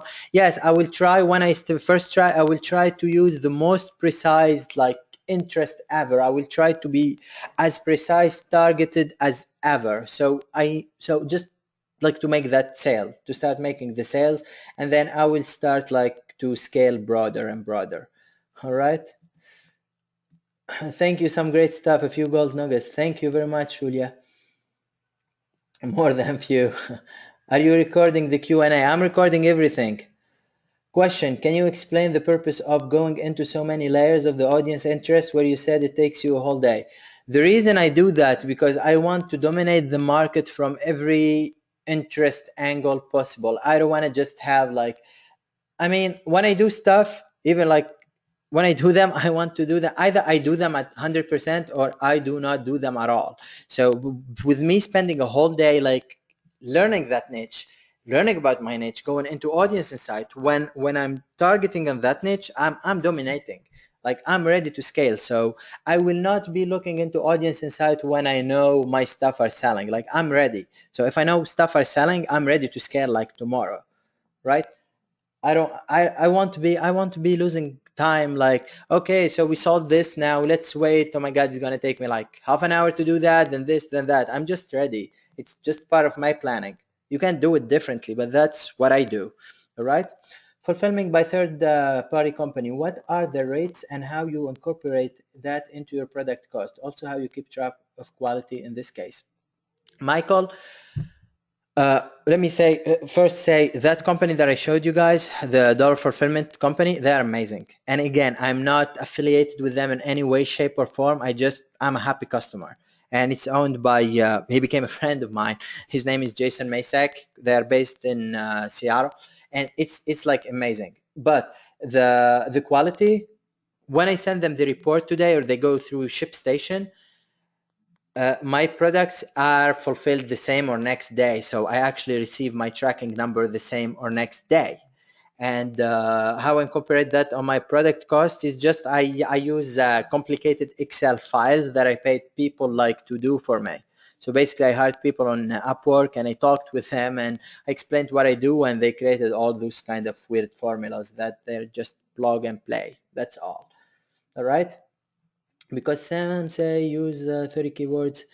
So you have a large audience. I don't know who says use 30 key buyers. It may work for them, but again, I'm showing you guys what I do. Again, when I go for an audience, I try to dominate. I don't do it the cute way. I do it there. I'm like going to dominate. Because okay, what makes a balance of webinar time Q&A as I expect more detail? I have no idea. I'm just answering the Q&As as they come in. How much budget will it take to get to 4,000 profit per month? How long it will take? My goal is to make. Michael, I absolutely have no idea. I mean, to make 4,000 per month, there are a lot of variables. Like if we apply that in my case, so 4,000, if you do 40% net after everything, so you need like what? How much in sales? About 10,000 sales to do like 4,000 profit. So you take it from there. I mean, like, I don't want to give you any exact numbers because it really depends from business to business. Can you organize the mastermind for us? What mastermind exactly? Question on the sales funnel. How do you make the payment page? It's a default page on ClickFunnels, and you just modify it. It's like drag and drop. There is no coding involved. What is the ideal audience size you should aim for when we are doing our audience insight interest targeting? If you are targeting, I try to aim like to have 100K per ad set. So if it's one, it's all good. If it's not, I will group, and that's all. Is there a way to export our order history from AliExpress? I think we answered that. No, I don't think so. Again, there is the app for that, and I'm not sure if it does it. I have a custom domain with the Shopify store. How can I use a subdomain for a specific product if it is on Facebook? Wilson, just please YouTube that. I even don't know how to do it. I outsourced that part. You need, I think, if I remember correctly, it's an A record name, and you need to use tracking software. Do not overcomplicate this again. You can use directly your Shopify store, like your store.com. All right. Do you do you place the Facebook pixel number in the checkout setting? No other script. I use Trackify. It takes care of everything. Trust me. Do not overcomplicate that part. Trackify. That's all. Do I use WordPress for funnels? No. Facebook ads work as expensive products. Yes, they do work for expensive products, and 3050 is not really an expensive product. How do payment get processed with ClickFunnels? Do you need a merchant account? They get processed through Stripe, or that's what I'm using, right? Again, Stripe for ClickFunnels as a merchant account. How many conversion do I need to create a lookalike audience? As many as you can. To create them from based on website conversion, if I'm not mistaken, you need 100. A broad niche is like store work for like yoga work for store. Is it better to go deeper? They do work if you know what you're doing. What images to use for products, especially when starting? Manufacture image and how many per product? I actually always order a sample. Whatever method that I showed you that I'm doing, I order a sample. I want full control over my images. How much did you make your first month? Okay. My first month, probably it was, I don't know, 10, 15, if I'm not mistaken. And then it just kept on growing from there. That was the learning phase. But again, I came from the Teespring, like the whole t-shirt thing. So I kind of knew how to sell on Facebook. So the perfectly clear, do we start with CTW Pixel? We're new to e-commerce and using Facebook Market. No, you start with CTW, not when you're new to Facebook marketing. You start when you have no data on your pixel. That's what CTW are for, clicks to website. You do not start when you are new to Facebook. You start when you have no data on your pixel, right? Bruce, thank you, Mohamed. The webinar has been very interesting. Thank you again. You're most welcome, Bruce. NFL team stuff, can they sue you if you sell that? Probably, if they're not licensed, yes. Again, I do not encourage to sell infringed stuff and like trademarked and all that, guys. Don't, please don't. How do you integrate the funnel sales info with your Shopify store? Is the order page? No, my order page, Kathleen, is on ClickFunnels is not integrated on Shopify. Is all your jewelry custom? Yes. Yes, they are. Again, they cost me $1 to do. So why not? On your CTW, do you add image photo or do you leave it blank? Of course, I put on my CTW, I put a photo, like an image of my product, guys. Is it okay having a generic store to test niches, then moving into specific stores and then move to specific stores? Yes, it is okay, but here again, this is Facebook, guys. This is not me. If I go to pixels, where are the pixels? Here are the pixels. See, if you go where they call old, and this is kind of like the niche pixel, it's supposed to tell you here they will be taking this off. Here we go. We are removing the conversion tracking pixel in the second half of 2016. So up to you, really. They will work until then, unless Facebook again change the way that they deal with this pixel. All right. What else do we have here?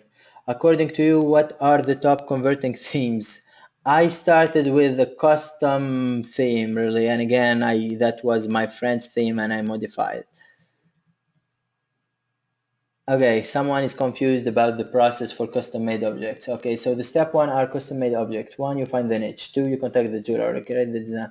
Value do something on Alibaba.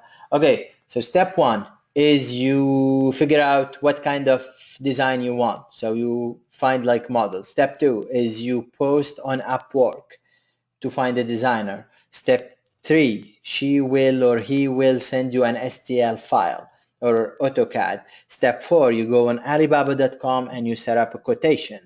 Step five, all the supplier will be emailing you, WhatsApping you, Skyping you, whatever you can think of to get the contract. Step six, you negotiate with all those people and choose whatever suits you best. Step seven, you order the sample. Step eight, you start selling and you order everything to the warehouse. That's all. Phone number necessary. I always used it, so I can't tell you if necessary or not, but I have always used it. I mean, I try to look as legit as I can. How do the custom audience event track and why don't enter a link and can be used with the website like Teespring? I don't know if Teespring updated their stuff or not as is, but they track based on, because with Trackify again, you can set up the new Facebook pixel and they track them automatically. That's why I used the Trackify. It kind of like the app saves you all that time for coding and all that. All right. What do we have here? It would be awesome if you could share the funnels. I will try, Isabel. I will try. I can't promise you anything, really. I'm guessing if the deadlinefunnel.com will be on the list of resources. What do you mean? I mean, we'll put the link, and that's about it. That's all what we will be doing with that. It's not our product. So we can't really give it for free. When we watch the reply and if we have questions, where do we get the answers, please? Now, that's a very good question. And honestly, I have no idea.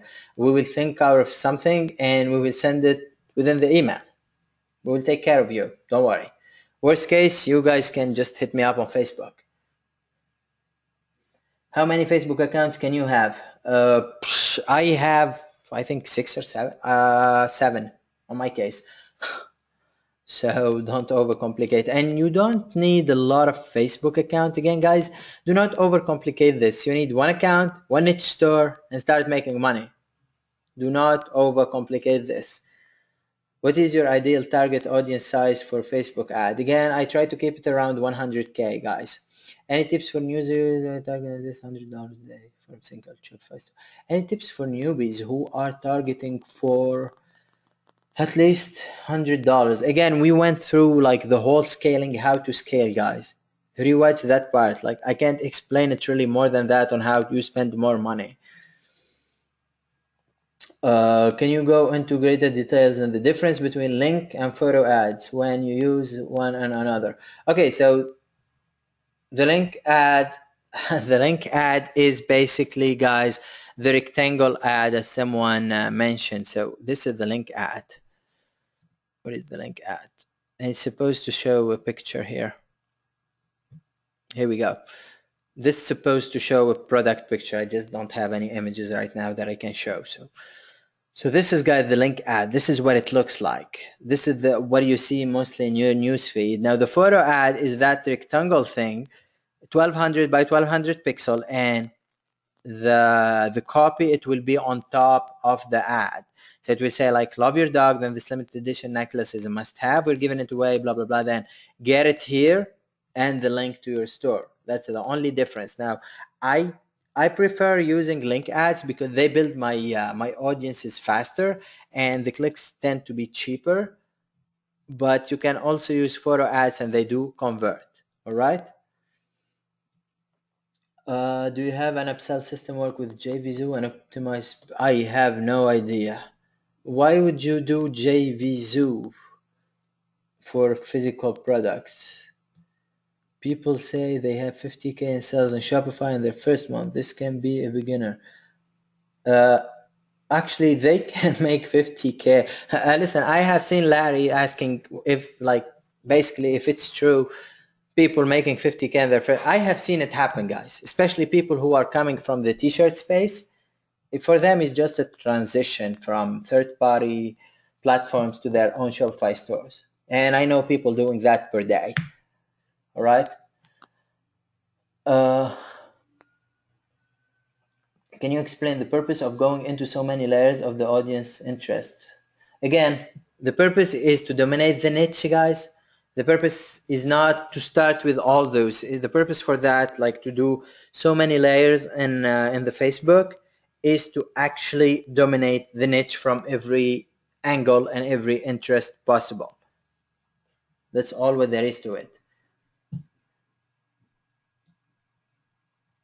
How about custom duty receiving from direct with dollar fulfillment handle this? Custom duty, no, you pay that. If there are custom duties, you pay that. In most cases, like, I mean, it depends really what's gonna happen. Let me be honest with you. I had packages got hauled at customs because I was importing like LED, and apparently you had like the need for a special permit for that.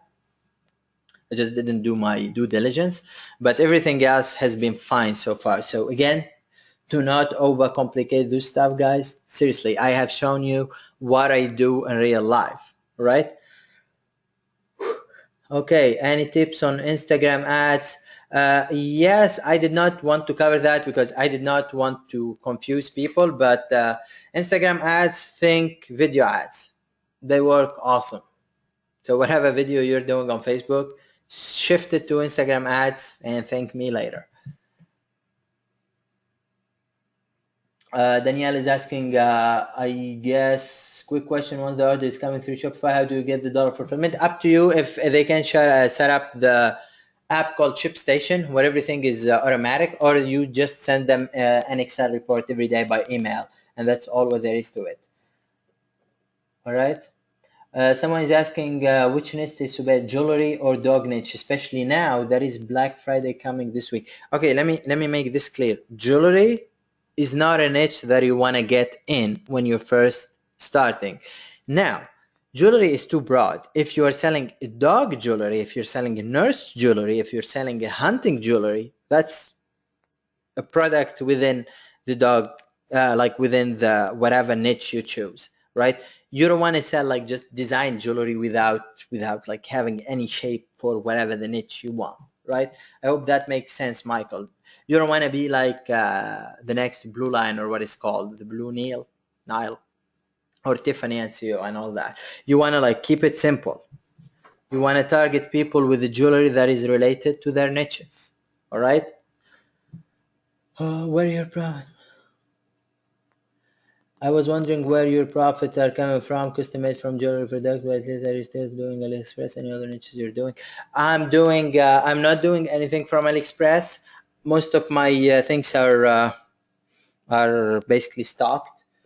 And in US, most of my income, again, it comes from ClickFunnels and it comes from Shopify. The idea is we build the brands on the back end of Shopify. I do a lot of things, guys. So just, I mean, you need to have different sources of income, if you want to put it that way. How do we outsource the drop shipping to VAs? I don't want to manually put in shipping address for hundreds of orders. How much does it cost? VA depends really. VA will cost anywhere between $4 to $7 an hour. And if you're doing the AliExpress thing, all what you need is give them the logins to your AliExpress account. They will not see your credit card information. They will just go to your Shopify store. They will take that data and they will put it, like they will buy on behalf of your customer from AliExpress. That's all what there is to it. Someone asking, maybe I missed it, why do we need custom audience? You need custom audience for retargeting, and you need custom audience to build your lookalike audience. All right. How to answer to customer who asks, I want 2 items instead of 1, but the shipping is too high. Most of my products are basically free shipping.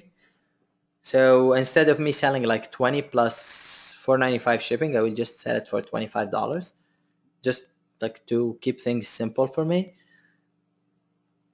But if someone is asking like if the shipping is too high, do you mean like for the free plus shipping?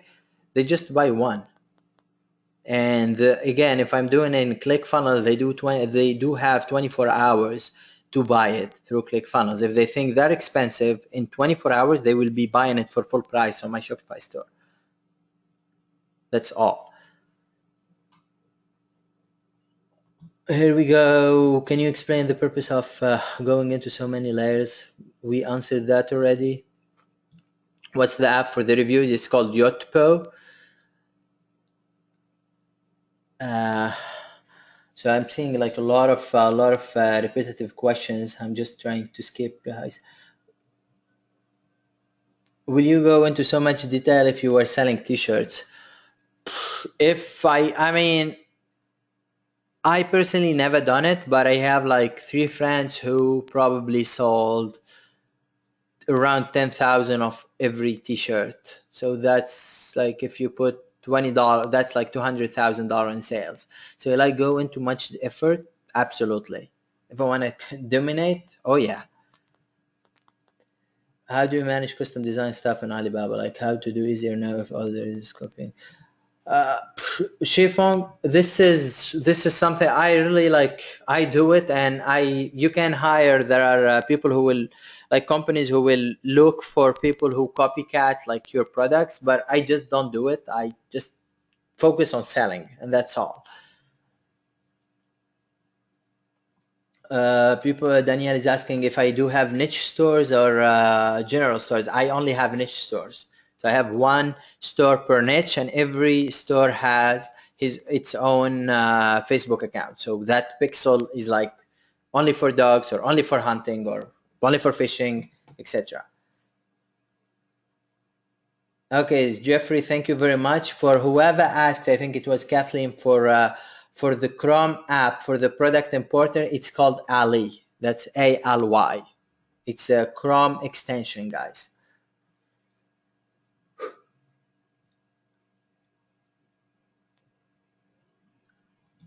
Lam is asking if I do optimize for conversion, I let Facebook optimize, or if I play with the bidding. I do both, but when I start, I just let Facebook do its job. And again, I did not want to show this so people don't really get confused.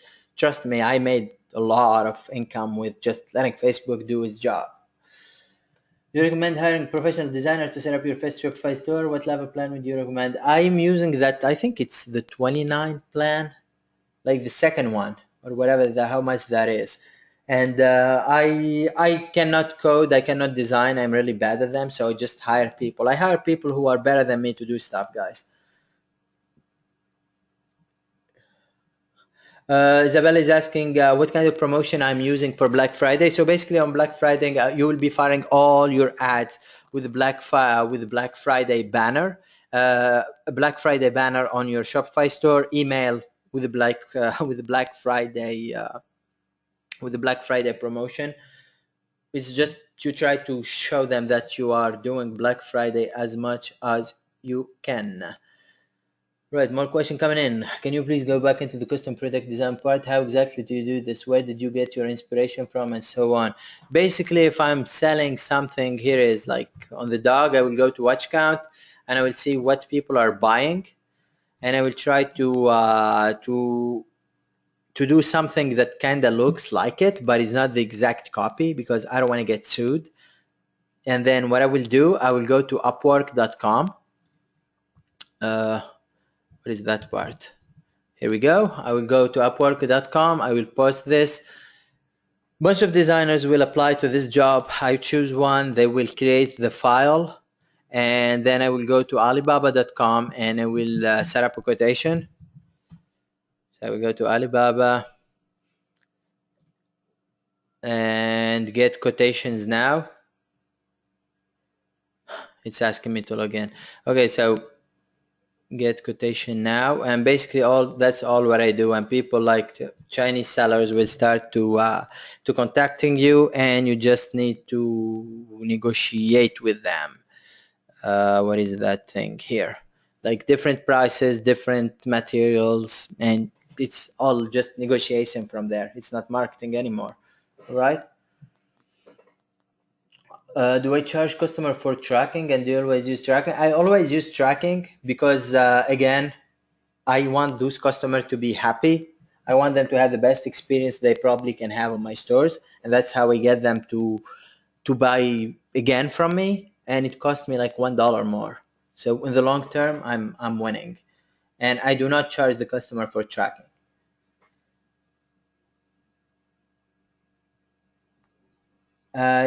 Someone is asking, I know people doing over 50K in CPA. I know people doing over 50K in e-commerce. And I don't want to talk about the CPA industry right now. Just we're going to focus on the e-commerce, but both are really, really profitable. New sales funnel, the order page. How do you link to the order page on your Shopify store? Your front page now is creating a copy in your Shopify store. That's Kathleen. I'm sorry, I'm not going to cover that because it's really a lot of coding, and I do not do it. So I keep things simple. ClickFunnels for ClickFunnels, Shopify for Shopify. I do not try to recreate the wheel here. Just keep it simple. It converts better.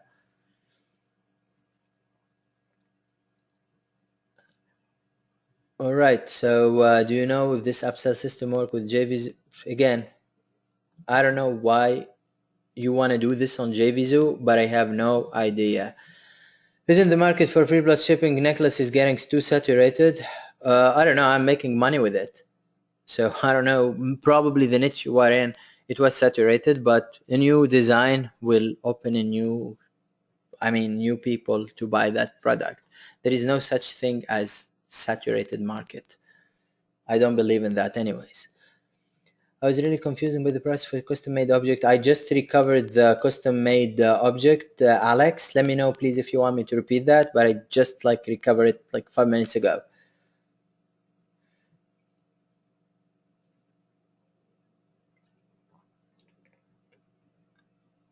Are there niches you recommend avoiding?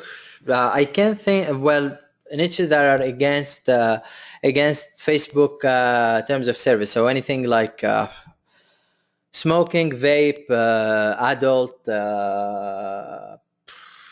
anything. Just read like the Facebook terms of service, and they put it like black on white what kind of niches you need to actually stay away from. But any niche that will go through the validation process that we talked about will be a good niche, and you can just start with that.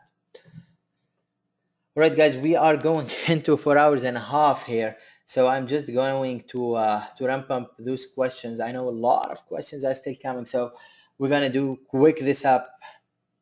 Just quickly, one of your oh my God, Isabella is just saying, I just quickly implemented one of your tips and just made me an upsell. There you go, people who implement, they're making money. Thank you, Isabella. Thank you for taking action. Where would you recommend getting products to dropship from from US? Wholesale Central / dropshippers. I showed that webinar, and we will be sending it. Sorry, I'm actually losing my voice. We'll be sending it on the PDF with the reply. Isn't the market for free plus shipping? Again, it's not saturated. What is the best way to copy an image of your product image to your Facebook ad? You just save an image. you just like right click, save the image, and you use that to upload it into your ad. Can I create a summary document? I will be creating like tomorrow morning or during the day. I will be creating a roadmap for what you need to do, like step by step, Isabella. I know it's a lot of info, and you took action. You already made like an upsell. I hope it was enough to to make paid for the webinar, but I will be creating a roadmap. Okay. How do you deal with high risk orders? I pick up the phone and I call them, Alex. If they are legit, they are legit. If they are not, I just refund them.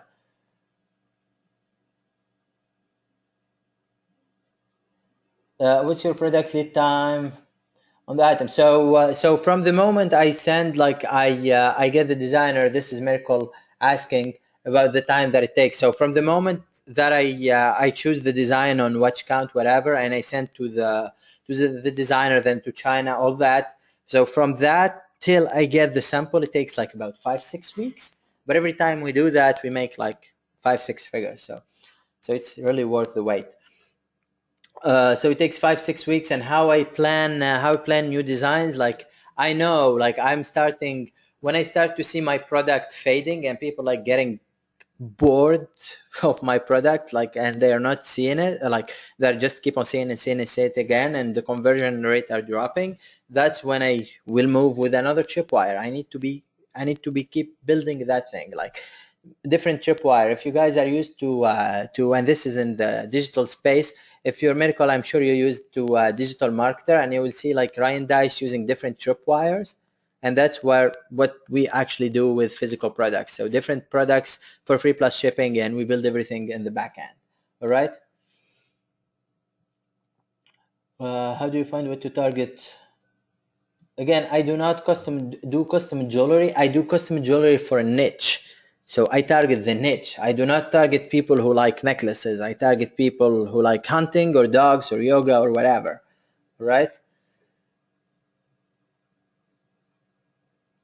Uh,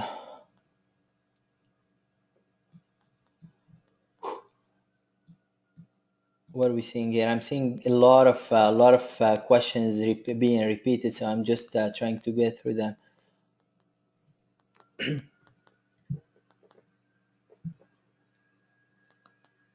Thank you, Mohamed. Awesome stuff. Thank you. What do we have? Great webinar. Hey Mo, I really enjoyed your webinar, and I hope you can repeat quickly the seed method because I feel confused. Okay, the seed method, guys, it's really easy. You go into audience insight and you start with the first interest. Now, the first interest will give you a bunch of interests here. You will be taking those interests one by one, and you will be typing them in here. All right.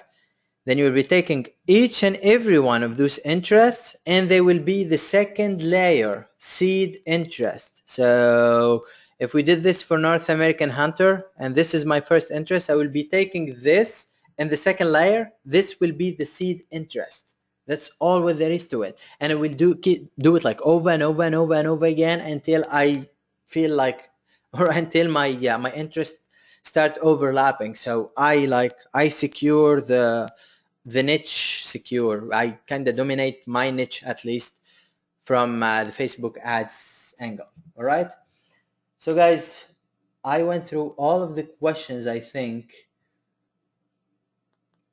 Can we get step by step? Yes, Jeffrey, I will be sending a step by step. I will be writing. So guys, if it takes like 1-2 days, do not freak out. I will be sending that PDF. It's going to take a lot of time. Again, it's 4 hours and a half of content. I need to write that. All right. Will I be at Traffic and Conversion Summit? Can we buy a drink? Thank you, Kathleen. I cannot make it. I'm just too busy.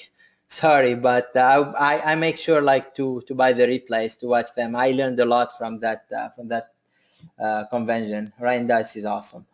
Any hints you can share on doing your first custom necklace? Again, Mel, you just really, like seriously, you go to watch count, you see what people are buying, you send it to the designer, and the designer take care. That's his job. He's supposed to create something awesome. That's really his job. All right. Thank you. It was a great webinar. Decided last moment to Joe, and now have a plan to launch our rights next week. Thank you, Kathleen. Do you always do $9.95 shipping? Yes, when I do it on Shopify. No, if I'm doing it on ClickFunnels, because the way I think about it, if someone is not willing to pay $9.95 for shipping, chances are I cannot sell to him again or to her, right? Do you get tired at all? I don't know. My name is Muhammad Ali, so I keep floating as long as I can. Do you use anything to manage your ads like Espresso or Quaya? I use Quaya, but I kind of like gonna stop using it soon because Power Editor is catching up to whatever the third party they have. So that's that. Thanks for being on. It was great that we were automatically on your list. You for other Miracle. Let me be honest with you. I did this because Mehdi wanted to do this. Like he want like let's do something awesome for my list, and we did it. And he paid 5K for coaching for this. So you gotta thank Mehdi for me doing this. Really, I'm just like doing what he wants for his list. The list is not mine. I'm not a product launcher, as you know. I just do this for fun, like the whole teaching part. But I'm part now of the Ecom Empire family. So the next Ecom Empire, I will be taking care of the content. All right. Thanks, Mo. Much appreciated. All right, guys. So the thank you messages are coming. The questions are over.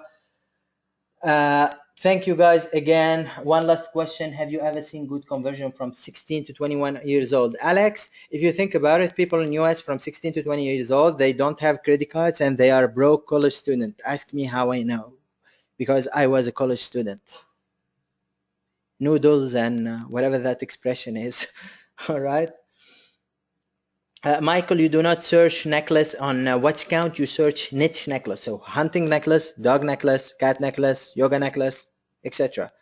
All right. And that's, guys, we'll put an end to our webinar. Again, thank you so much for attending and for trusting on us. And I hope you guys enjoyed it. So let's do this one more time. Give me a 1, guys, if you like the webinar. Let's see who's still with me here.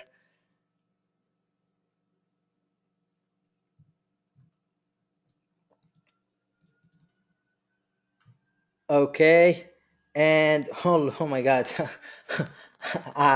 thank you guys. I actually lost word. I have a lot of fun. Someone said his question was unanswered. Let me make sure his question is answered, because that's what I promised. Okay, I have a custom domain on my Shopify store. How can I do it? I have a custom domain on my Shopify store. Why did you paste the question like 17 times? But I actually don't do that. You need to set up a subdomain with, and that's again, as I said in the beginning of the webinar, I will be not covering the technical stuff. Those are stuff like you just can outsource. But if I'm not mistaken, it's something has to do with the A record name. I actually hired someone to do that. I did not do it on my own. Again, guys, don't you think I know everything there is to know? There are specialists on every market. There are like on every part of the business that I use. I do not do my own email marketing. I use an email marketer. The only thing I'm good at like is Facebook ads and the business wise.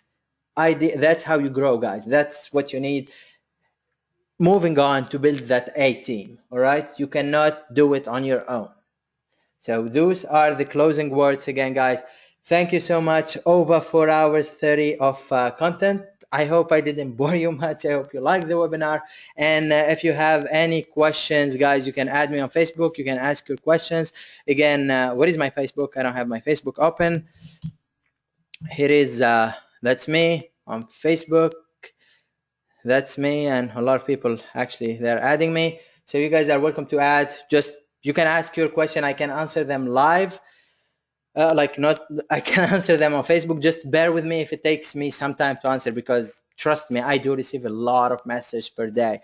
All right, guys, that will be putting the end to it. So thank you again for attending, and I hope you guys see you in the next webinar, if we're gonna do one, or the next product.